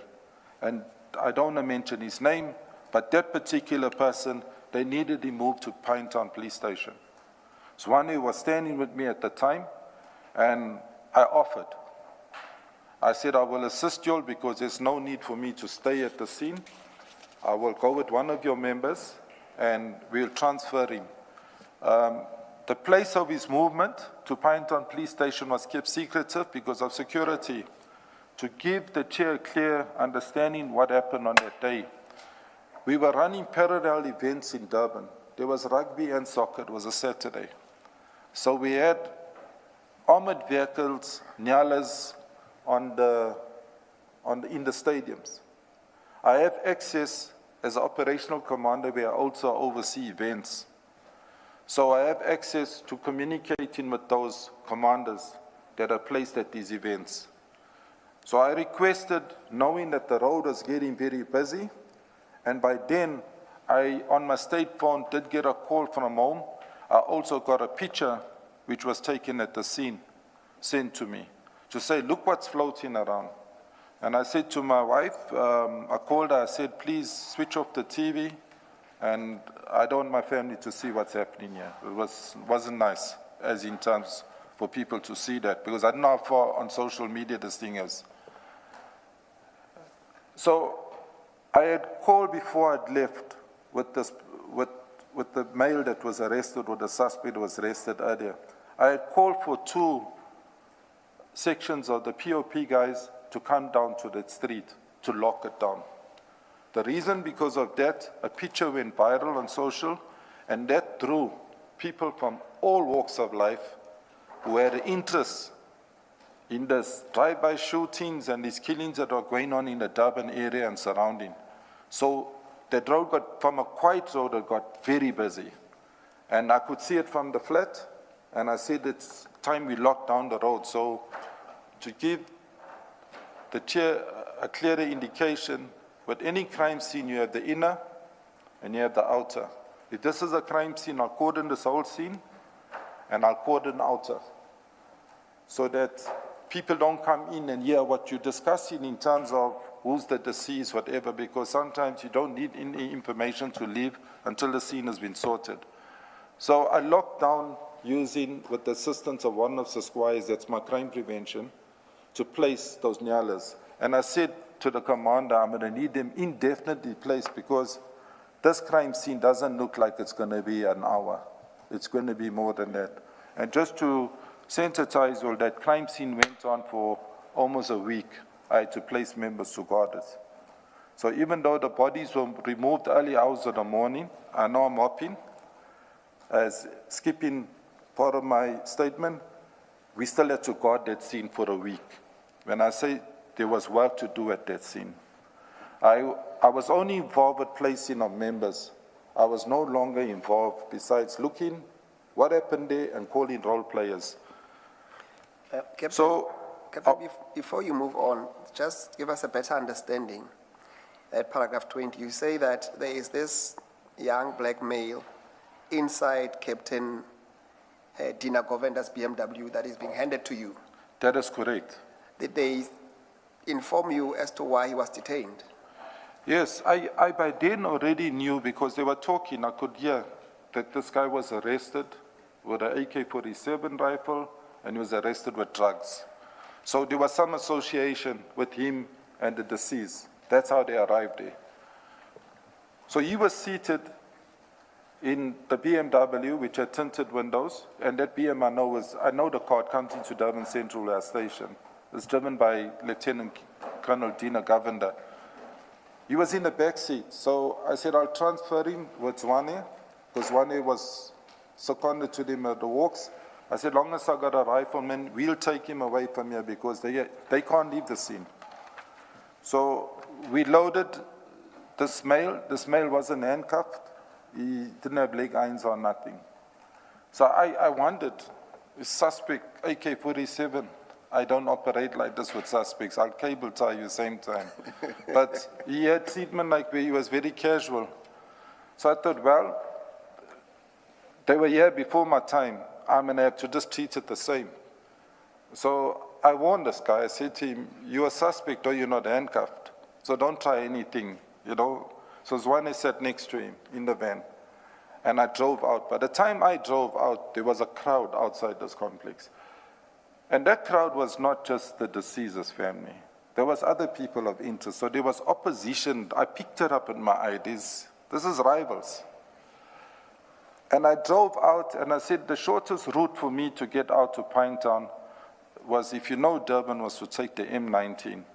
Not to go up Spaghetti the long way up the N3 like you're heading to Johannesburg.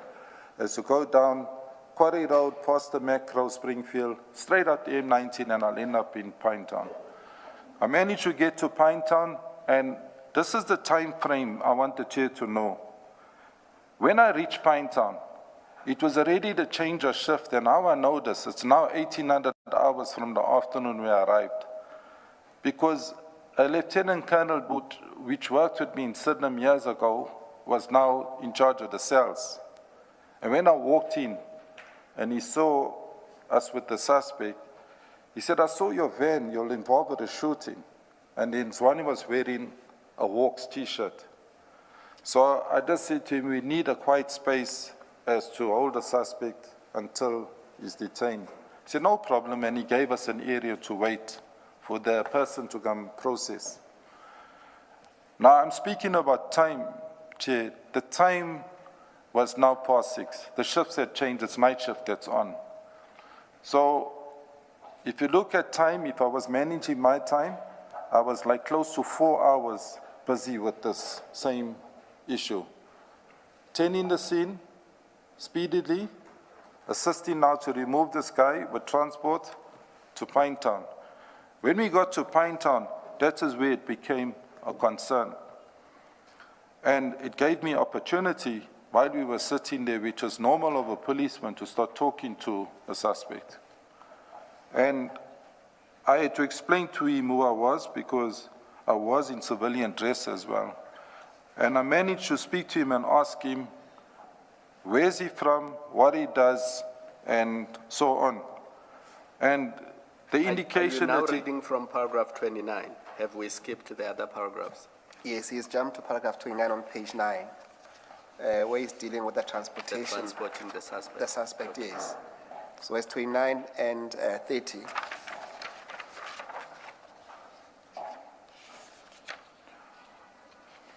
May I continue, Chair? Yes, if you please. need to take me back, what I'm doing, I'm not reading my statement verbatim because I know this thing as far as I remember it. So I had opportunity to even find out his background. What did he do for a living? He said he was an Uber driver, then he became a tow truck driver. Then he was supposed to be transferring a vehicle. The same vehicle was arrested in the same day. There was papers to transfer it onto, I think, Bevan's name, he said. And I didn't realize that that vehicle was a vehicle used in a previous shooting because I hadn't seen the vehicle at the scene. And I was not present when he was arrested. And then I went on further to find out his family background, and it was then he disclosed to me where his mother of his children works, and how many kids he has, and where the police had taken him to, where he had further exhibits which were seized by this unit.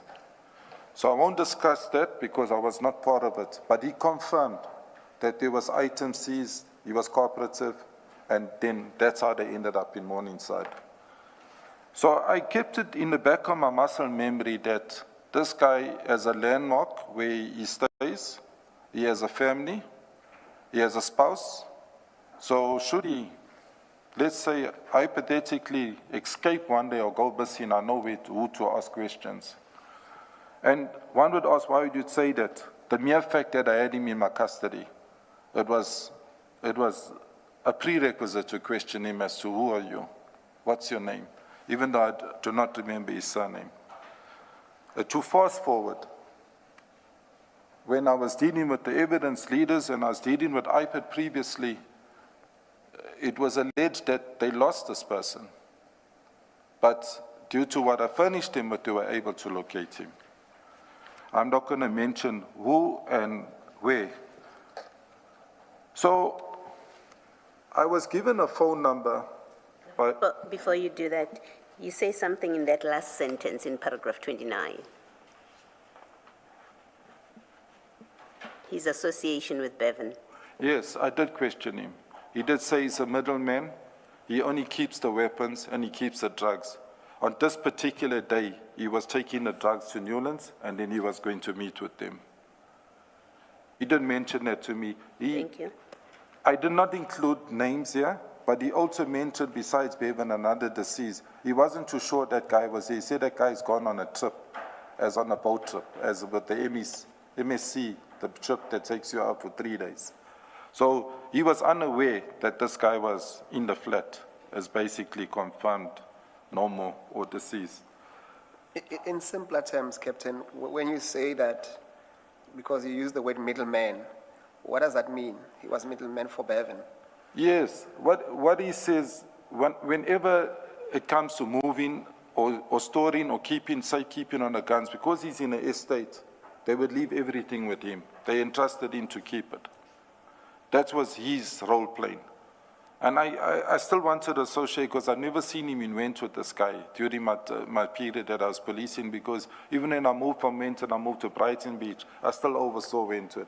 When I moved to the provincial task teams, I still oversaw Wentworth, even though it took me wide and far. I never seen this youngster. This gentleman was the first time I've seen him. And I was asking questions of interest, which he was not being forced, but he was talking, because we were very calm. Zwane, as a member, or was a member that was never vocal, very reserved, very professional, and he wouldn't interrogate you by questioning you. That's Zwane. So I was doing most of the talking with him. And what kept me talking to him was we waited for a long time. From when I left that scene, which takes me less than 15 minutes from the scene up to Pinetown, I was sitting in that holding cell area almost till about 8:30, and I was getting agitated. But I had a phone number, because before I left, I said to the Captain Dina Governor, please give me a number so I can phone you, because I don't have their phone numbers. And he gave me a number. So when I phoned him, after an hour, and said you're sending somebody to come process your suspect. Now we're sitting here, nobody's come here. He did not answer. One of the Siva answered. And I'm saying, is that Captain Dina? He says, no, it's Siva. I said, I need to speak to the captain. And he sort of like, we come in now. Eventually, after about 2.5 hours, after I made off my state phone several calls to them to say that I am going to leave this guy and I'm going to go home. I'm in the duty off. It's out of my time. I'll drop Zwane and I'll go home. A NIU member, National Intervention member, one member arrived. When he arrived, I was quite happy to see his face because I identified he's the same one I saw at the scene. I don't know his name. I'm not going to even mention it if it's mentioned. But he said he's there to process the suspect. I was shocked that a NIU member is now going to write a statement. So I looked at him and I looked at the exhibits. He arrived with a rifle and he arrived with a small amount of drugs. And that was like contrary to what was being said before he arrived, what was being seized. So I don't want to even visit that. Because what this arrested person, which was arrested earlier, told me he was arrested for, wasn't speaking to what the NIU member arrived with. So he asked me, Captain, can you assist me with processing the suspect? I said, I'm sorry, I can't. You need to get your crew, or you need to get one of the civil or Dina to come and assist you. I am now leaving you here. And then I said, you alone? He said, no, I'm with a driver. I said, get your driver to come and assist you, because they needed to fill in certain documents and write statements. And that's how I left here. I drove, and I'll never forget, it was close now to 9 o'clock in the evening, about 8:45. Zwane is 100% vegetarian. I know I'm disclosing his eating habits. I know him, he wouldn't even eat egg in a scone. He worked with me for a while, and we were hungry. And I offered to buy a meal, and the only place that was open was the Britannia Hotel. The takeout was closed, but I made arrangements and we bought 2 bunny chows, which we ate, which was vegetable bunnies, broad beans. We ate outside on the bonnet of the car, so we were not in a hurry to get back to that crime scene. We dealt with ourselves first. We hadn't eaten the whole day, so we had something to eat. And I said to Zwane, I'm going back to the scene, but I'm not going to go in, I'm going to park on the road. By then, the ministers and all the high-profile people would have arrived. I was not following anything on social media. I parked my vehicle on the roadside. And that will bring me to where I met the previous witness. And I'm going to say how I met him. The minute I saw the crowd, I pulled my ski mask down. The Zabini, I pulled it down. The reason I did that was, even though people in Durban know I drive that vehicle, some people were unaware that I was now the operational commander in Durban Central. They all still thought I was on the south. So I pulled my mask down, stepped out of my vehicle. Zwane walked down and he went back to his members that he was assigned to. And I heard a conversation taking place between the sector commander. I might have missed that. Is there a reason why were you wearing a balaclava all this time? There were lots of gangsters and unruly people that were there. And being alone on my vehicle, I pulled it down. I was in civilian clothes. I pulled it down and I said, I'll sit on my vehicle. But then eventually I got out of my vehicle and I could hear the previous witness talking to my sector commander. Now what happened to my sector commander, he used to drive an urban cruiser, a new one. He had his lights on the whole day from when he was there, whenever he arrived, because I wasn't monitoring him. His car switched off, so he needed a boost. So he came to me, hey, can you boost me? And I said, no problem, I'm carrying cables, boosted him. But I heard the conversation. The previous, Mr. Loftus, as in Gregory, was having a small argument with him. That's not Houston. He said, no, that's Captain Houston. He said, no, Captain Houston's in Wentworth. Gregory said, no, Captain Houston, I know is in Wentworth. He's not in Durban Central. This guy says, no, he's in Durban Central. In the meantime, I'm already long in Durban Central. It's over 2 years, but they didn't know my status. So eventually I said, these people already know who I am. And they were closest to the entrance of the driveway. So I rolled up my beanie, but I kept my head on because the dew was falling. I kept my cap on, and I approached him. And it was there when I approached him. He said, hey, I can see it is Captain Houston. And I spoke to him. When I spoke to him, he greeted me, and he said, hey, it is you.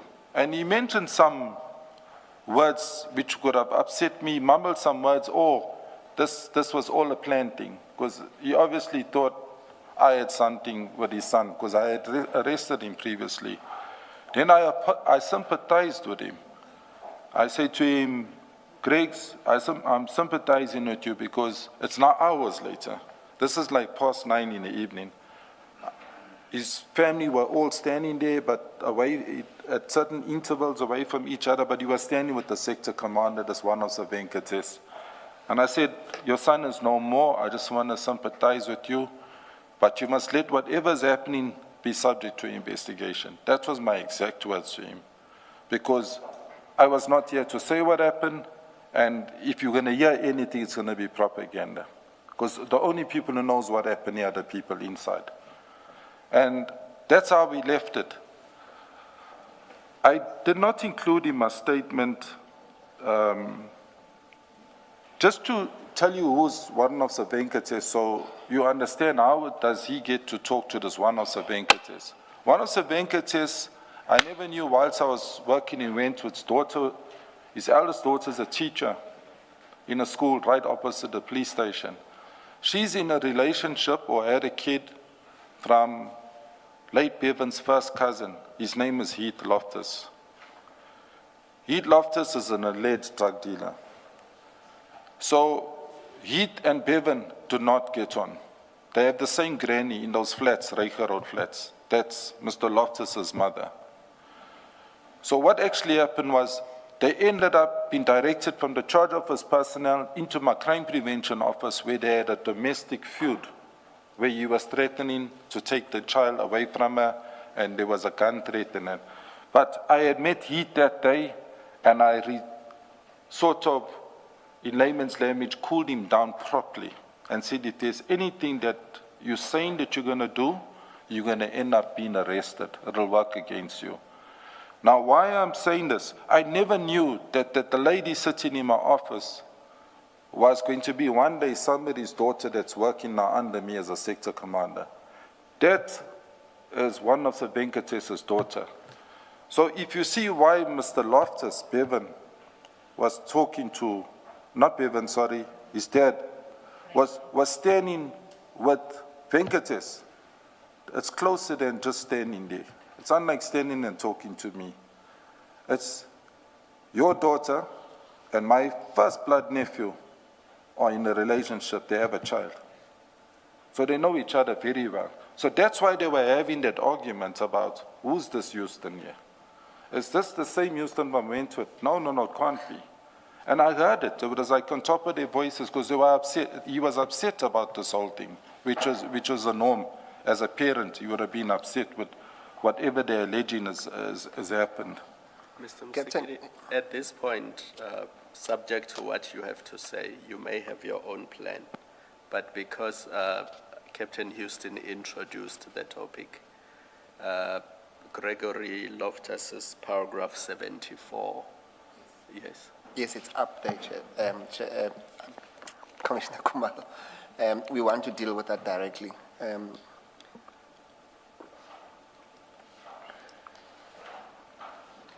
You will deal with it? Yes. Yes. Okay.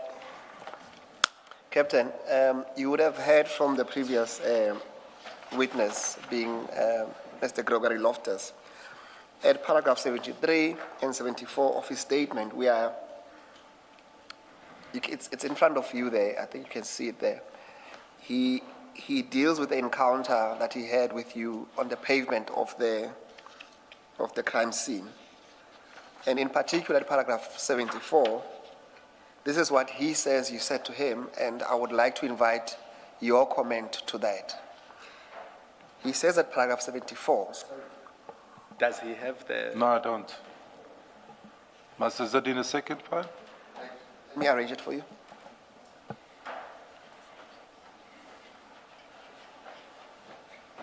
Is it in this file? 72. Page 22. 32. Paragraph 74. Page 22. Not this one.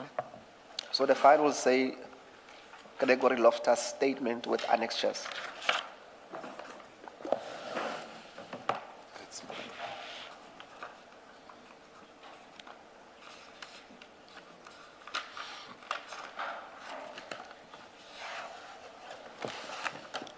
Now, I want you to focus on, in particular, paragraph 74, where he makes specific allegations against you as to what happened on the outside, while you're waiting outside.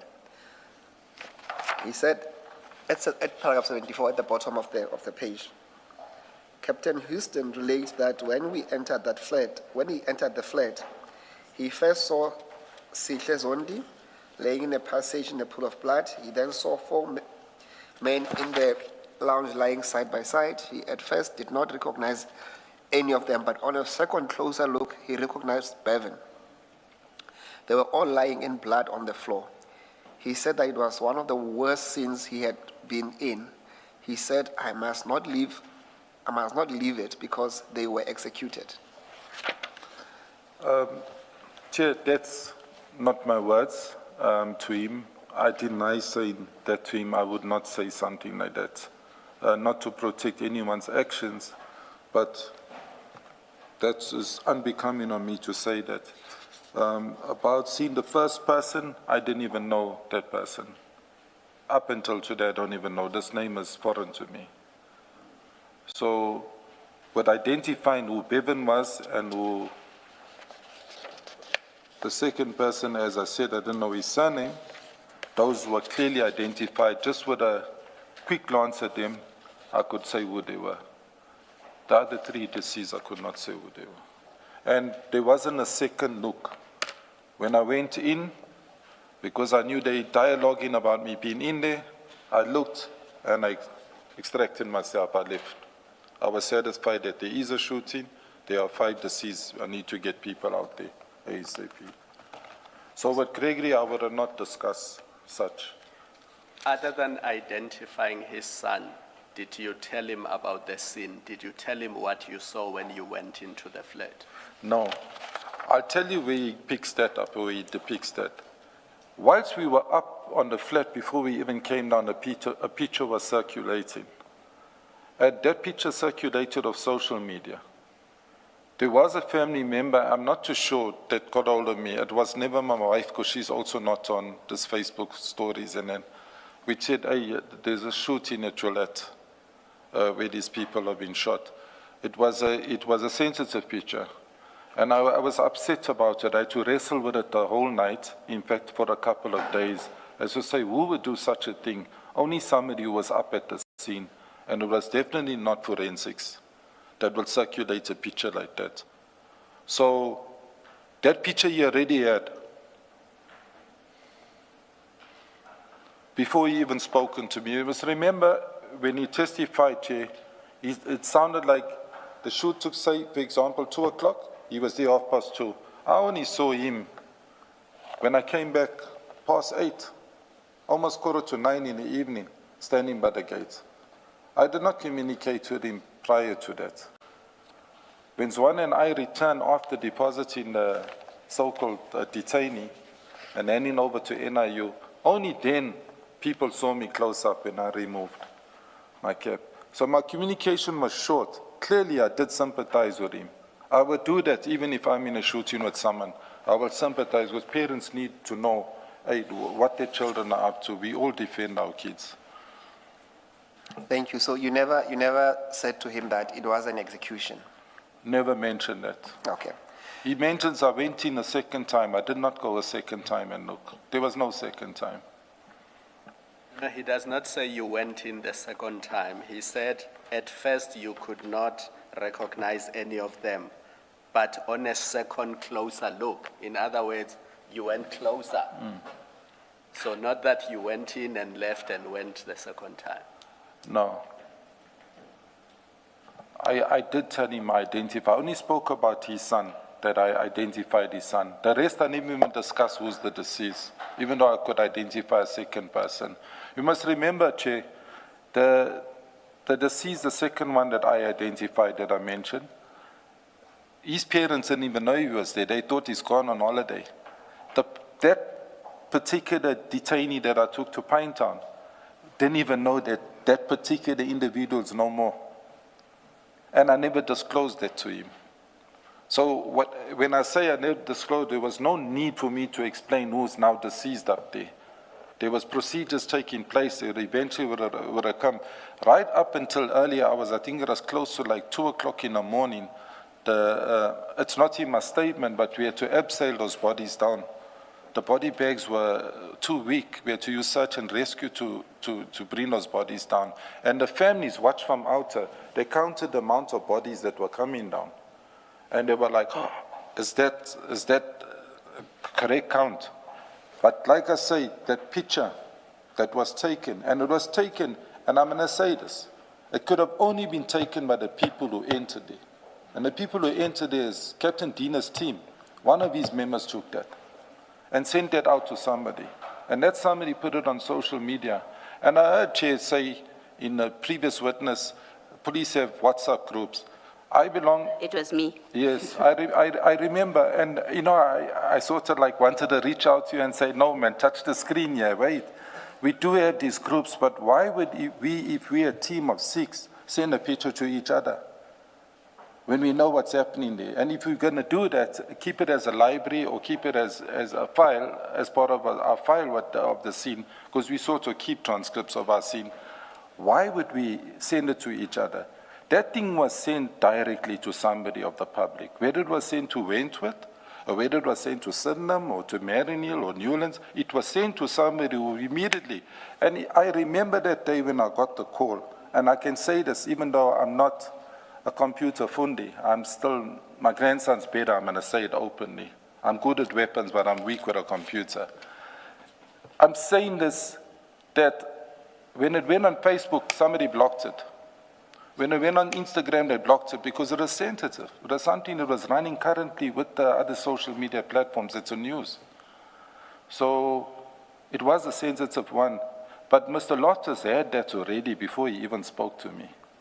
He would have confirmed that that's his son by looking, that's Bevan named there. And he would have identified, as he says, Bevan's friends. I couldn't identify them. I could only identify Bevan and Ryan.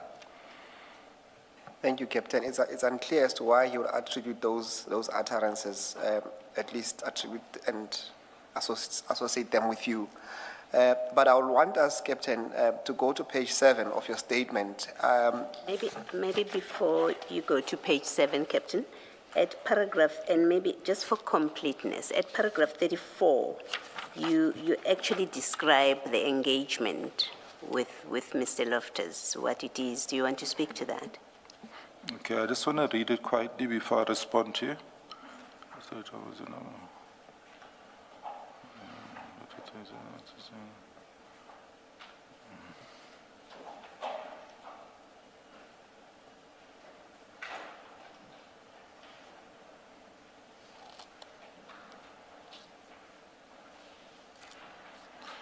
Yes, I think I designed my statement wording like that, Chair, away from this. You must remember that very same firearm, the license firearm I referred to, I seized it in Wentworth.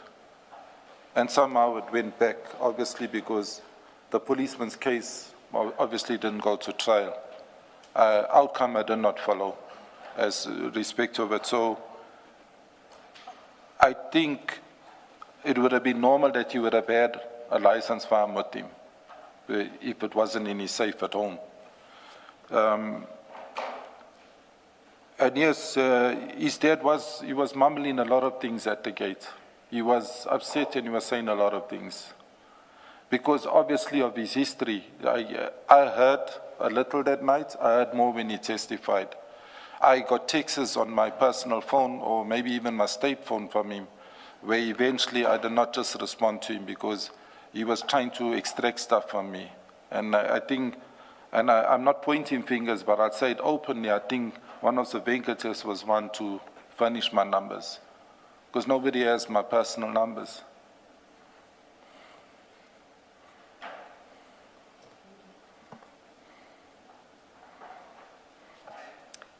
Thank you, Captain. Can we then go to page 7? I want us to deal with your observation of the crime scene. And that, it starts at paragraph 21. So we're going back to on your statement, yes. Okay.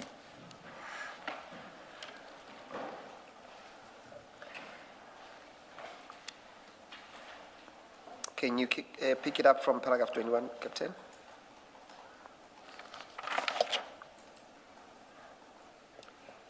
I've got it. I'm just reading it before I comment on it.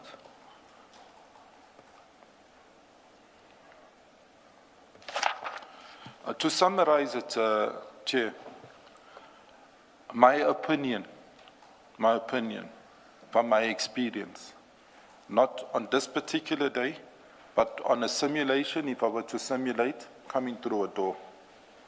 My tactical experience doesn't speak to this movement of these members. Because any tactical movement, whether the door is closed or whether the door is ajar or open, person my frame with a bulletproof vest, if I took you, Chair, and we came into a single door, we will bump shoulders with rifles in our shoulders to engage a threat. So I had opportunity to read the statements, and that's for the first time I actually get proper insight as to what actually happened on the inside. But for me, from my experience, tactical movement, firstly, I'm going to comment on Metro. They don't have any tactical movement. They don't know house movement. I would not work with any Metro member, whether he's from the dog unit. He'll end up shooting me from behind. Shouldn't have been in that room. What I'm saying, let's start from the entrance to the flat so we get a clear picture. Captain, If the threat is inside, Captain, sorry, can we do this maybe to give better perspective? Because we do mention a statement of Javon Lee China. Perhaps, Commissioners, we can go to file number 2. It will give better context to what the witness is trying to explain. So file number 2 on page 420. 420.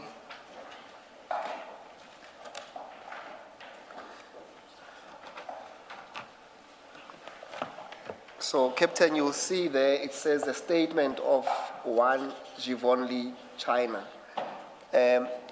You will accept that this is one of the statements that you looked at. Is that correct? that's correct. Yes. And for the purpose of this discussion, I only want you to read into the record and then you can explain paragraph 4 of that statement. Maybe just read that into the record without explaining first. Sorry, Chair, you want me to read? Yeah, into the record, just that paragraph. Read the whole paragraph. Yes. Okay, paragraph 4 from Javon Lee China's statement, that's the captain from Metro, reads as follows. As we approached the flat, I noticed that the flat door was open.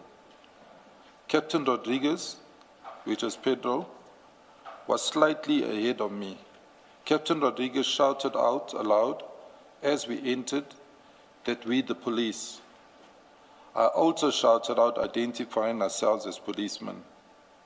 There was a lot of movement from the occupants of the flat, from the lounge area, away from us, further into the flat. For a few seconds, I lost sight of the suspects. Suddenly there was a deafening sound of gunfire coming from the position of the suspects. The suspects fired at us. Captain Rodriguez returned fire. I saw the suspects firing in our direction. I returned fire as my life or our lives of my colleagues were in imminent danger. I fired 2 rounds from our department LM5 rifle. I'm not going to read the serial number, it's there. My colleagues, one of Munsami, one of Shabalala, and Constable Halford, also returned fire simultaneously. When the gunfire stopped, in a couple of seconds, Captain Rodriguez informed us that he had been shot in the abdomen. Fortunately, he was wearing a bulletproof vest. And then, before you comment, can you also go to page 405 of the same document? And the statement starts at 404. And can you confirm that is a statement of Matthew Roger Halford? And can you confirm that is one of the statements that we provided to you? Okay, I get that. Which paragraph would you like me to read? 405, just read into the record paragraph 7. 404. 405. 405, paragraph 7. Yes. Okay, this is the statement of It will say Harold. Matthew Roger. Yes. He's a constable. This is the member that is from organized crime, Peter Maritzburg. Paragraph 7 states, I further with Captain Rodriguez, Captain China, that's his surname, Metro Police, one of Sumunsami and one of Shabalada, proceeded to the said flat. As we approached the flat, we noticed the front door was ajar. As entry was gained into the flat, we identified our office by shouting verbal warnings at the time. I observed the group of males jump up from the couch and move further into the flat, where we temporarily lost sight of them. At this point, we came under high caliber automatic fire. A stun grenade was thrown into the said flat, and we moved forward into the flat simultaneously firing. Can you also read paragraph 10 for completion? Paragraph 10. 10, yes. Of same 405? Yes. It's on the same page, yes. Paragraph 10 from the same member states, I later established that I had fired 10 rounds with my state-issued rifle, serial number, and I'm not going to mention it. And then lastly, please go to page 425. That's a statement of Pedro Rodriguez.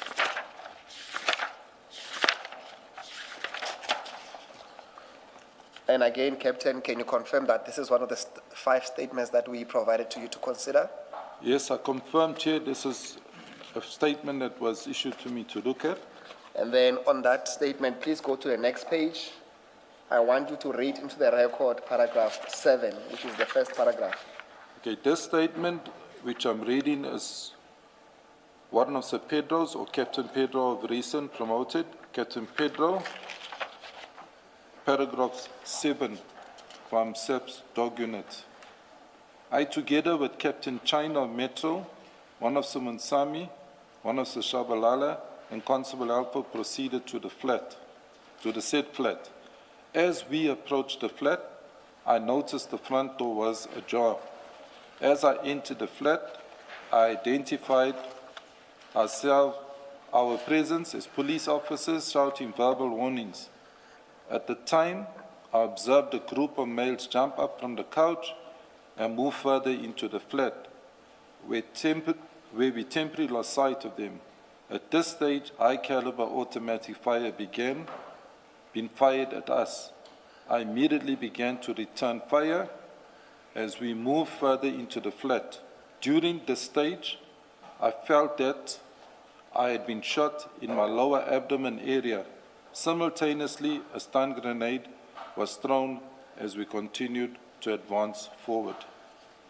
And then lastly on that page, can you read into the record paragraph 10 of that statement? Paragraph 10 states, I later established that I had fired 12 rounds, meaning 12 shots had been fired with the state firearm or R1 rifle. I'm not going to read the serial number, it's there. Thank you, Chair. The story continues where the different police office members have given statements of their account, and we had given those statements to the captain to come and make sense of them. Captain, I think then you can explain to the chair what you are trying to explain about the whole formation there. How do you enter the house, at least in that instance? Okay, Chair, just again, I will speak about my experience of training. Coincidentally, with my training accreditation, I had trained a trainer with Metro. So where China was trained by his trainers, those trainers were trained by me. We do not do tactical movement with them. They do application shoots. To refer to Pedro, the dog unit Rodriguez, he was previously a national intervention member before moving over to the dog unit. So he would have had a bit of experience with house movement or how to enter. DPCI, the constable from Peter Maritzburg, I'm not too sure of his background history. If he was assigned to DPCI straight out of training because he's a constable, or if he belonged to a tech unit. But DPCI, as far as I'm concerned, if you're in a unit, you're a docket carrier, you got no experience. I wouldn't train you tactical police in 1 and 2 movement, house movement. There are 2 NIU members there. Those NIU members do have the experience. There are prerequisites to every house clearance when we're training you. The prerequisite is 7 members to any room. If you got less, we are not to enter. The reason why we're not to enter, if there's a casualty on the state side, then that person leading that group will have to answer, and vice versa. If you look at the amount of rounds the members are counting for what they shot, realistically speaking, if they fired those amounts of rounds in such a small area, then I would describe it as an overkill. I don't have copies, or I was not part of seeing post-mortem reports. I have nothing in front of me. I'm speaking of my experience. I'm going to stick to my experience. Again, I use a chair myself going through a normal house door. There is a tactical movement way in which we cut that door. When you're looking down the passage, we call it you're looking at your 180, straight down. So your threat is either ahead of you or was ducked out of your sight. Now, the way these members are saying in their statements they moved, seemed like they were sucking thumb. If that door was ajar and they managed to set foot inside and I was sitting on that couch, I would have eliminated them. Because I would have had sight for them, a sight on them. Because they should, it's either they had intelligence of the whole setup of this flat. Because if I don't know what's on the side of the lounge, you lost sight of the people. That flat's not very big. So hiding spaces, you're going to run around the corner, you're only going to go 2 meters and you can't go anywhere after that. If you ran the balcony, you're 5 floors up. You're going to jump to your death. So I think it's questionable, or proper accountability should have been done in terms of how they entered, who led this entry. You can see they're all speaking about the stun grenade being thrown over. Stun grenade don't come after you start firing your rifle. The stun grenade, that's what has the name stun grenade. It's a pyrotech we use before you even engage or discharge your fire. You'd see in the statements, and I'm seeing it now not for the first time, the statements were said and I read, and I don't want to study it paid for, but when I read the story, I said, it doesn't sit well with me from my training experience. Because if they were to simulate that dry fire where they're going through, and I left a manigan around the corner, or 4 manigans around the corner, and I stood there, I would have tapped them on the heads with their dry guns and said, listen, you failed. You would have put yourself as a casualty. That account doesn't marry what tactical movement's about. Is it possibly a function of what you say is they lacked tactical experience? Yes. They should not have been there, some of them, that highly may well trained, be an highly explanation. trained, highly trained. I'll reiterate it. There's an indictment. Highly trained. When the national intervention's not working, they're simulating. That's what we do. We're simulating all the time. It's like a fireman. When he's not out extinguishing a fire, he's not sleeping on a bed if he's at work. He's simulating. He's busy. He's training. It's the same with tactical movement. We do the movement continuously every day until we go out for operations when we needed to go out on operation. There's no space for an error, when I say an error, because we will come back with a casualty, if we're coming back. But I'm saying the way these statements are made, there are members that are not tactical. In other words, the blind is leading the blind. Let's hypothetically say Pedro or Rodriguez was tactical. He fired so many rounds of a rifle, a R1. R1's high caliber, you 1 round, you drop an elephant. You're in a space of less than 4 by 4, a room. So many rounds.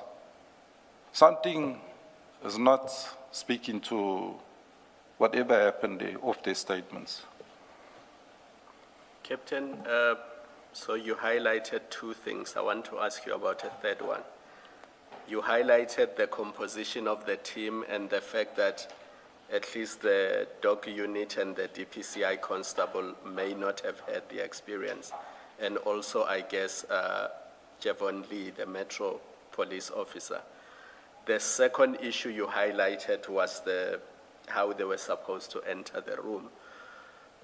But something strange here, because what the statement seemed to suggest is that these 5 officers were ambushed, as if the people who were in that room were waiting for them and were already carrying their firearms.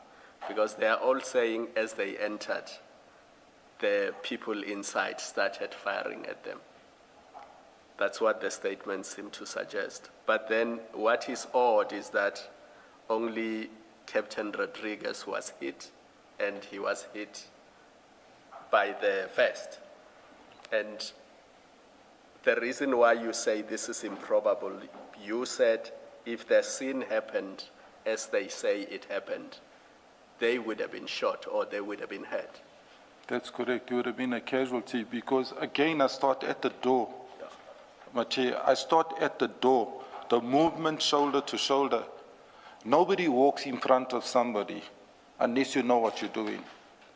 If you're in front of me, I'll demonstrate it to you. My rifle will be on your shoulder.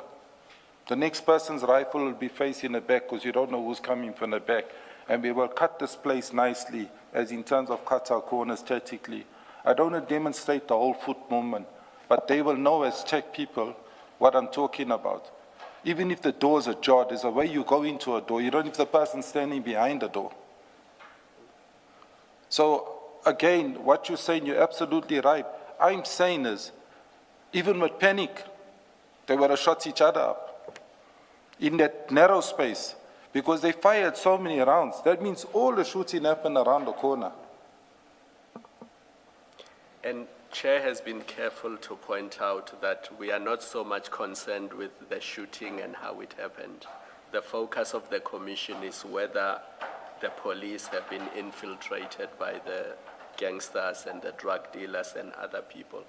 So I don't want to go into detail about the shooting itself.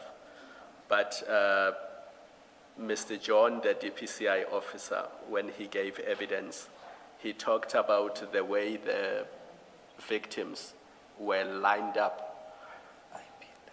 IPID, sorry, did I say DPCI? IPID. The way they were lined up, because you saw them when you entered the flat, what was your impression of how they were lined up?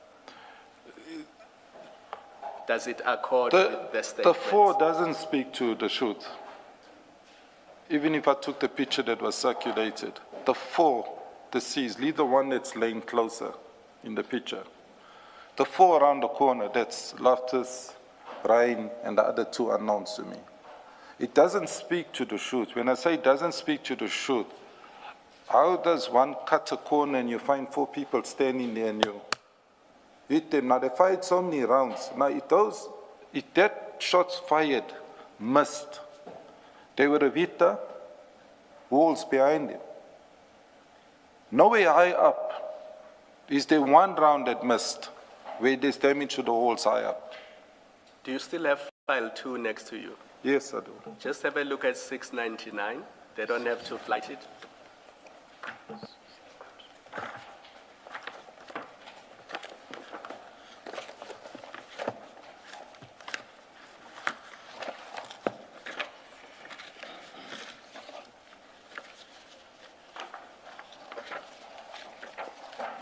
Sorry, Chair, just repeat the number 6. 699, 699.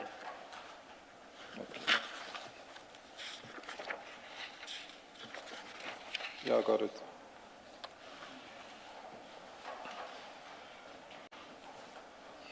So having read the statements and the description of what happened, when you look at that photo, is it consistent with what the statements say happened? Never. Can't be. That's as how I saw this when I entered for that few seconds.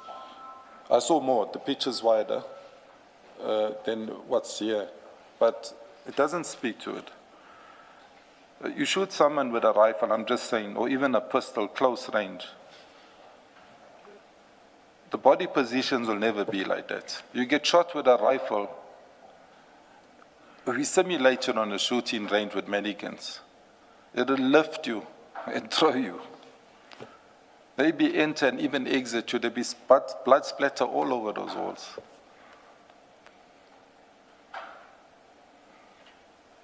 So I'm saying on their statements, my opinion is what I read and what I see, for me, it doesn't speak to each other. They need to, whenever, explain how this came about.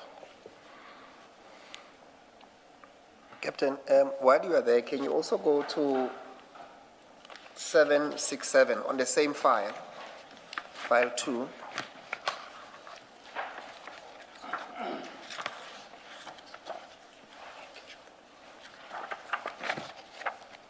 You let me know once you are there, Captain. 767.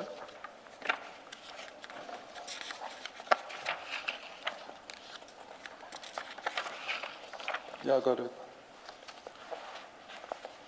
And then, are you there, Captain? I got it. And then I also want you then to move to 771.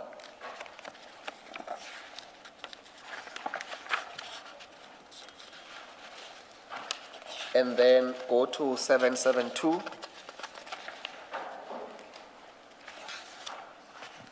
Yeah, I got it. Captain, maybe in your own words, can you explain what you make of what is depicted on that picture and in relation to paragraph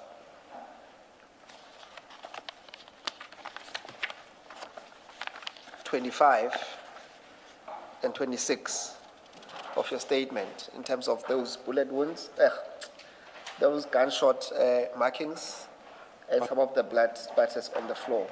What page on the statement here? Now we are on 772. No, I got those, the statement. Your statement, page 8.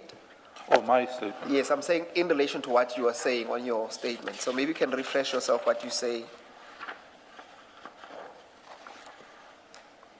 Sorry, which paragraph are you referring him to? 24. 25. Okay. We are on 26. 26. Paragraph 26. Thank you. This is where you say, having refreshed my memory by looking at the photos of the scene, it is observed that most of the blood spatters were on the lower level on the wall. And it goes on page 9. Do you see that, Captain? Yes, I see that. Yes, I've just given you a demonstration of some of the bullets where they landed.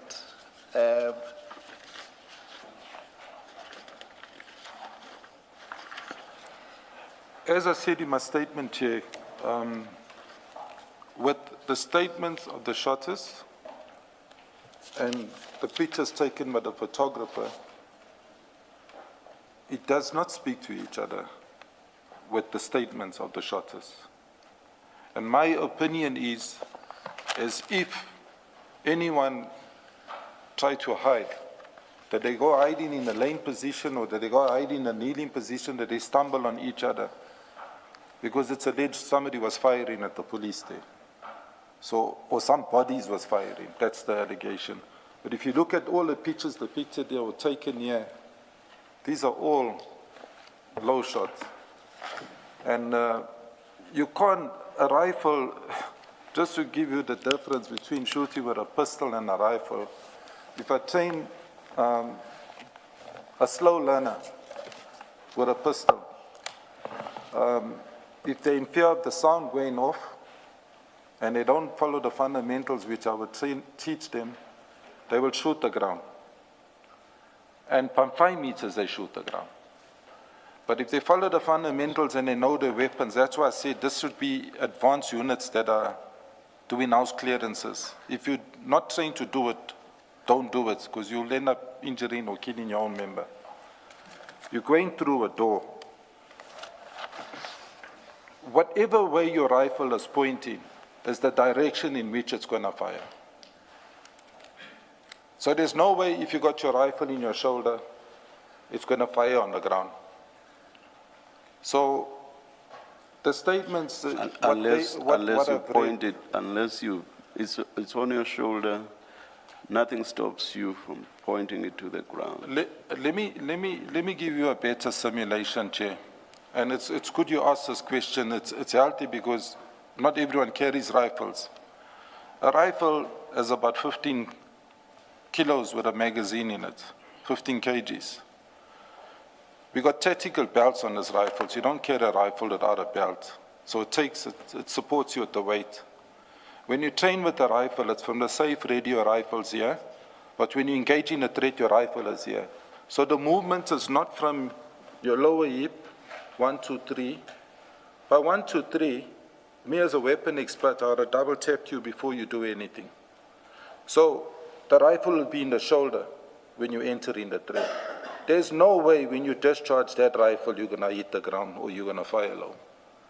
So when we do close contact, we say, whatever direction you point your rifle, if you discharge it, that's the way it's going to fire. So if they went around the corner, for example, and I'm not dealing with what happened there because I was not there, but I'm saying if one goes around the corner, you need to cut with your rifle. So normally the way we would cut, we will drop the rifle, so it's not, the barrel's not seen coming around the corner. Drop the rifle, and as soon as we cut, we lift it up to engage. So you're not firing in a low position. I'm saying from experience, when we dry fire and we simulate, that's the exercise. The movement's never from upward, downward. It's always from here, safe, ready, to your shoulder. It's never up here. Even when we engage in someone that's high up, first floor, second floor. You know, if you're going up the stairs, it's always in your shoulder. It's from there to there.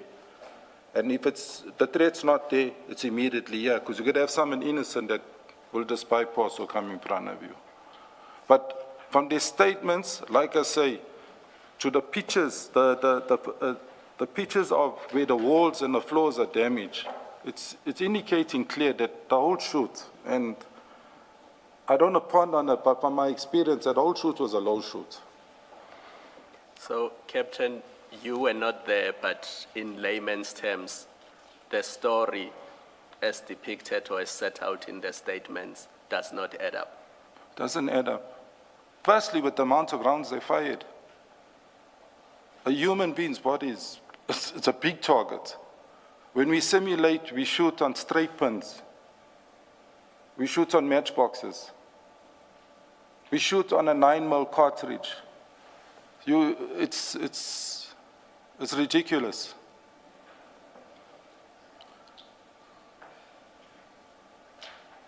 And perhaps, Captain, to give better context, at paragraph 24 of your statement,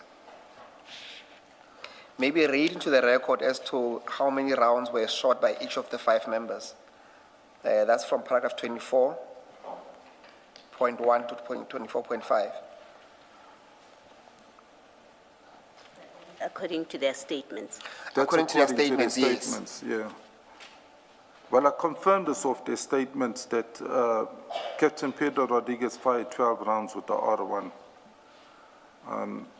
The magazine capacity there is 20 rounds if it's not an extended mag, but the standard issue is 20 rounds of ammunition. That's a lot of ammunition to be fired. Constable Matthew Roger fired 10 rounds off his rifle. Constable Munsami, the stun grenade. Constable Shabalala, 3 R5 rounds. And Chavon, 2 rounds from the rifle.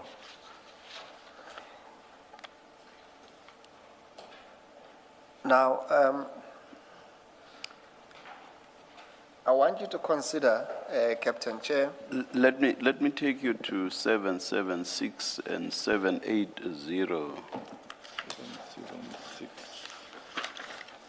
Do we have any idea where those, whether it's the wall or whatever else, where exactly those are supposed to be? And how does that fit in with what you are telling us? I'm not saying it doesn't. I just want you to please explain.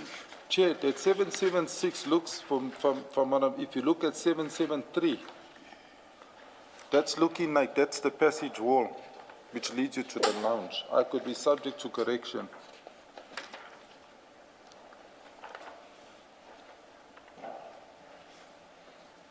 If you look at 773, But in terms of what you said, is that low or high?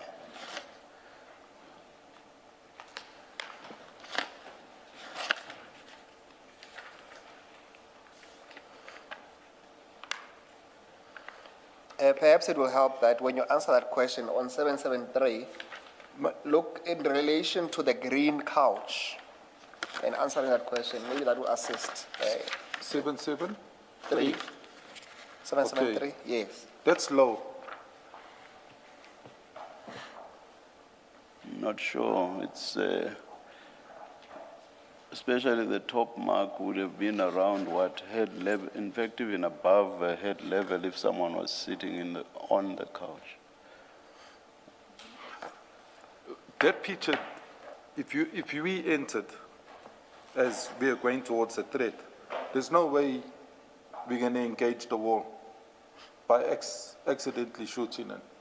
When I say no way, the policeman had entered. No, I'm engaging you at the level of low and high. Remember, Low and high. Your earlier debate was about the marks being low.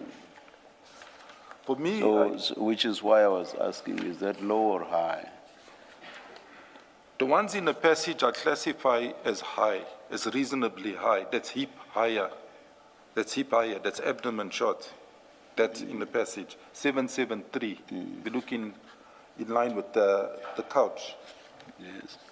The others that I saw. And then what in relation to your theory, what would you say about these, which you say are not low?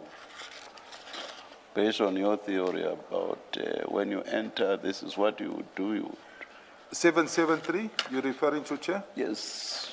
Again, I'm saying that if we're going down the passage where you're sitting, if that's the wall, if I'm going down the passage with a rifle, there's no way that I'm going to accidentally shoot that wall.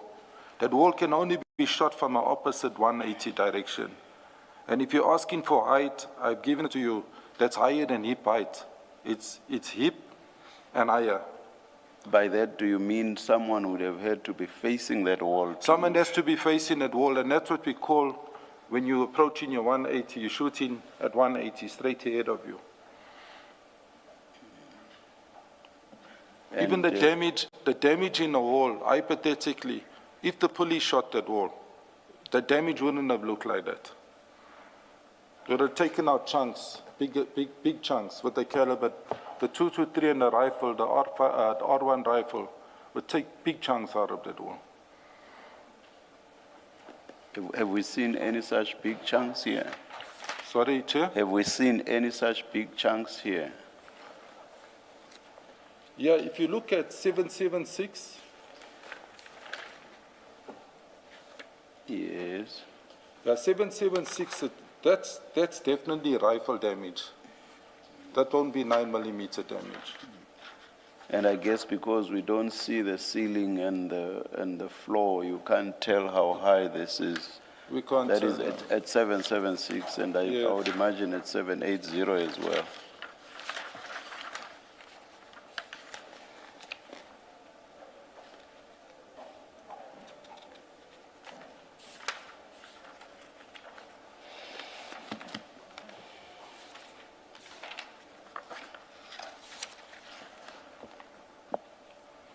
Did you agree that you can't really tell? I can't really tell there. Okay. Especially with the way that picture's taken, you wouldn't be able to tell. It's a close-up on the wall. Did you get to see these bullet marks yourself, or did you just enter briefly, look at the bodies, identify those deceased that you managed to identify?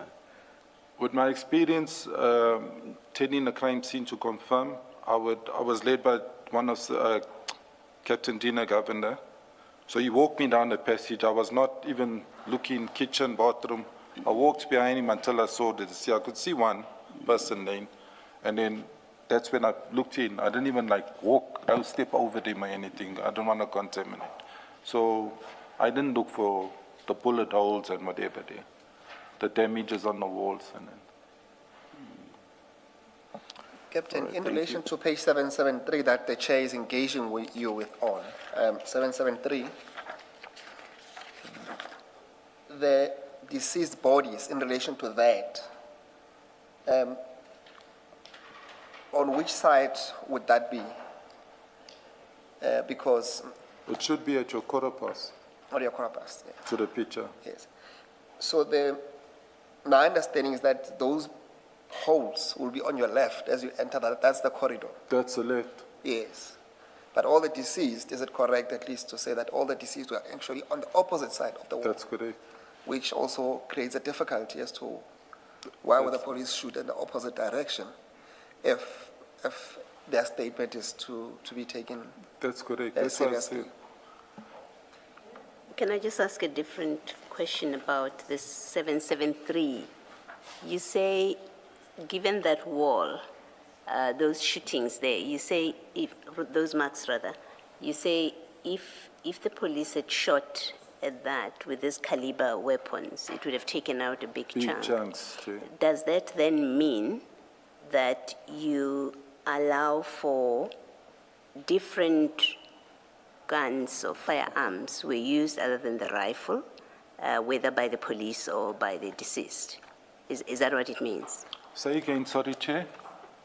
If you say, as you have done, Yeah. if you say that if the rifles that we see listed in the statement had been used, a big chunk of that part of the wall would have been taken. That's correct. My question is, does that mean, therefore, that you allow for the possibility that the police officers used different caliber weapons? That's one alternative. The other is that the deceased shot with different caliber weapons.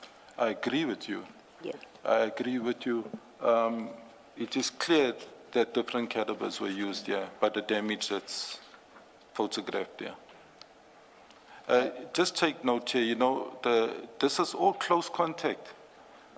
Just to emphasize a little bit detail on when you discharge a firearm close up to a wall.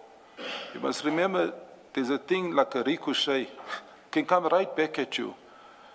We don't carry R1s unless we're working in the rural. It's for far contact, not for house clearance. You discharge that gun, there's 3 people standing in a row, you can take out all 3 people. It's like a 357. You can even, with a ricochet, you can even kill yourself. So I'm saying, I don't know. I was saying yesterday to somebody with security companies, I'm off the topic, the close protectors are carrying these rifles, although they're not automatic. Do they realize that in urban areas where they got principles they're protecting, they can't discharge those firearms? Because if there's a threat and you discharge that firearm, you're going to injure more than one person or kill more than one person. You're going to be arrested. So that's why we have a pistol, because the pistol's for close contact. 80% maximum accuracy with any pistol, from the smallest to the parabellum, which is the biggest. And the rifles only come in for distance. The sights on the rifle set at 300 and 500. Bullseye, I'll let you. You've been shown quite a number of pages that show markings. Does your answer hold for those markings as well that you've been looking at? Yes, I looked at those even You know, the one in the ground, I think there's one I saw in the ground.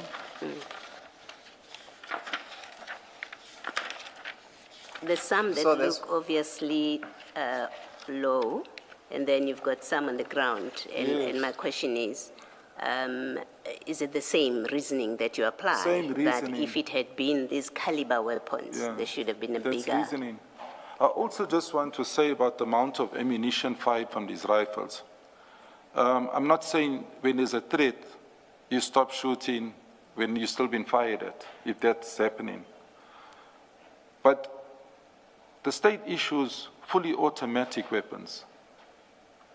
There's high possibilities if you don't know what you're doing, you can put your firearm on automatic.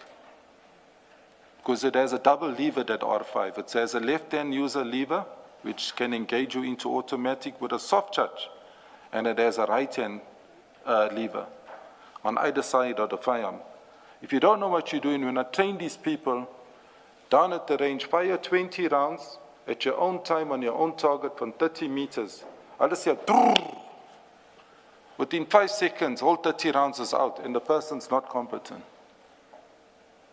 Because when a weapon's on auto, it runs high. So I'm just saying this, I'm not saying that happened there. What I'm saying is if you look at the spread, you look at the grouping, we call it, something's not speaking here to the statements.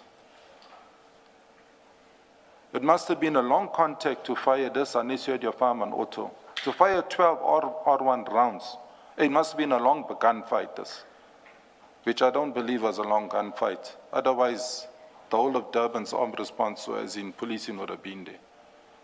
This was a quick, short burst. Thank you. Perhaps lastly, can you look at two pages, 779?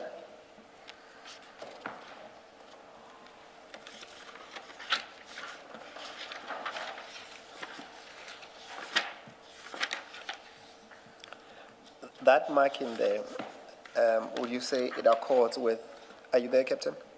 I've got it, 779. Yes, there's a marking there next to the television. What's your observation of that marking? Again, there's a low shoot in terms of height. It's a low shoot. So whatever direction the shot was firing, was obviously firing at something low. The caliber, I'm not going to be able to tell you, because if you look at this building closely, I'm not too sure if it's built out of block, as in Corablik block, or if it's brick. But from the plaster work there, a 9 millimeter on block can do that damage. But at the same time, I can say a rifle can also do this damage. So it's debatable.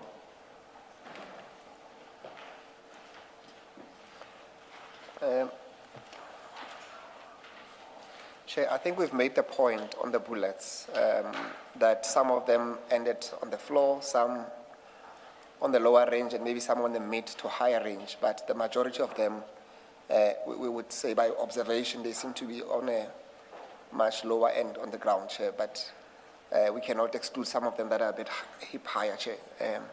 But that's as much as we can converse with this witness, at least on the bullets that are seen.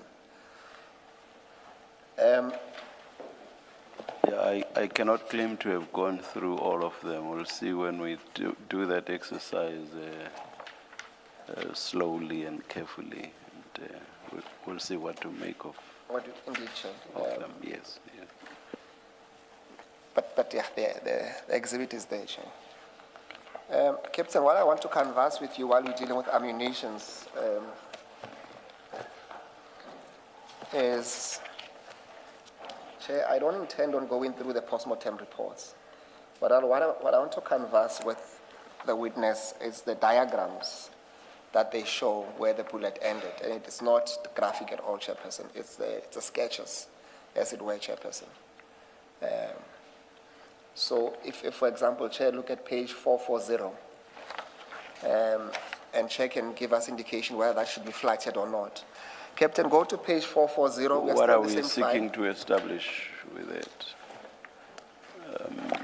Because I'm just thinking once you talk that kind of evidence, one would expect that it be what a pathologist to express his views on that, unless perhaps you. Chair, I would submit that we don't even need to go there. We can deduce from this witness, Chairperson, given the kind of fire, the caliber that was used and the injuries that were sustained. And we're not dealing with each injury, Chairperson. We're not demonstrating just 5 injuries that we say to us, that will say that those on their own should have been fatal. Okay, or doesn't the pathologist say something in that regard? They would be more useful, but not for that purpose. Chair would want them always tell us the direction of the trajectory and all of that, and that we're not going to converse with this witness and the range as to what distance was there. That we're not going to deal with, Chairperson. What we need to demonstrate, Chairperson, it's a simple point, which I think it should be made, Chairperson. I know we're not dealing with extrajudicial killing cases here, but since we've gone this far, we need to at least demonstrate where some of these bullets ended, in line with what we have at least discovered, Chairperson.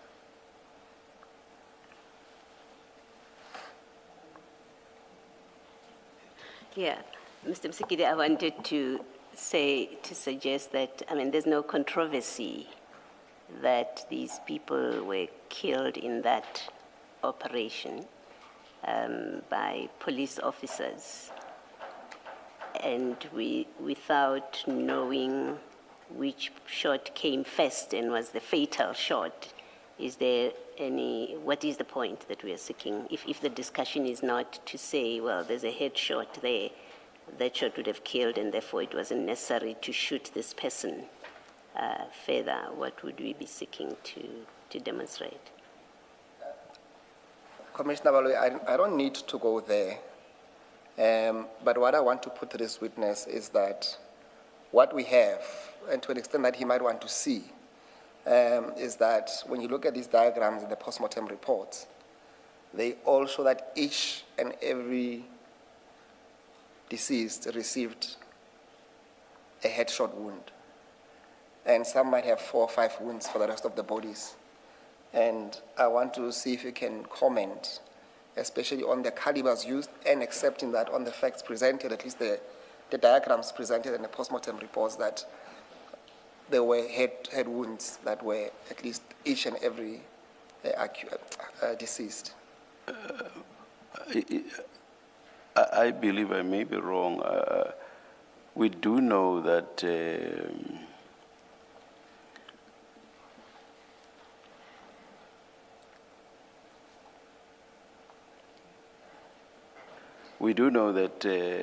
Captain Houston is an expert in terms of the use of firearms. But I think it's another field of expertise that deals with the wounds that would be on a person, the trajectory, direction. Am I wrong or am I correct? I believe it's a different type of expertise. Commissioner, I think I must concur with you. Yes. I think when it comes to the post-mortem, and no disrespect to our advocate, is that that's expert evidence, and that must come from a ballistic expert and a pathologist. Yes. We can all give our opinions, where's the vitals, Yes. and what damage a weapon can do. But I don't think it's going to make any difference with my opinion, which is a killer shot on there. Any shot can be a killer shot, especially with the type of caliber weapon used there. I thought so. Mr. Msigidi. Yes, Chair. No, that is not what I was trying to deal with, Chairperson. But I take the point in as far as the limitations that he can provide. Mm-hmm. Perhaps I can put a proposition to him and see if he can comment without dealing with the diagrams. And he's more than welcome to say he cannot comment, and I'm happy to leave it there. Captain, to an extent that, at least except for a moment, what we have in front of us is that we know that all the police officers that went in there were carrying rifles. and each of the deceased received a headshot wound from these rifles. And you can comment if you may. Is there a likelihood that having received a shot on the head from the rifle, from that configuration of the flat, meaning that almost close range,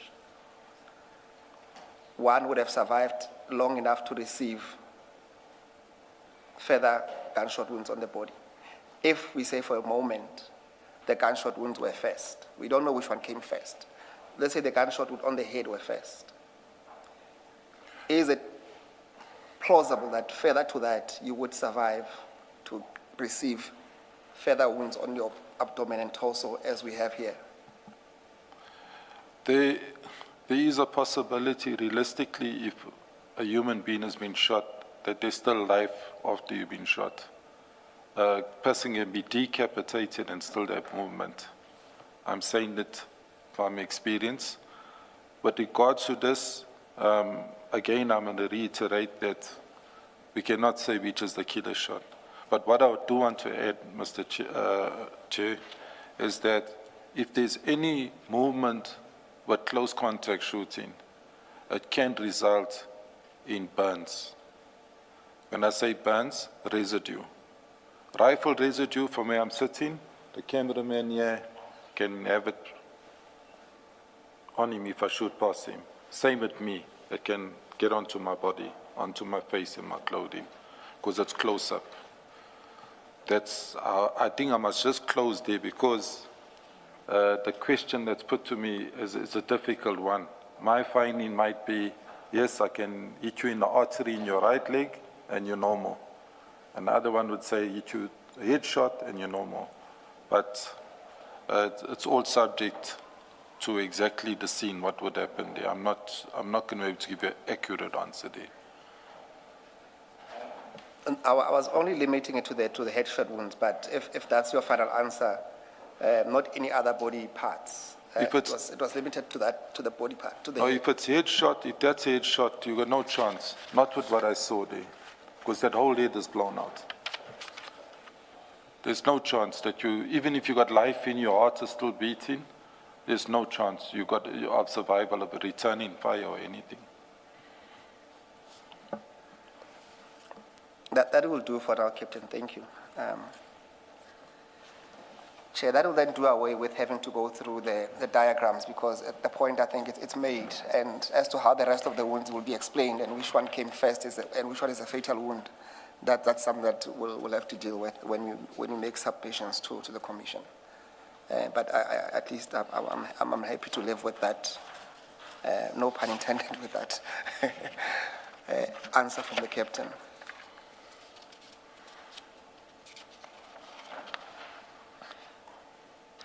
Captain, can we then deal with paragraph 28, just to sum up this section of your evidence? That will be on page 9. That's when you deal with the presence of the dog unit on the crime scene. Okay, Chair, I think I included this part in my statement.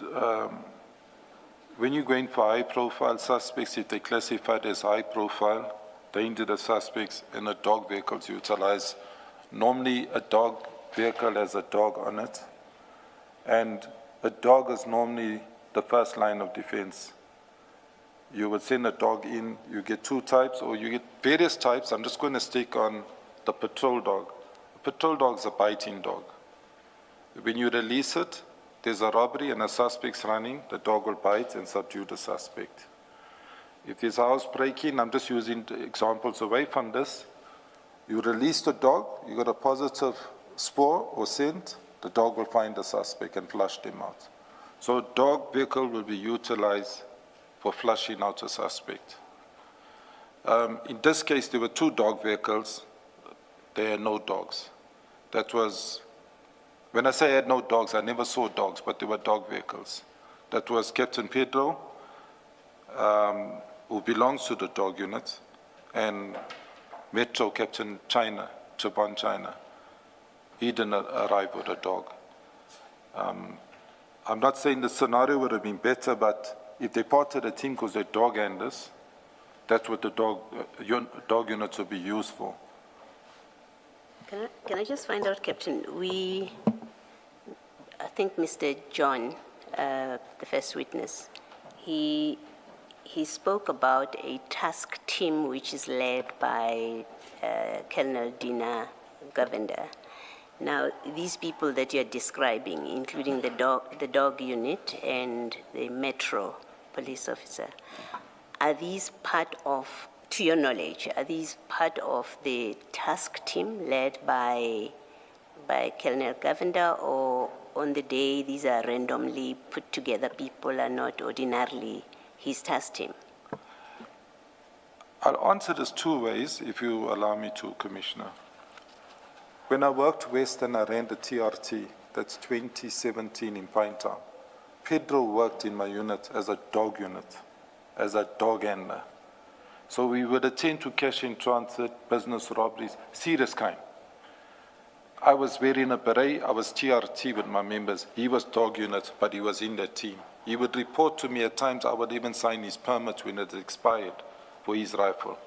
So that was a task team. The task team, I believe that is there, is a task team that is self-made up, unless I shortfall of having knowledge that there is a principal who put a multidisciplinary task team. Because when media publishes this, they speak about a multidisciplinary task team like this is a permanent unit. But if you look at this, you can see there's immobilization of certain people only work with certain people. I don't know if that answers you. Again, if it was Lieutenant Colonel Dina, I don't know, but he's a senior person there, then he's put his team together. So I'm not too sure if his principal, whoever the principal is aware that this is his team. Because if you move in anywhere, and from what I've been listening to on the evidence of previous witnesses and what's now come to light, it seems like this team has been going all over as a team. So the same people? The same people. Okay, I think that answers my question. Again, I got a brother at NIU, National Intervention, he's a captain there. And those two members fall under him. And we talk daily. When NIU or TRT members are utilized, yes, they mobilize sometimes against their working hours, but not every time you have the same people. So I don't know, it's like when you get a task team, you have what we call a SAP 15. We fill in all the members' names so we can account. This captain, that warrant officer, that constable, and at the back it says, you inspected by me, you carrying that firearm, so many rounds of ammunition, and we book you on as a task team. Or if this is a thumb suck task team, where you just say, hey, we got information, we meet in Bamboti, or we meet in Marinil Chol, there's people coming down, cashing transit, then they immobilize and there's excitement. Maybe just let me make sure that I understand your answer. So whether this is an established task team with someone who created it with authority, or this is a made-up team, you are able to say that, are you able to say that this group of people that are in this incident, they in fact move around together? Is that when they do operations or when they do their work? Yes. I've seen them based at Durban Central. Yes. I've seen them because one of the servers from Durban Central, I think he's on secondment. I don't know if he's placed permanent in the DPCI. Dina reports to Durban Central. I've seen him there in the building. Siobhan belongs to Metro. They're in Old Fort Road. They're about 3-4 kilometers away. Pedro belongs to the dog unit. I don't know if it's Durban South or Durban dog units or where. So this task team don't have an office. They meet in the street. They meet under the light. And like I say, I don't need to have a principal. I haven't looked into the matter to say, Colonel Dina, is this your task team? Who are you reporting to? But they move around together. It's really what I'm trying to establish. It's very evident because I'm not just from previous witnesses, me being operational commander of Durban since 2021. I've seen them. Okay. I mean, I could have been lured in with my skills. And I think that's why they didn't even allow me into the scene, because he knows I'm the operational commander. I'm not there because of anyone's personal interest. I'm there to see if there's a crime. It came via radio. But I hope I answered it. No, you have. There's you a have big answered. difference, Chair, with task teams. It's task teams either formulated by senior management, you need a multidisciplinary, you need different skills, dog unit, narcotics dog, you know, that type of thing. You need some crowd control, you need tactical people, and you combine this team and you say, go fix the crime up. But this type of team, it's still questions that's hanging, they must answer that. I am answered. Thank you. Can I ask a follow-up question? In your experience, the people you've identified in paragraph 24 of your statement, so you have Rodriguez dog unit, you've got Halford, you said it's a DPCI constable, you have Msami NIU, you have Shabalala NIU, you have Lee China Metro Police. I mean, Metro Police are not subs. And then you've got Hawks, although they are part of the subs, they are a different unit altogether. In your experience, have you ever come across a task team that is made up the way this one looks like it was made up? No, Because obviously they will be reporting to different commanders. I will answer you, Chair. I ran task teams from 2010, as I said, from the Brighton Beach task team, all the way right until I exited. I was the operational commander of a task team. I had a minimum of 40 members always under my command, and I worked operationally. I accounted for them every day. They signed what you call a SAP 15. If one was involved with a shoot, IPO was able to ask me for documents, an OB entry, whatever. Now, these guys book on in different places. I don't even know if they book on. I don't know how they report. You're understanding? So, again, to answer you, for me, it's a biryani mix. Is it a team mixed of skills, or is it a team mixed of firepower? And again, I can see error, because if I'm a criminal and you're coming through the door and you don't have tactical movement experience, I know from 5 I need to deal with only 2, or I need to deal with 3, because the rest don't have it. You can't be from DPCI and tell me you've been to my range where I trained you how to penetrate a house. You'll stand on the road while the riflemen go in. So I hope I'm answering it. You get a docket carrier. When I ran a task team, I asked the general, please give me 2 detectives where I'm in Richards Bay dealing with a case to sign for those dockets. Our dockets don't get left there. If I'm in Pietermaritzburg, we keep those dockets with our detectives. The detectives will write those dockets up. I will sign it as an officer. It will go to the respective courts or the magisterial district. There's control and there's command. But now, if you have like DPCI and you're wide, obviously there's a docket carrier there, there's a task team leader, and the rest are riflemen. So I hope that answers. Like I say, I don't know how they formed. Yeah, it does. I had a question unrelated, but it's been bugging me the whole day.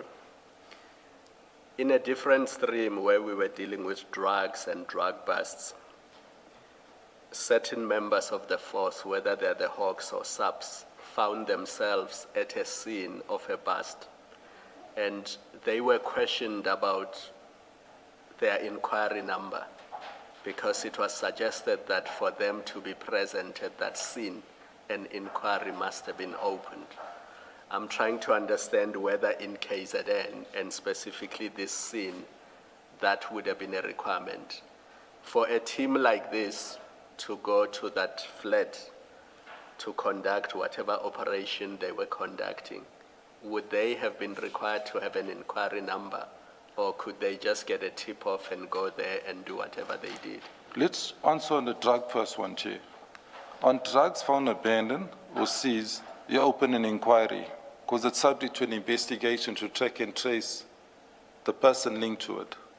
The inquiry gets registered like a docket, and the person, if detective, a detective, must be a detective, whether you're the Hawks, DPCI, or a local station detective, you'll be assigned to carry your inquiry. And then you got to pay attention in all the forensics, moving it to the lab to be tested, to see if it's drugs and whatever. With regards to the other part, I haven't heard of an inquiry being opened when you're pursuing suspects allegedly wanted for, let's just say, serious violent crimes.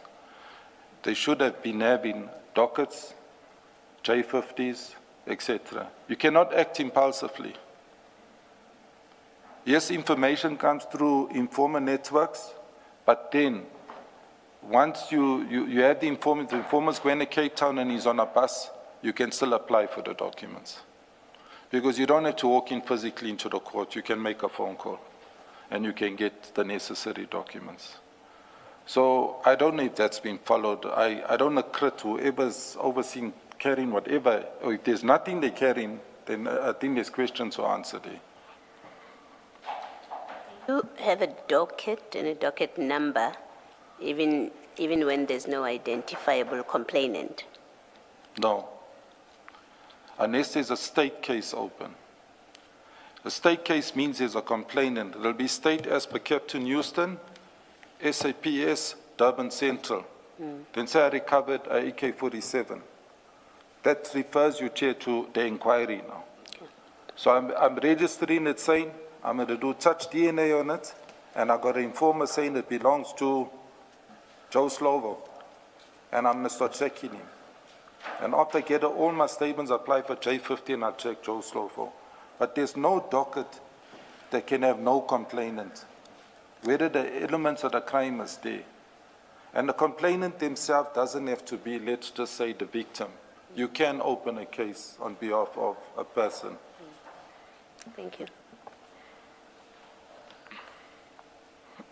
Thank you. Captain, can we then go to the tail end of your statement on page 12, where we deal with comments and closing remarks? And the subtopic there is truck towing, taxi, and drugs.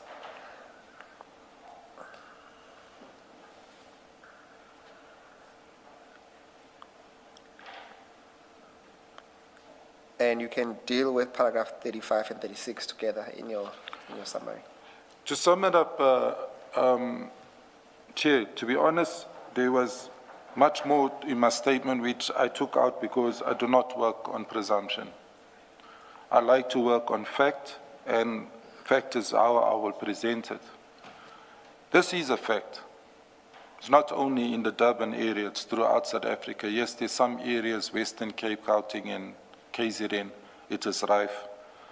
But the taxi, I'm just going to, it might not be in the statement like that. The tow trucking, the taxis, the ambulance, and now security companies of recent to arm yourselves have become the latest building blocks to the illicit activities that's happening. So, what am I saying? I'm saying is, there are tow truck drivers that are dealing with drugs. Again, I will say not everybody, because there's some honest ones. There are some ambulance owners which are also dealing in drugs. When you check the history, you look past them, they own tow trucks. You go further, they marry security companies into it. Security companies get them armed. They register a company and start buying 100, 200 firearms. Now they got protectors. Everyone is moving at 10 people on their shoulders with rifles. So that's what's happening, not just in the taxi industry. Do you personally know of arrests involving tow truck drivers or owners? In respect of? Of drugs. Yes. In the Wentworth area, there's been lots of people, maybe not caught with their tow trucks, but owning tow trucks that have been arrested for drugs. In the Durban area as well, people have been arrested. Now, there's a difference between owner and driver, because owner can easily say, hey, I don't know what driver's doing, I'm not the custodian. That's why I think I said or. Exactly, and that's why I changed my statement a bit, because I don't want to work on a presumption.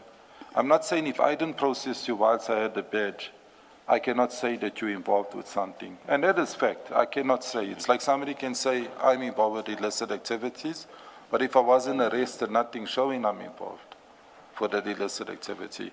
But these industries are fueling what you're saying, opening the graves, because people want to control these industries. These are the lucrative businesses, as described by previous witnesses, that are out there. Tow trucking has always been linked to gangsterism.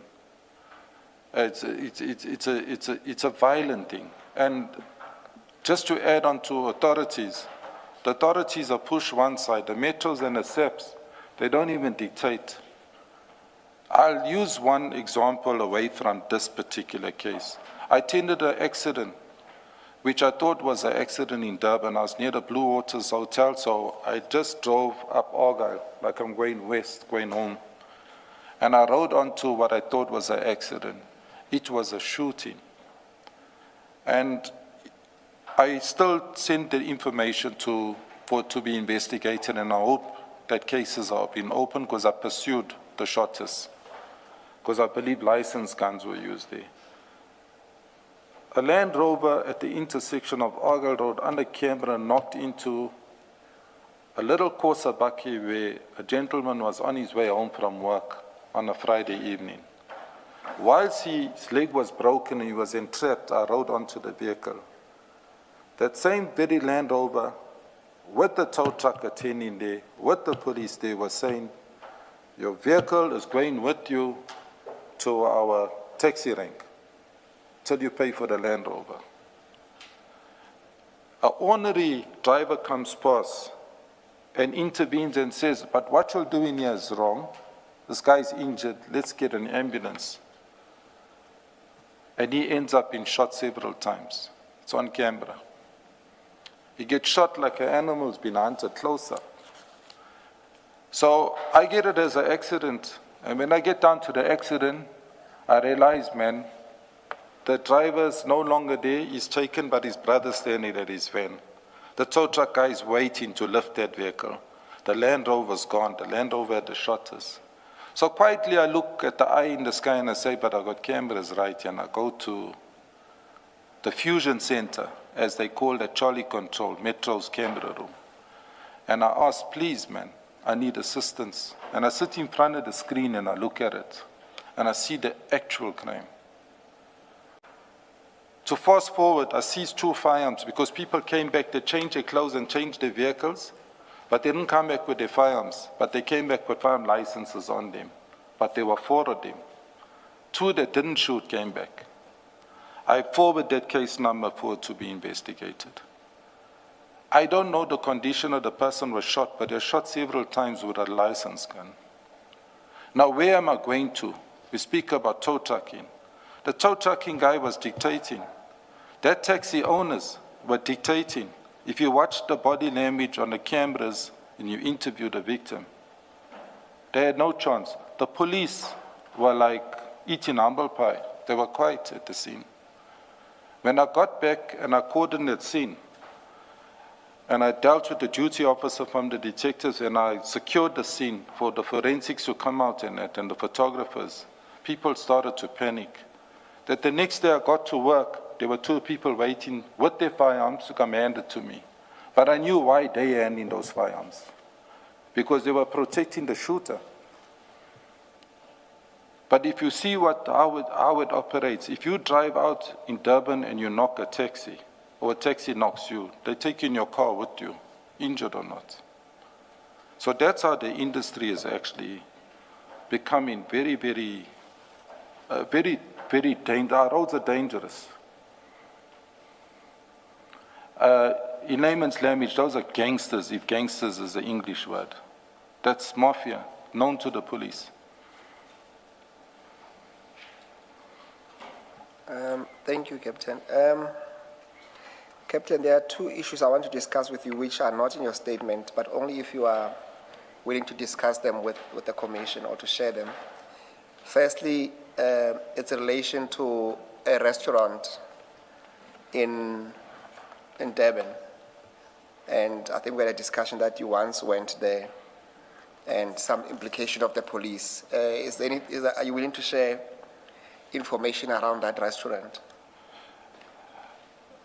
Yes,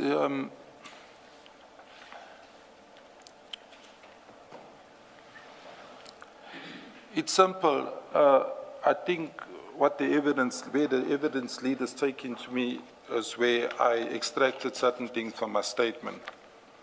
And the reason I did was, as I said, is if I do not arrest you, or if I don't know anyone that has arrested you, I cannot label you as a positive drug mule or drug dealer.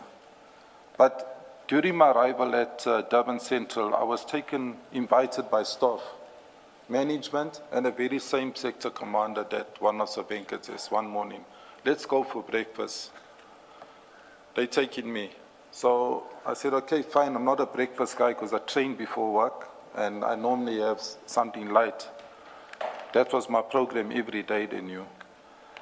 I went into Morningside and we visited the nightclub, but it's open daytime. And when I got there, I didn't know at the time whose club it was, and they disclosed whose club it was. And this club turned out to be one of the tow truck guys' owners, which his name is all over this inquiry. Where I went with my statement was that I opted to pay for my meal once I had found it out. They did not know I had a history of where I worked in Sydenham for 18 years. And this particular individual resided in Sydenham when he first started off his business with tow trucking. Has now grown into one of the main guys, and that's Mr. Naika. I'm not naming him, but I'm saying I'm identifying him. That's Roadstar's owner. There's no other director to the company. Now, I think if I should elaborate, the question was put because I had put something in a statement because I know we're pursuing or we're trying to get clarity as to how do we identify what's going on here, because there's implications of the tow trucks competing with tow trucks, the drug dealers competing with drug dealers, because this is where all this is going with this particular scene. But I was not in a position to put anything into a sworn statement as to what's actually going on, because I have not been in that relationship where I've arrested or no members that have apprehended the individual. And to understand you well, Captain, what you are saying, and I will not hold you to that, is that in essence, there is a restaurant somewhere in the Central where at least you were told on one account that the police eat for free, or they have a free meal? It's the same restaurant, yeah. Yes, and that same restaurant seems to be owned by the same Clive Naika that we've been discussing at this commission. That's correct. And for that reason, you felt uncomfortable that your meal should be on the house. That's correct. I just want to, before I close on this, I know it's the last part of my statement, it's not included, Chair. I headed a team, I told you, of different units. The bike unit we'll use on the beach, the smaller roads. So I had a bike unit, members. I had crime prevention, 4 groups, but I made them 8 groups, for example, broke them down with no additional resources. And then I had what you call a field team. The field team, they pursue suspects that are outstanding for detectives, but they work with the detective, they work with crime intelligence. They obviously run it by me or I'm involved with them, especially when there's business robberies. I received a call from the branch commander from Durban Central a few months before I retired. Where am I? And we got a good relation. We sit in meetings. I help him a lot with the suspects that are wanted. And he said, where am I? Where's my team? Who have we put in the boot of the car outside this particular premises? At the premises, the evidence leader is talking about is curfew in Morningside. So I said to him, I am on duty, my members are on duty. He said, are you in civilian clothes? Now in Durban, I wear shorts a lot. Very informally dressed, a dorm and a marked vehicle, and so does the field unit. So I said, yes, we're in civilian clothes. He said, you drive in a caddy, you drive in a Polo. I said, my members got that. He knew which vehicles we got that are unmarked. He says, hey, please find your members and find out who's kidnapped a person. We got a complaint, there's a shooting at curfew. So I made my way there. When I arrived there, I found a Sydenham vehicle, 7 Ks away from the station. The station commissioner was sitting inside the vehicle. So I asked one of my members to approach and find out, was there abduction or kidnapping here? And she rolled down the window and she said she heard it on the radio and she responded alone from Sydenham. I found it strange that you would leave Sydenham to come into the CBD. It did not take me long to get there, but whilst I was there, it was established that it was organized crime that had come and take a bouncer from that particular premises, sun up in the morning, which was outstanding for a shooting. I did not pursue the matter, it wasn't even a Durban Central case, but that bouncer was working there.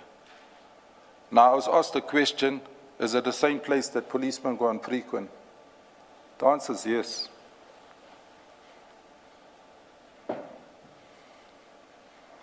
Thank you, Captain. And lastly, and only if you are willing to share these details with the Commission, you had indicated that you were involved in an arrest of a police officer, and that police officer had a dealing with one of Clive's uncles. Is it something that you're willing to share, Captain, or it's something that you're not willing to share with the Commission? If it's relevant, Commissioner, I'll take it back. When I was in Sydenham, I did say I was there from 1988. During my time, I was there the 18 years. Within the time frame, I'm not too sure the year, but Mr. Naika had an uncle shot by a policeman, and I responded to the shooting. I was working crime prevention. I was much younger, much quicker on my feet. I responded to the physical address that was given. It was, I still remember it because I know the house.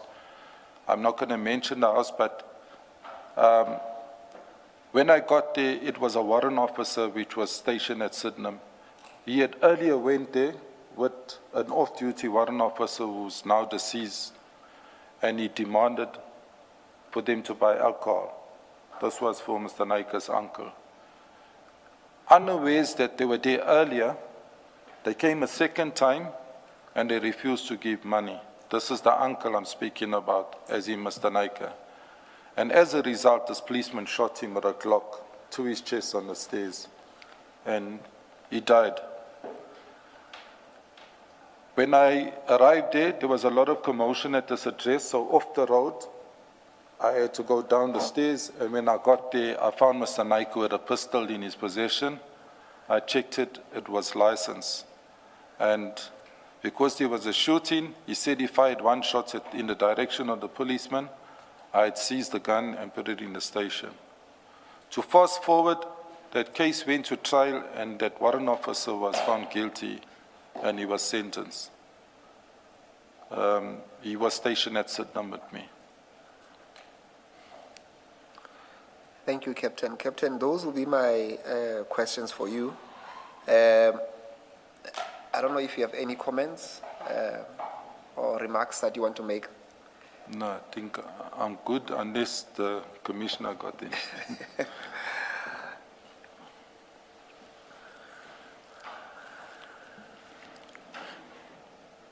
Chair, that will be it from our side. Thank you, Mr. Musigiri. Captain, thank you very much. You are excused. Thanks, Chair. 9:30 tomorrow. Yes, Chair. Let's adjourn until then.